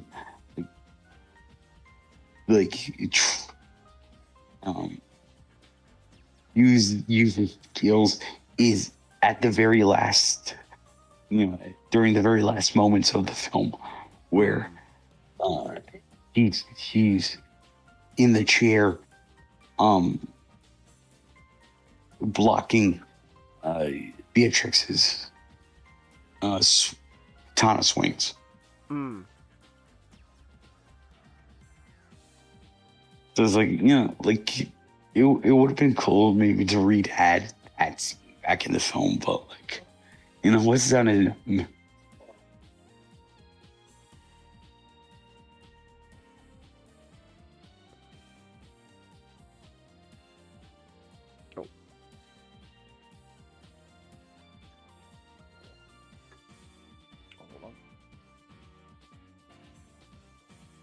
You still there or not?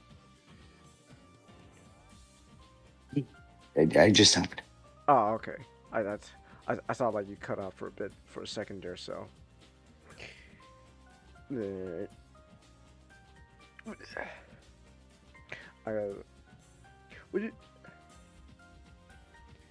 What was I say? I guess overall, would you say it was?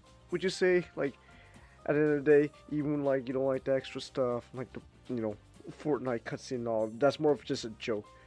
You think it was worth, the re-release in theaters? Yeah. I think one thing I would say that like is kind of really weird. Is that so the movie adds an intermission where in between volume 1 and volume 2, as a way to kind of like lessen the allow people. Well, let me say that again. It's a means to allow people to kind of stretch their legs, go get concessions if they need be, go use the restroom. It's there to provide a rest point for a very long movie. But the intermission period is interesting because it feels like it's created for a much smaller theater. Oh. Because there's no countdown. There's no indication of when the movie's going to come on. Like it's going to resume. I went to go see sometime back. I went to go see 2001: A Space Odyssey in an art house cinema, and when how it does its intermissions is usually how intermissions were done in the past. Is that, you once the intermission starts, you're allowed to go out, stretch your legs, get concessions, go and get like go to the restroom, and they'll play a chime, they'll dim the lights just to tell you that, hey, it's time to go back. It's time to go back in and get to your seats because the intermission is going to be over. But the normal movie theater, they don't do stuff like that anymore.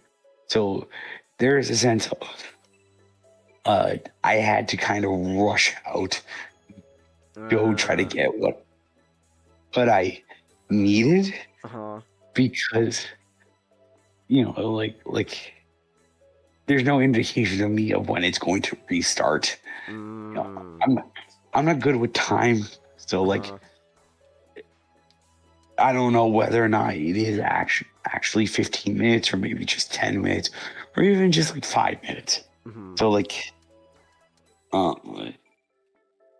that's not saying it's a bad thing, but it is a thing where like this was obviously something that was created to give people much needed R&R. But it feels very weird, but in like a multiplex setting. Okay, I see. So if I wasn't able to catch in Deidre's, but like, would you say, I know you said you were in good time, but like, it's like, would you say it's like kind of like short? Was it like, did it feel like a short intermission or? It felt fairly long, and that was just because I had to, I rushed out and tried to get what I needed, and then came back later. I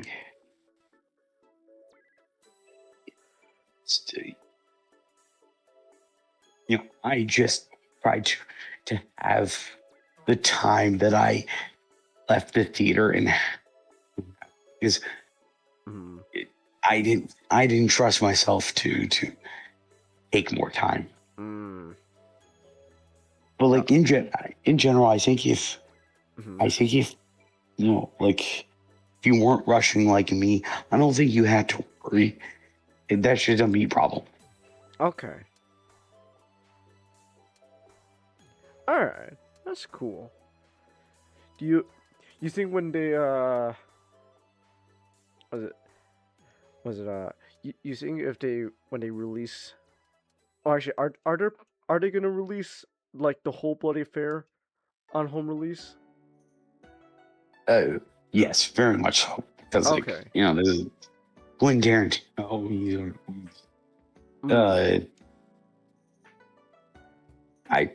A lot of things that are not kind about the man, because I think at times he's kind of a bit of a pretentious blowhard. But like good quality things that I could always say about him is he still appreciates the consumer, and he always wants things to be not only the best, the best possible viewing, but he also is adamant that all of his films is available easily to people, and that includes like recuts. So like when I'm positive if it hasn't came out already, the whole bloody affair is going to most likely probably be on streaming and home, like physical media. Okay. Alright, that's cool. I can finally... Oh no, I'm yawning. I can't yawn. I gotta stay up a little longer. I gotta stay up longer. There's so much more to talk about. I'm excited when it comes to media. That'll be fun. Alright. Let me just, you know what?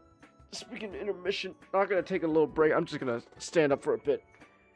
Just, oh yeah, I need this. Oh. Alright. Just a quick little second, a stretching break. There we go. There I go again, yawning anyways. God damn, that was for nothing. Oh no. Alright. Oh. Alright.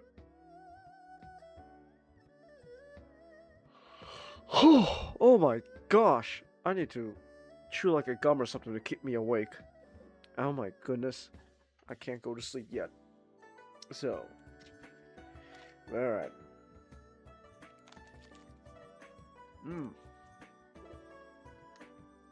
There we go.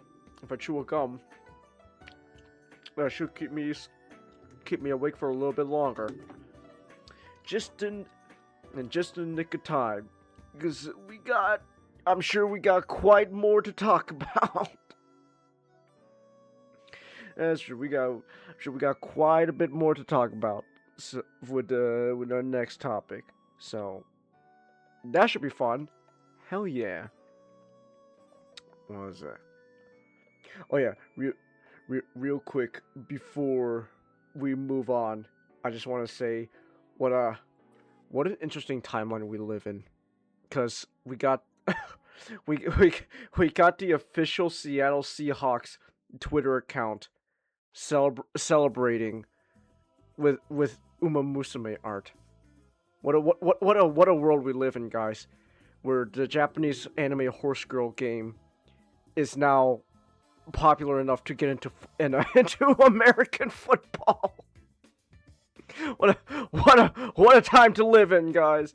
Oh my gosh, my favorite Seattle Seahawks player, the anime horse girl Agnes Tachyon. What a wonderful world. I must say, truly spectacular. Yeah, you know what? The horse girl's gotta go to somewhere. They can't exactly go to the Broncos anymore. Bo Nix broke his ankle, so they gotta go to the next best thing, the Seattle Seahawks, to carry on Uma Musume fans.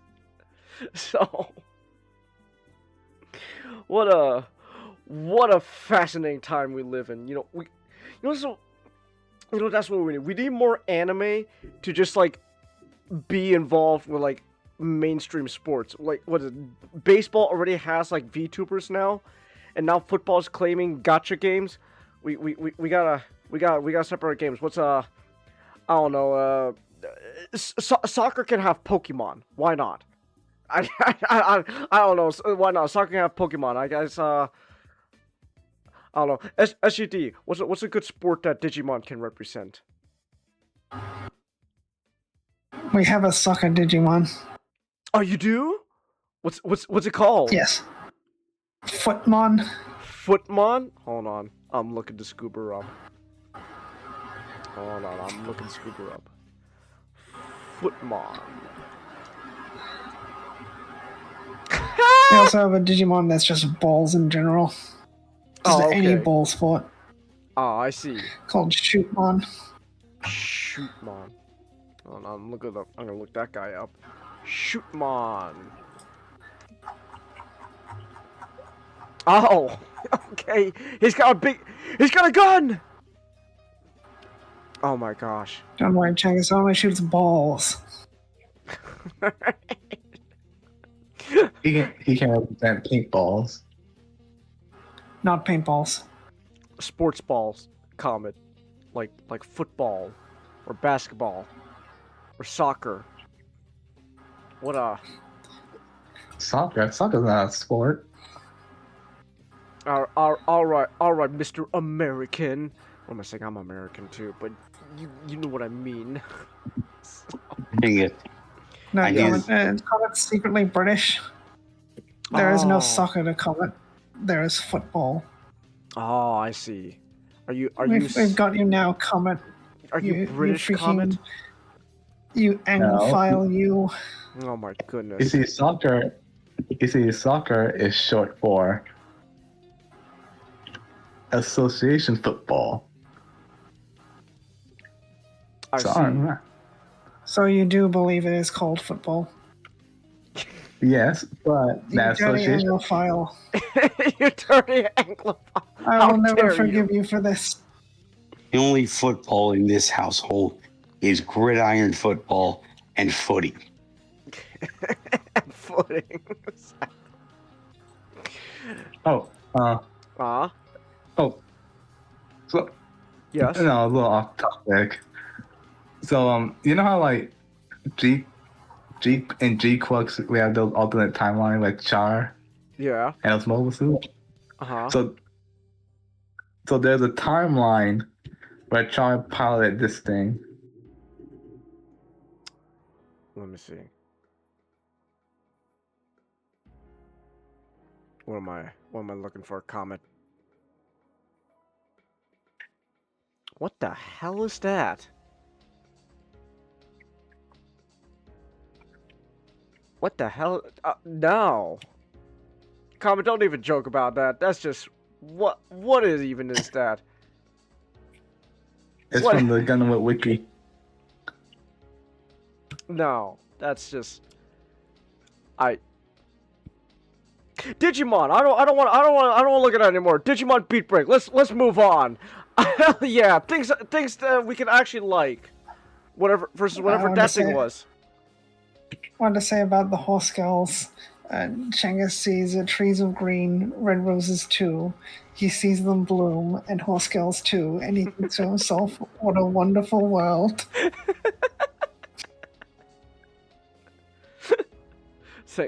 Thank you for the wonderful poem, SGD. Very cool. Louis Armstrong.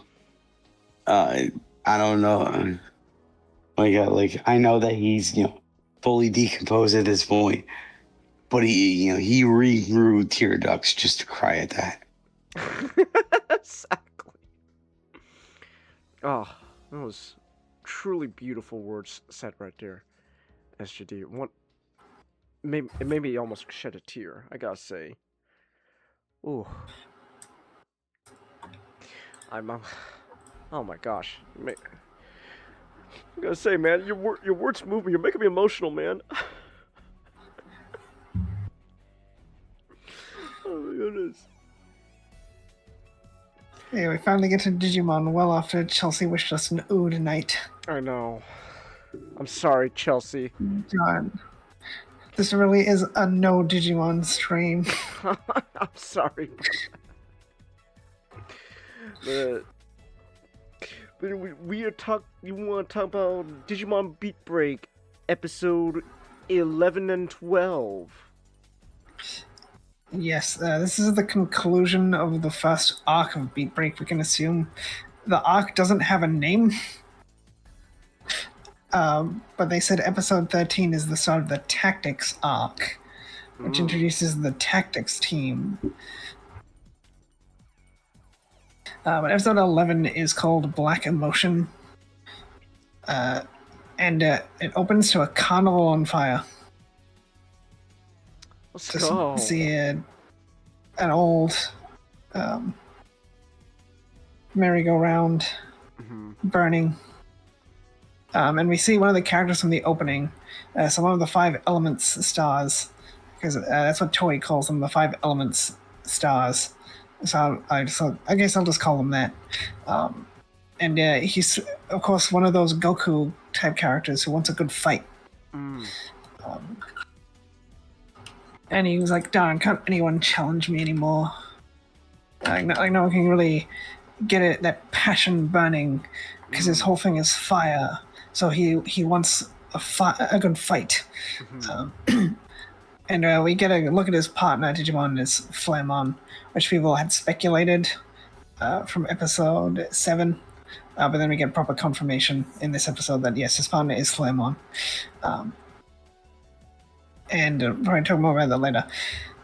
And then it cuts to Kill giving out the monthly earnings to everyone. While Gekomon eats a loaf of bread.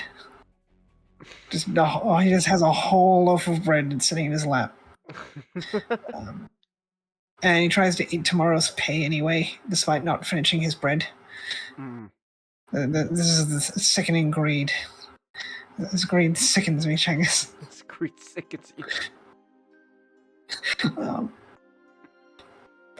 Reina is excited about getting paid, and Pristimon's like, we should check out that new tea shop. Because she loves to rub the aroma of tea on her face. Pristimon and her strange way of enjoying tea. But tomorrow wants to get a present for Oscar because his birthday's coming up. And then suddenly for the episode, Gekomon's acting really clingy. Just out of the blue. And like he really wants to go and see Oscar despite never wanting to go and see Oscar before. And like it could be because it's Oscar's birthday, but they have to explain to Gekomon that birthdays are important to humans. So Gekomon doesn't already know that. And it's kind of a bad part of the episode where like this entire plot happens because Gekomon is really clingy all of a sudden. But then the whole gang, aside from Kill, go to the hospital. Mostly because they're curious about what tomorrow's going to buy for Oscar, because he's not sure what he's going to get for a present yet. And then Reina brings up how they don't really know anything about Tomorrow and Oscar's family. So Tomorrow explains that 5 years prior, his parents were arrested by the Ministry of Civil Protection. Because he says when he was 10 and he's 15, so it's been 5 years prior. So the parents are alive. They just have been in prison for 5 years. They're probably not in prison, but we probably won't find that until later. My guess is they were involved in Digimon stuff somehow, and I think that I already thought Oscar's involved with Digimon stuff. Oscar was probably involved, and then they took the fall for Oscar rather than letting their son get in trouble. Because Oscar insisted, like, they'll be out soon. And, 6 months later, nothing happened, and the two had to move out of their house into the residence they have at the start of the show. And Oscar dropped out of... Oh, no, you finish. You say what you want to say?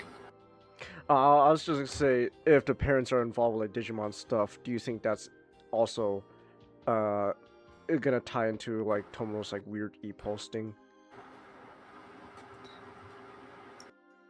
Wouldn't surprise me if the strange e-pulses can not unique to Tomorrow.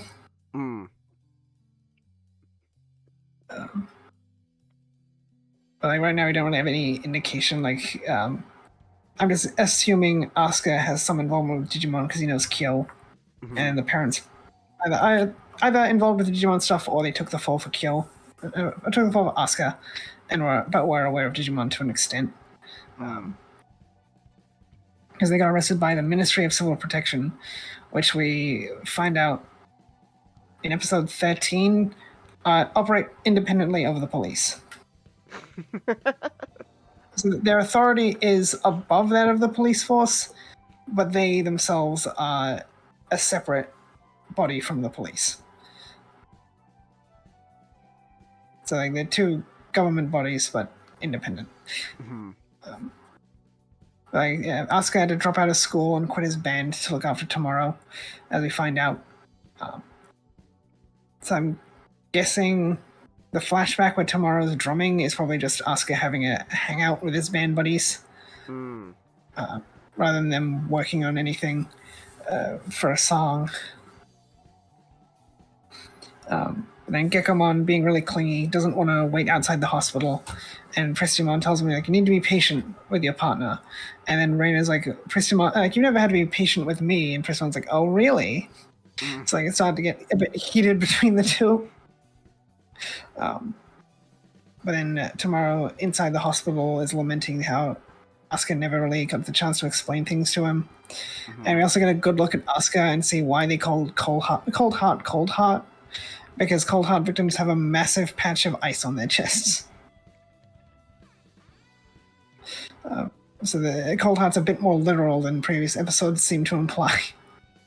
But then Gekomon snuck into the hospital and is just watching the whole time, and then causes a bit of trouble and upsets Tomoro.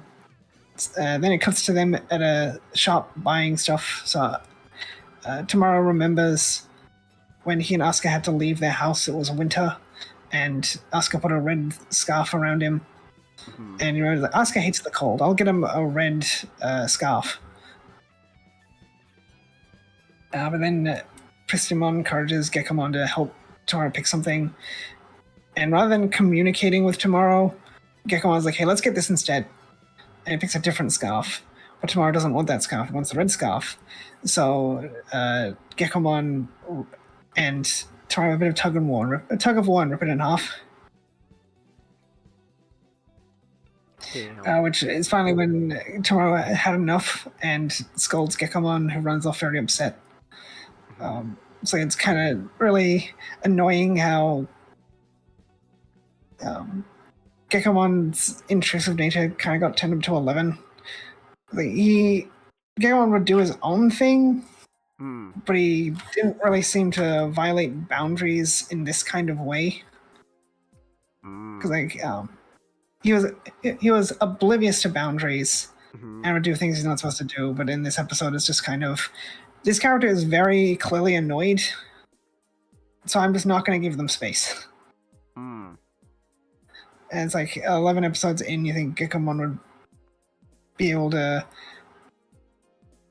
be a bit more aware of how people are feeling. But like, it's kind of just a one-off thing of him acting the way he is in the show so far. So it's like one of the times, like, let's give a character a problem so they can work through it in the episode, even though it's never been a character flaw before or after. But then meanwhile, a man's just throwing out all his belongings because they're trash to him, much like his memories of his wife who left him and took the kids. Damn. She took the kids real.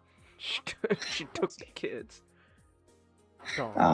Like he's very upset because he was very full of himself. So his wife, you can infer from the photo he has, he was very full of himself and didn't really think about his family. This is not at all representative of anything else in the episode, unfortunately. Not thinking about other people's feelings. And then he's upset, like his wife. He's fine with his wife leaving him, but it's the fact that she took the kids as well. And he throws out his Sapotama as well, as it spawns a Digimon.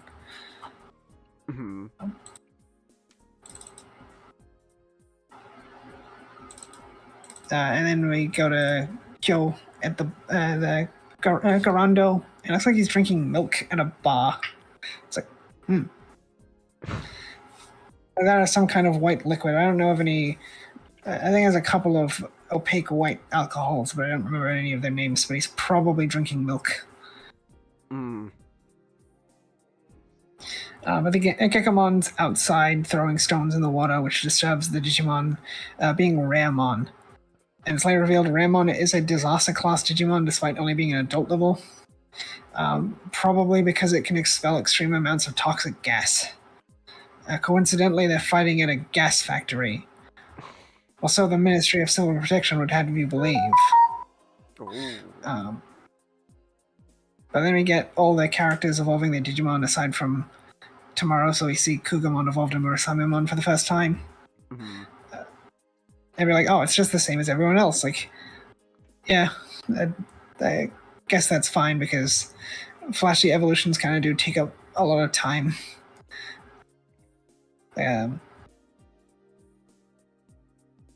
Adventure 2020, when they would evolve a bunch of characters, they just have the characters turn into spheres of light, rather than giving them a proper evolution sequence. Because like this would take up a lot of time. And having 3 characters evolve sequentially, it's like don't really need to give anyone anything fancy for the moment. And then Tomorrow's kind of gotten over being upset at Gekomon until Gekomon suggests he's the one responsible for Ramon's rampage. And then he gets mad again, because all Gekomon does is cause trouble. So in response to this, Gekomon decides to cause even more trouble. And just starts getting in everyone's way intentionally so he can take down Ramon by himself. So he can prove how useful he is to Tomorrow. You're like, man, this is not good. This is kind of frustrating. And that leads to another argument with Tomorrow, where they do a back and forth, and I just kept thinking, I wish you were never born. I wish you were never born. And then Tomorrow's like, I didn't ask for you to be born. Like, he said it. He said the thing. He said the thing. Let's go. And of course, Tomorrow's anger reaches its peak, and the black emotion comes out again from episode 3, and Gekomon goes berserk, like he did when Tomorrow wanted him to kill Pierce as a Ponymon. And Gekomon proceeds to try eating his feelings and leaps at Tomorrow before trying to bite his face off, but he manages to restrain himself and goes after Ramon instead. And then Ramon eats him. Damn. Sorry. Sorry, Gekomon. We see Ramon detach its cables from its back and uses them to grab Gekomon, which I don't think has been done before. Also, it really inflates itself in a really disgusting way, which I think happened in an old Digimon manga, because they used to do very brief mangas for each of the digital monsters, just having a character fight some of the Digimon. And apparently, one for version 5 had Ramon doing something similar. But then after being swallowed by Ramon, Flamon shows up and just deletes it and burns up all the poison gas. And we get formally introduced to this to Flamon's partner, who is Kaito, the Star of Fire. And he notes how weak Kyo has become because he knows Kyo, and wonders if Tomorrow is why he's so weak, and questions if he should delete Gekomon. So then Murasamemon steps in to protect Gekomon and Tomorrow. And then Kaito's rearing for a fight and says Kyo needs to be ready to kill him like he was back then. And we get a close-up of the wound on Kyo's neck, which people thought was a scar. An interview described it as a burn, which I haven't read the interview in Japanese, so I couldn't check the exact term they used. But basically confirms it's a burn. The people thought maybe it was a Digimon wound from Cold Heart, like E-Pulse strain. Like, no, it's a burn. And then rather than fighting Kaito, Kyo just requests that he not hurt his family. So it's like a plead for mercy. And then Kyo is just really shocked because he can't believe Kyo of the 5 element stars would ever act in such a way, which is revealed, of course. Kyo is a former member of the 5 element stars, and my assumption is that he was the Star of Gold because he doesn't recognize Gokumon. So like, Gokumon is the Star of Gold, so Kyo would have been the Star of Gold before Gokumon's partner. And he says that Kyo doesn't seem worth fighting. And but before he can leave, Gekomon decides to commit death by Flamon and throws himself at Flamon. So Kaito's like, oh, I guess I'll delete him. But then Murasamemon manages to save Gekomon by countering Flamon's Guren Juoha. And then the episode ends. The big explosion. Damn. People are speculating that Flamon was chosen because his theming is the sun. to Gekomon's moon theming, because everyone's just assuming, oh, Gekomon is a pun on moonlight, and he has a little moon on his head. That must mean he's going to become the kami of the moon, because this is clearly pointing towards Shambhala. So that's why they went with Flamon. It's like, no, I don't think most of that is true. I think they went with Flamon as a counterpart to Murasamemon, because Murasamenmon's a dog man, Flamon's a lion man. Ah.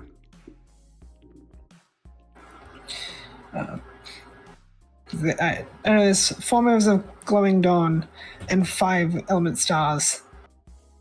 So they could match up each character to one of them with 1 left over. So Kaito for Kyo, Gokumon for Gekomon.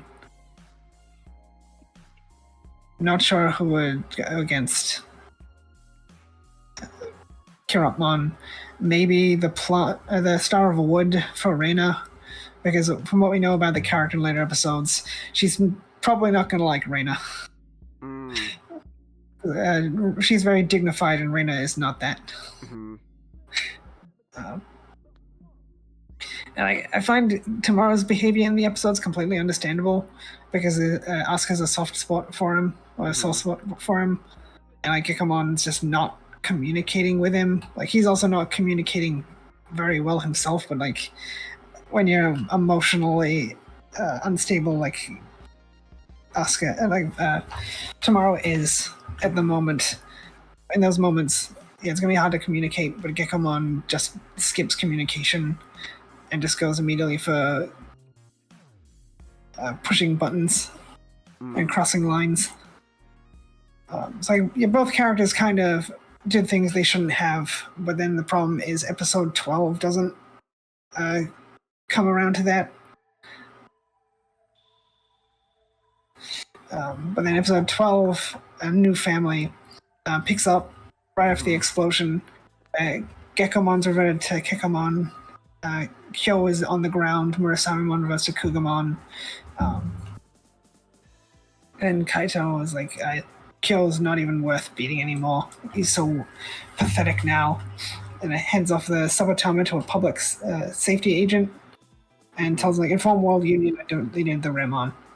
And Makoto takes note of how he mentioned World Union. And the World Union covered up the incident as a explosion caused by leftover gas from the old gas factory. And you see Makoto treating Kyo's injuries, and that his burn goes well below his neck. It goes all down his chest. And he says that he received it after leaving the 5 element stars, so you can infer that Kaito was not happy about that. Yeah. So they had a big fight, and Kyo got wounded.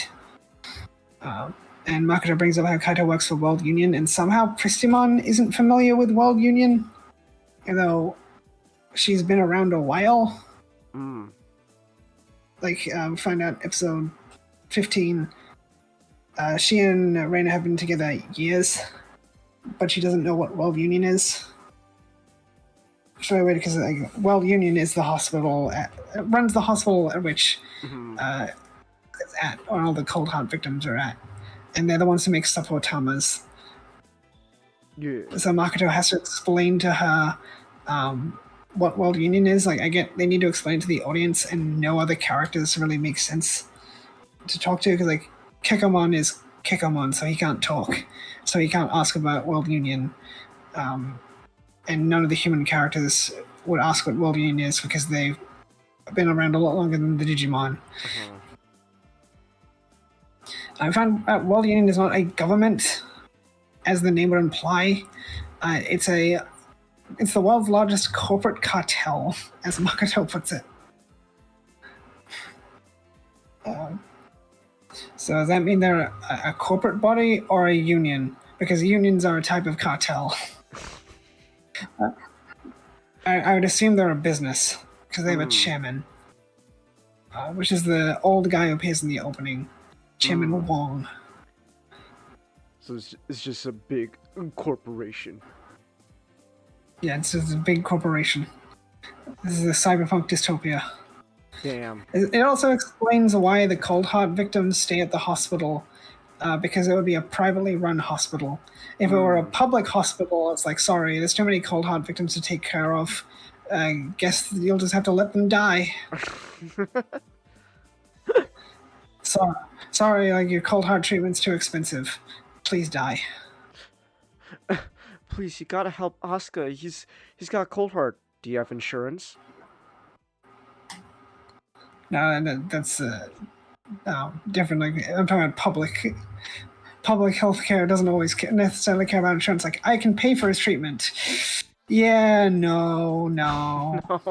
But I'll die without treatment. Yeah. Yeah, but did he have any useful skills? Sorry, treating him's too expensive, and we're not allowed to take public not allowed to take private funding. It's the Canadian healthcare system. They just tell all the cold heart victims, well, kill yourselves, I guess. You want? Yeah, Canadian is, have you considered killing yourself? And then British is like, too expensive, please die. Like that kid with cancer. Oh, hey, I have a joke. What's the Japanese version of maid called? What? Isekai. Oh, okay. I don't get it. Alright. I said isekai. You know. Oh, no. You know. Yeah. It's a right comment. I thought it was. Imagine. I was just gonna say, imagine like someone coming up to you and just telling you cake or death, and you don't understand the context, and then you're like, oh, cake, and they're like, oh, I'm sorry, we're out of cake. British healthcare system, some kid had cancer, so they stopped treating him because it became too expensive. The parents offered to pay for the treatment. The healthcare system refused. Thank you, British. So, like, very cool. How could you? So they just couldn't get treatment for their kid. And like, if I had a nickel for every time they did a plot in Digimon where people are put in a vegetative state and a corporation is covering it up and funding their treatment out of 2 nickels. But at least it was done by 2 different companies this time. Unlike the ending of Time Stranger, which was the same development team as Cyber Sleuth. Hey, let's just do the ending of Cyber Sleuth again. Why? Why not? Damn. Anyway, Makoto questions why World Union are so involved with Digimon stuff, and Kyo says the Ministry of Civil Protection handles Digimon stuff, but really the World Union is in charge behind the scenes.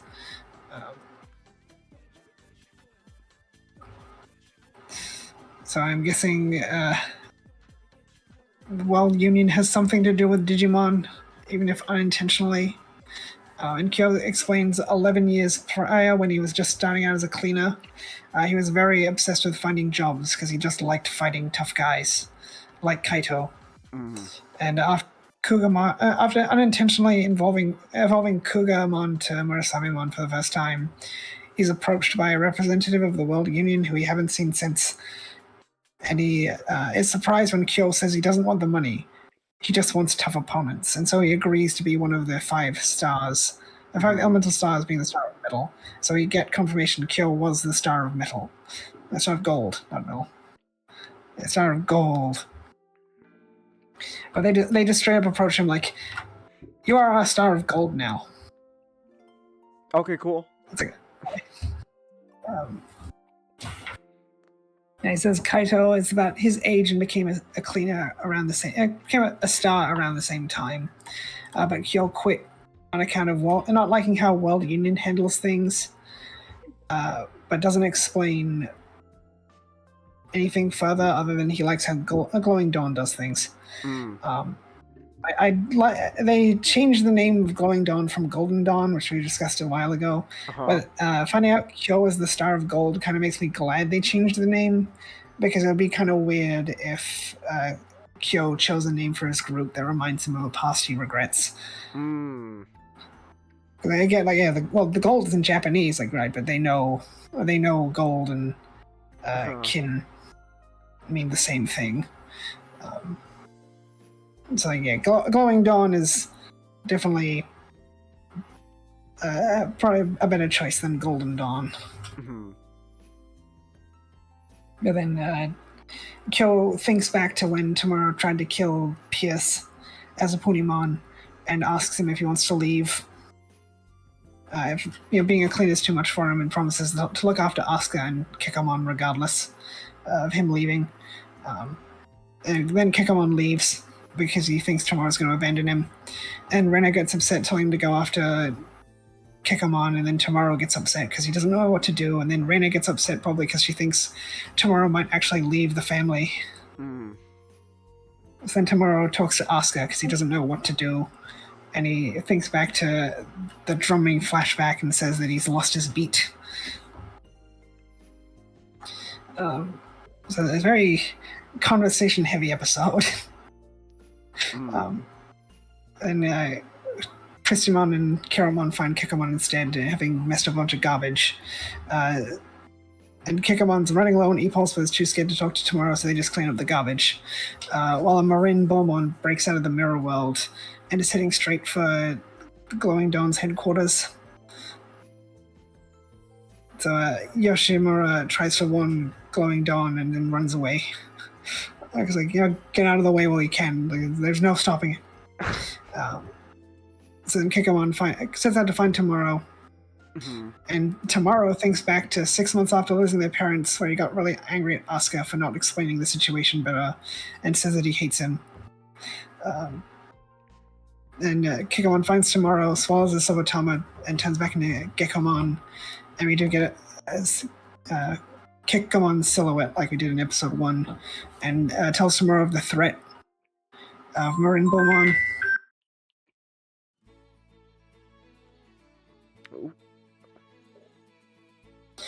That is my mom calling.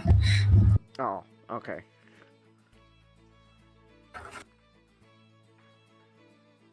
And because Tomorrow's worried that it'll mess things up again. And then Kikamon questions why won't you talk to me? Kind of like Kikamon wasn't talking to Tomorrow. Kikamon wasn't talking to Tomorrow in the last episode, because the episode kind of tries to make it out that Tomorrow was in the wrong last episode. It's kind of where it drops the ball. But then we see a glimpse of Gokumon's partner, implying he was the one who set Marin Beaumont free from the mirror world and stuffed it full of E-Pulse because it's overcharged on E-Pulse. Because Marin Beaumont takes out Glowing Dawn pretty easily. But before I can finish the job, we get a brief scene of Reina reaching towards Mako-chan. It seems to be a predictive gesture, and that's something that stood out to me in the first viewing. So it's good to see their familiar relationship on display some more. And then Gekomon saves the day, but then gets in trouble. So then Tomorrow saves Gekomon, and then Tomorrow actually has a talk to Gekomon, so he actually communicates. Yeah, give me a minute. And Tomorrow actually sits down and has a chat with Gekomon and tells him Gekomon reminds him of everything he hates about himself. So kind of what happened with Makoto and Kiratmon in episode 10. But then he thinks back to Asuka admitting that being their parents is tough on him too. But it doesn't mean everything's bad, as he got to spend more time with his little brother. And Tomorrow remarks how, thanks to Gekomon, he got to meet the Glowing Dawn, and being with Gekomon helps him to be honest with himself. So it's kind of like Tomorrow taking responsibility for his actions in the previous episode, but then it forgets that Gekomon should also apologize to Tomorrow, and they'd kind of just skip over that. It's darn. Which is unfortunate because like this isn't an action-heavy episode, so it's not like they didn't have time to have Gekomon apologize, or at least attempt to apologize. It's just Gekomon doesn't acknowledge he did anything wrong, and the show doesn't acknowledge Gekomon did anything wrong.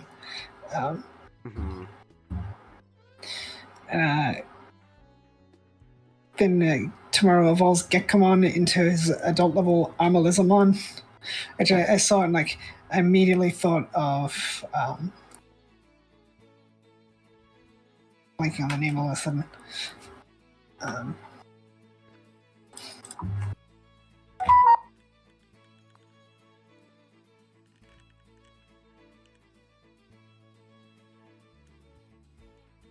Pomamon, because Pomamon's a dragon fruit, and Armalizamon also has dragon fruit coloration. Being very heavy pink with some green. It's an inversion of Gekomon's normal color scheme. And of course, as with the name, it's very clearly based on an armadillo lizard.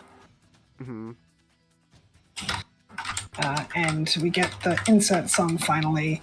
Let's go. Edge of Limit, which the composer pointed out in the first episode. That's what Tomorrow's listening to. Oh, okay. I thought I kind of missed opportunity not to do the opening, like it was the insert song all along, which fans had guessed. I've listened to the full song a few times, and it's definitely unique among insert songs because it's very moody. It's like generally Digimon songs will be kind of consistent with the music and the vocals, even if the lyrics do not necessarily align. Like in Adventure, there's 7, and 7 is a lot more moody in the lyrics than the music would imply. But then the music for Edge of Limit actually represents what the lyrics are saying, which is like not necessarily a bad thing for other songs that don't do that. It's just this is what this song is doing. The song also contains a bit of a Braveheart's riff, like the opening riff of Braveheart, which, if I remember right, they did the opening riff of Braveheart for Kirapon's evolution scene. Which is a pretty neat throwback. And according to the composer, within Universe, Edge of Limit is a song by Asuka's band. Oh. Okay. Okay. But then Armalizamon pretty effortlessly defeats Marin Beaumont. Like Knight Carrotmon and Wolvermon were pretty useless, but then Armalizamon's like, I'm better than both of you put together. And be like, oh, it's because they weakened Marin Beaumont. And then episode 14 comes out like, no, Armalizamon's just that strong. I gotta head off to bed now. Alright. You have a good night, Comet. Is it? But then Marin Beaumont devolves into a Pitchimon, which, doing the whole thing of the baby matches the Digimon they beat. It would have been a nice reference to do Priomon, because that's Jellymon's baby, which they use for Sagamon in Liberator, and Marin Beaumont was made for Liberator, but oh well. Meanwhile, Kaito shows up again to confront Gokumon's partner, who's called Kanada. So the Canadians are clearly behind this. But Kanada is like, oh, yeah, this was just an accident. I didn't do anything. And then Kaito's like, I know you're full of crap. But there's nothing they can really do about it at the time. So Kanada just walks away from the situation. And then Tomorrow gives Asuka the repaired scarf and formally introduces Gekomon to Asuka as a member of their family. So between this and the Carrotmon evolution episode, this is definitely much weaker as an evolution episode. Damn, they are. Man, I know that feeling when someone's just knocking. Ooh. I know that feeling. But then, Tomorrow gives Asuka the repaired scarf and formally introduces Gekomon to Asuka as a member of their family. So between this and the Carrotmon evolution episode, this is definitely much weaker as an evolution episode. Man, I know that feeling. But yeah, definitely, like, it very much feels like this episode could have been the same without an evolution. Unfortunately, because like, we have had episodes in the past like, oh yeah, here's the episode. Also, there's an evolution in it. Like thinking back to Atla Kabutarimon's evolution episode in Adventure, which like it's a good episode, but it's not a good evolution episode. And then there's Metal Garurumon's evolution episode in Colon Cancer, which is a bad episode and a bad evolution episode. Like, there's an evolution in it, but the episode is still basically filler. That's how bad it is.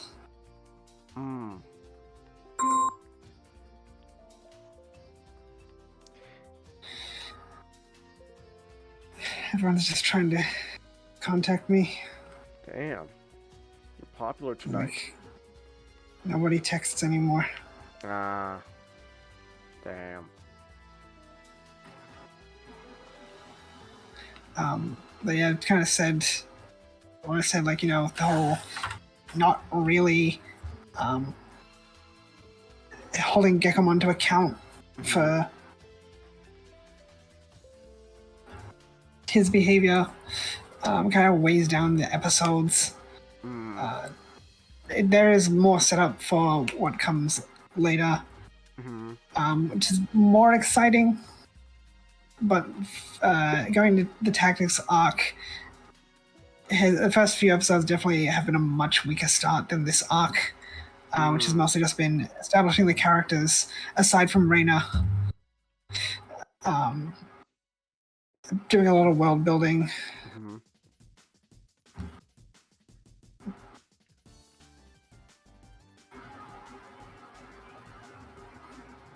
Just 1 second. Nah, I getcha. You take care of business.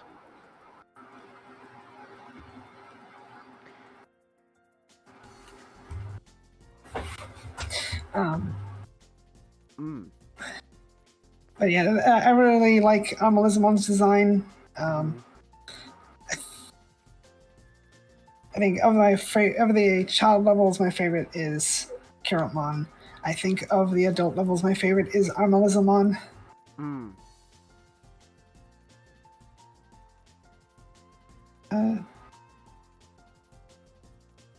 Overall, I've been pretty happy with the first arc of Beat Break.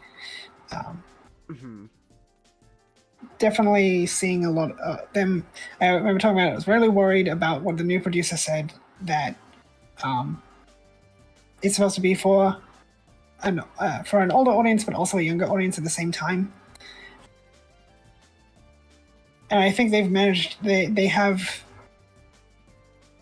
accomplished that pretty well. Because one of those things, like, this is going to easily be something make something very good, or end up really bad. I think they've definitely managed to accomplish what they set out to very well.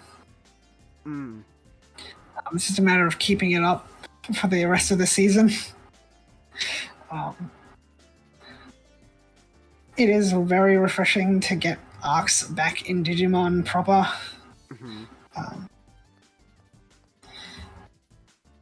It's just, some hiccups, like, there still is that whole protagonism thing, where if you're not the main protagonist, you're kind of not that vital to fights.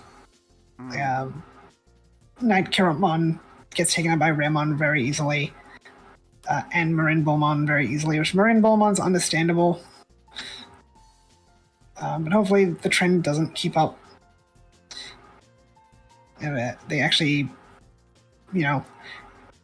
have 3 adult levels acting like adult levels.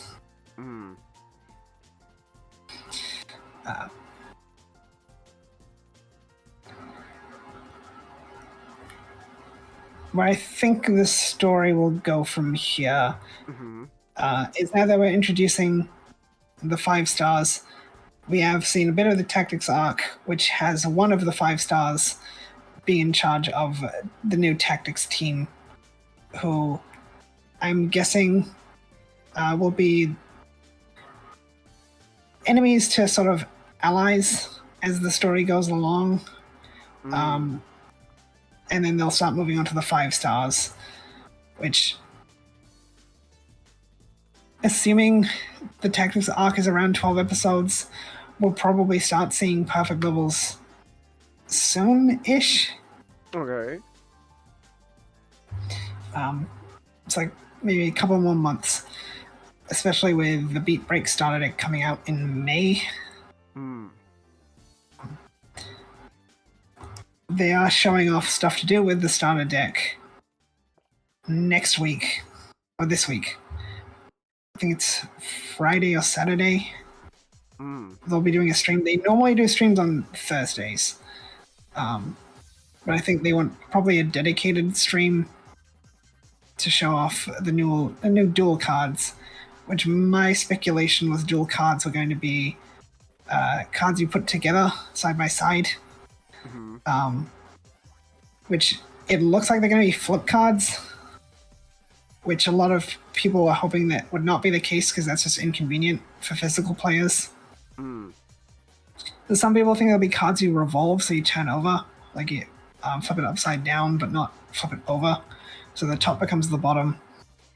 Which I don't think so, because even with the minimum amount of information, there's not a lot of room to duplicate that on the other side of the card. You're not leaving a lot of room on the card for anything, especially as card effects get more complex and wordy. And we do know from the cover of the starter deck, Shine Greymon is in the Saber starter deck, but the set coming out the same day will have Shine Greymon in it, meaning Shine Greymon will not be in... Shine Greymon Burst Mode will not be in the set. So you'll have to get the starter deck for Shine Greymon, then get the booster set for Burst Mode. So I'm guessing there'll be flip cards. Like a level 4 can then be flipped over to level 5. Because the Beat Break starter deck and the Saber starter deck will each have dual cards. So Murasamimon and Kugamon would be an obvious choice for a flip card. And we'll probably be getting perfect levels for the Beat Break cast by the time the starter deck comes out. I'm talking about for the Japanese do not care about spoilers the same way Westerners do. Spoilers are advertisement to the Japanese. Because, them doing a deck with 2 perfects is probably not going to fly. They did start a decks a while ago with 1 level 6, but 4 perfects. It's a 4 level 5s, which we'll probably see that in the Beat Break starter deck. We'll get a level 6 and maybe 4 level 5s. Because there's Protector of Light and Hero of Hope, where adventure starter decks.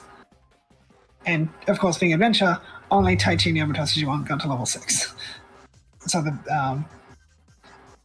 the starter decks reflected this, and the card games still haven't given the adventure cast their level 6s for the adventure trait.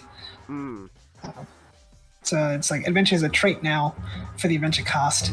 They have given the adventure cast their level 6s in the card game, but those are old cards. They don't have the adventure trait yet, but they're doing a product that will provide more adventure support, and that'll probably have Hoemon, Polydramon, etc. And then they'll have to do a 0-2 trait. But trait soup has definitely become more of a thing in the card game. So like Glowing Dawn will be a trait, undoubtedly.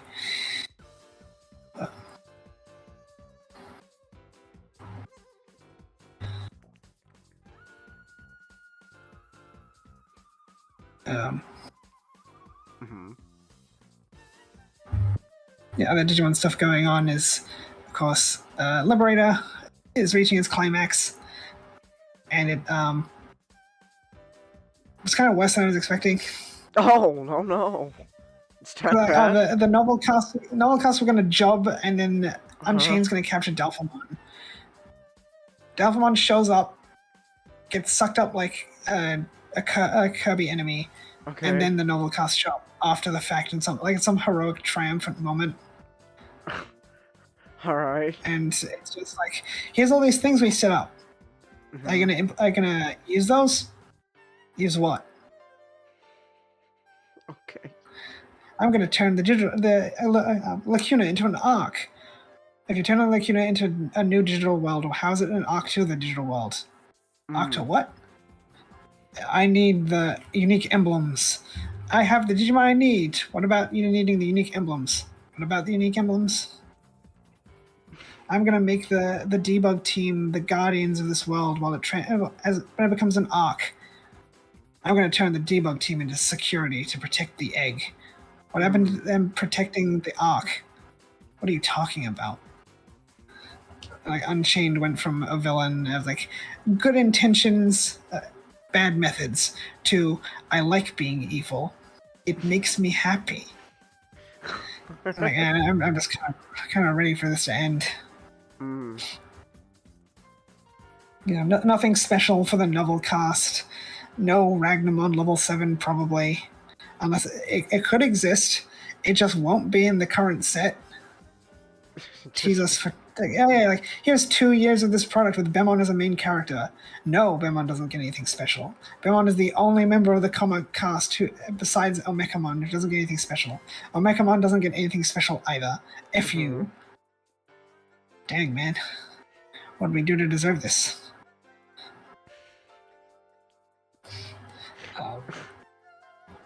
Novel cast don't get anything special, unfortunately, which, like, well, that was to be expected, but it's still unfortunate. Damn. That Elysian will probably be launching sometime early this year, I imagine. We can also probably infer more about the lines for the Beat Break cast from their card colors, because we see dual Tamer cards, which are dual color. So Tomorrow and Kyo is green and yellow, so Gekamon will be green. Murasamemon will be yellow, which I wasn't expecting that. Gekamon in green was obvious. I'm guessing Murasamemon's yellow because they want to give it protective effects, and yellow is like your security stuff. It's like Kyo's whole thing is protecting his family, so I guess thematically it makes sense to make Murasamemon yellow. Kiromon's purple, we can presume, which I was expecting black or purple. Black because in Liberator there's Espemon's line, which is flipping security face up. I thought like that would seem like something they'd use for Kirotmon, because like Kirotmon's purple because he's a bat, I guess. And then Pristimon's black, which I guess because she's a cyborg. I can see her using D-Digivolve effects. I was getting Time Stranger DLC, which we all knew what was coming from a Down of Mine. It's like, man, this is underwhelming. And like, Hara P is like, oh yeah, we did this instead of this, because if we did something like Gamamon, that would have taken up a whole DLC. But we couldn't just do Sirius Mon because then it would be an unconventional line. You know, but then, like, I can tell this is corporate speak, and I don't believe you had any hand in deciding the Digimon in these DLC. Because I feel like a Gamamon DLC would have been great, because it wouldn't have just been 5 Digimon, it would have been more than that. And you would have been able to tell a story using Gamamon's forms, because there's Gulas.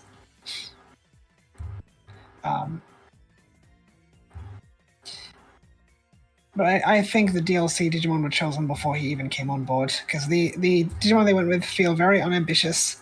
A lot of them were in Rearise, I think, aside from Bancho Mamamon specifically. So a lot of the skeletons would have already been done. They just need to give them new models and updated animations for some of them. Because Time Changer uses a lot of animations. Not that there's anything wrong with that. That's completely fine. They also redid a lot of animations too. It's just the DLCs are really disappointing. Like a lot of the Digimon in the DLC feel like this should have been in the base game. But like, nope. Like, oh, okay.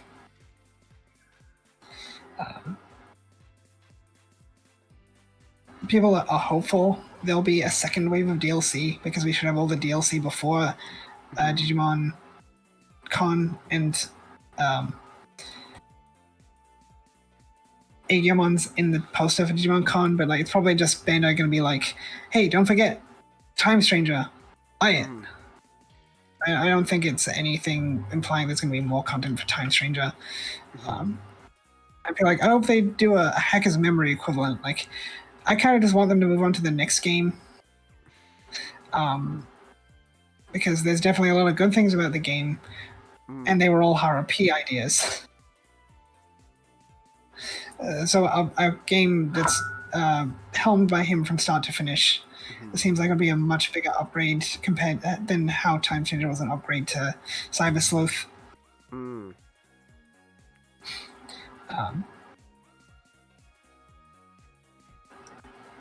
But yeah, I'm really looking forward to Digimon Elysian because I play the card game. I think when it does come out, it's going to be pretty rough for a lot of people because it's going to be a bunch of old cards, and it's like, oh, I'm used to these effects, but these effects aren't implemented in the game yet. It'll also be the opportunity to give some more Digimon new evolutions because we've already seen a new line for Renamon. And Renamon's blue, so I'm guessing we're going to get a lot of new lines. It would be another chance for us to get a Vestamon finally. Because they didn't do any Hestia Digimon for the Olympus 12, they went with Dionysus instead. Even though the Roman equivalent of the 12 Olympians doesn't use Bacchus, it uses Vesta. But oh well. I think that's... I don't know what the thought process was there. Titamon was originally going to be Bacchus, probably as a reference to a type of Oni from Japanese mythology. It was like a type, I mean a character. It was an Oni who liked to drink a lot. And they're like, Kenji Watanabe's like, I'm having a lot of trouble with the wine in this design. So they decided to make it a Titan Digimon instead, and went with Bacchus as something completely different. So I'm hoping Elysian won't just reuse a bunch of the focuses. Like, Yukinamon's already Ice Snow, but the rest of the line isn't Ice Snow. The deck's just blue.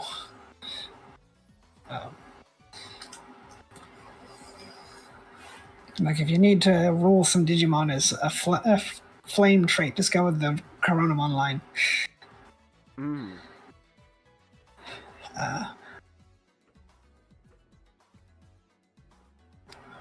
But as for Beat Break, Tactics Arc's not off to a great start, but it looks like we're getting some more Rena focus soon. And again, like, so it starts out with more world building stuff, but then there's also the tactics team, and so highs and lows. I do still think favorite episode of the show so far is episode 10. In more recent episodes, we do see more stuff that they stated in interviews.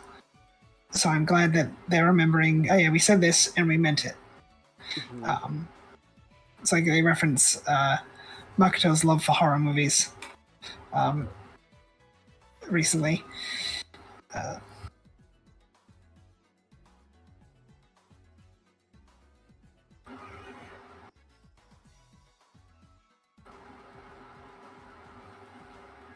I'm definitely not thinking they're hinting at Shambhala or anything in this. Like, Gekamon's not going to become the Kami of the Moon. The Moon theming is completely gone with Amelizamon. And it's like, if Bandai wanted them to advertise a digital world, it would be Iliad, because Time Stranger. It's like, oh, you're making a new anime. Can you do a bunch of ties to Iliad so people will buy Time Stranger? It's like, no, it's Toei doing their own thing. And it's like, it's just coincidence that they have some... This Asian company is referencing Asian stuff because they're Asian. And not because we want to advertise this product you can't even buy. And I don't think Toei is very in on what Bandai does with the Digimon stuff unless they are specifically working with Bandai to do it, and Toei, from my understanding, does not work with the team who handles Digimon lore. Like, that was all handled by the VPET team. Mm. And the toy side of things. But it's nice to see the artists posting stuff for Digimon on social media. Like, here's this illustration for an episode, and it's focusing on this character. Like, one of the early episodes actually had Night Carrotmon's shadow. Several episodes before Night Carrotmon debuted, no one noticed until we actually saw Night Carrotmon. It's like, you clever son of a gun. But yeah, probably talk about the start of the Tactics arc in a couple of weeks, because I need to talk about Code Vein 2 soon, because it comes out in less than 2 weeks. I can't stop listening to Canon's trailer, Changus Send Help. He's enthralled me with the rhythm of hope. There is no escape.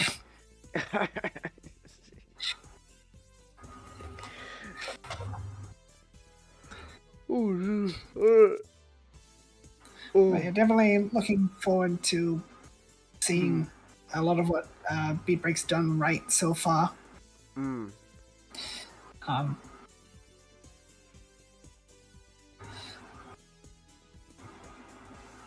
Yeah, I will have negative things to say next week, unfortunately. Oh, damn. That's a shame. Because there are mistakes they keep making, and like I'm not sure they consider them mistakes. It's just they're things they keep doing. Hopefully they course correct. I see. Potentially like around a fourth of the episode in, fourth of the episodes into the series, and like, can we get to this thing soon, please? Like, Rena development, please. The two Rena fans are starving because no one likes this character, because we have no reason to really love this character because you don't treat her very well. I feel like I thought we knew how to treat female characters. Like, I'm not sure Rena being a woman has anything to do with anything. Because if we're honest, Makoto and Kyo have had some moments, but their treatment isn't really much better than Rena. Rena just hasn't gotten her moment yet. You're like, this is written by the same guy as Savers. Like, no, each episode has an individual writer. The series composer, not to be confused with the composer, is the same guy from Savers. So he's not the one deciding that Rena jobs every episode.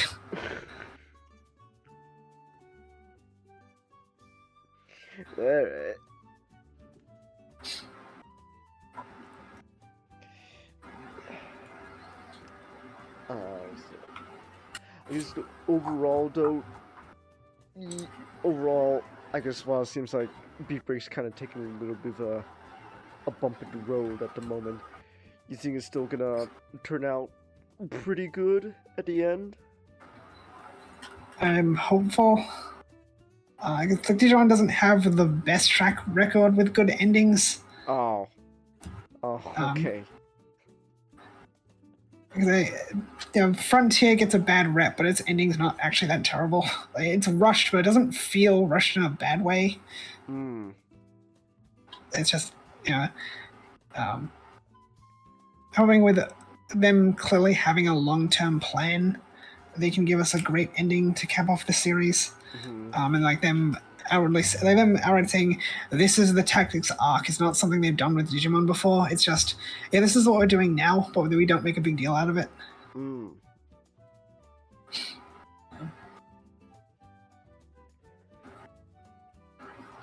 Alright. But yeah, my anticipation is episodes 13 to 24 will probably be the Tactics arc. We'll start getting perfect levels on the tail end, and then we'll start getting probably move into the Element Stars arc after that. And then by the tail end of that, we'll start getting level 6s, and then move into the final stretch of the series. Okay. Because different directors have different plans. Like, people complain about Ghost Game. Like, they were very clear at the start it was an episodic series. The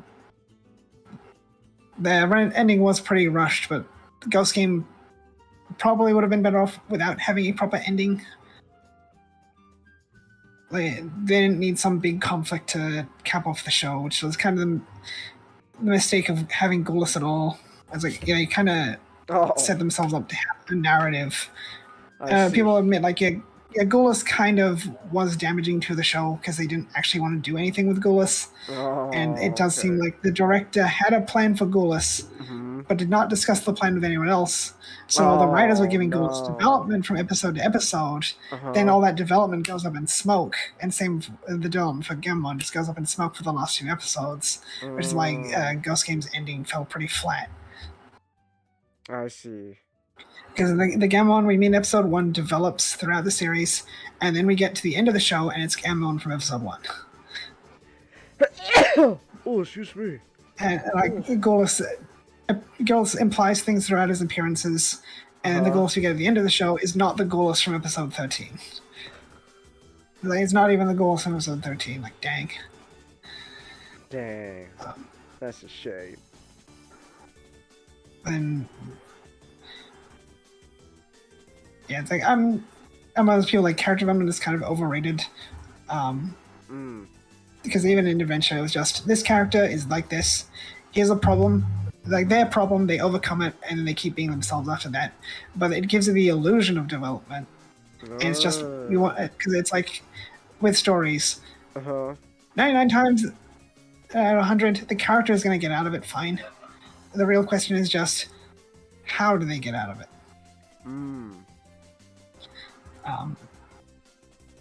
And Digimon most of the time have been accessories to their partners, and unfortunately it does feel like they've reverted back to that for Beat Break. Like, Ghost Game, the Digimon were more of characters aside from Angoramon. So Jellymon and Gammamon were more independent than normal, but then kind of feels like we've gone back into that for Beat Break. So that is probably a big criticism. Okay.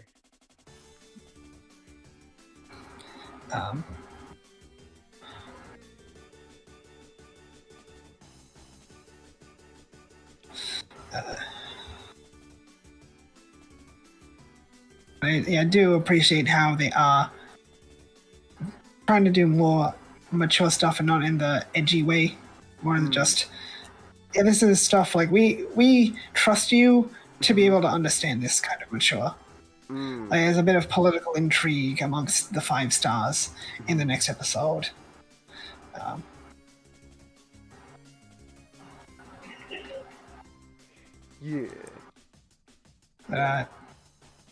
Yeah, it's probably all I have to say at the moment. Alright. Probably won't be getting around to talking about Time Stranger until we get DLC 3. Because right now we're close to DLC 2, and then we'll probably get DLC 3 not long after that. And I'll probably have to talk about this Time Stranger in multiple segments. Oh, okay. Alright, done. Yeah, looking forward to talking about Code Vein 2 next week, probably. Alright. Assuming nothing comes up.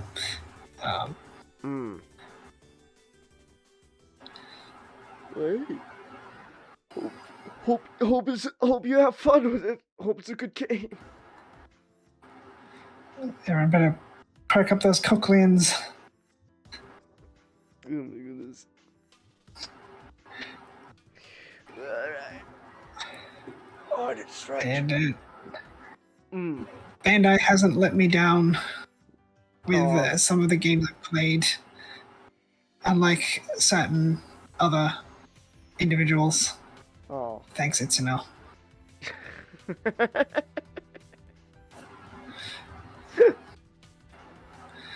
Like, this is Capcom's fault. No, this just feels like Itsuno was on his way out. And it's like, yeah, I'll just do whatever. I'm leaving anyway. Alright. At least he's gone now. He's gone, Shitty. He can't hurt you.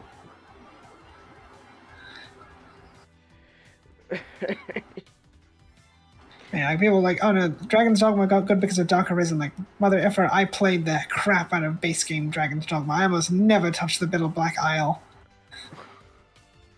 Like, Dragon's Dogma 2 is just such a massive downgrade. It's like, how does this happen? How do you do this? This should be studied. Studied. Alright. Oh, yeah. Oh.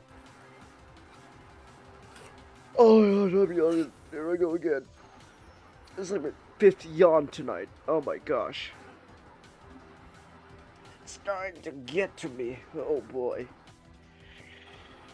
Alright. I think that's oh, go ahead. You can say something?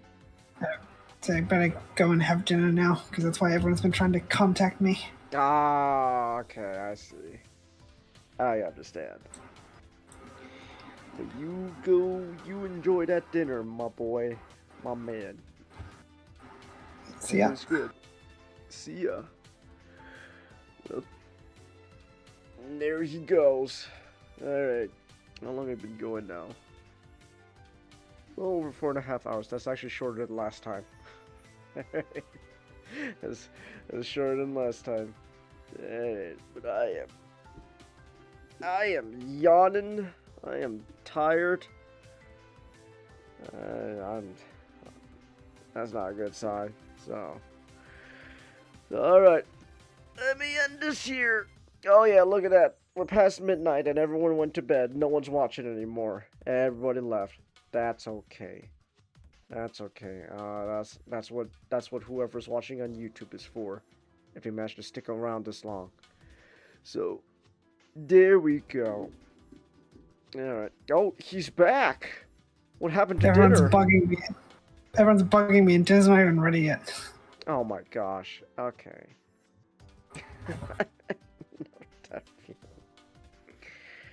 Alright. Let me end things here. I know no one's watching anymore, but whoever came, thank you. Whoever's sticking around this long on YouTube, thank you as well. Until next time, good night.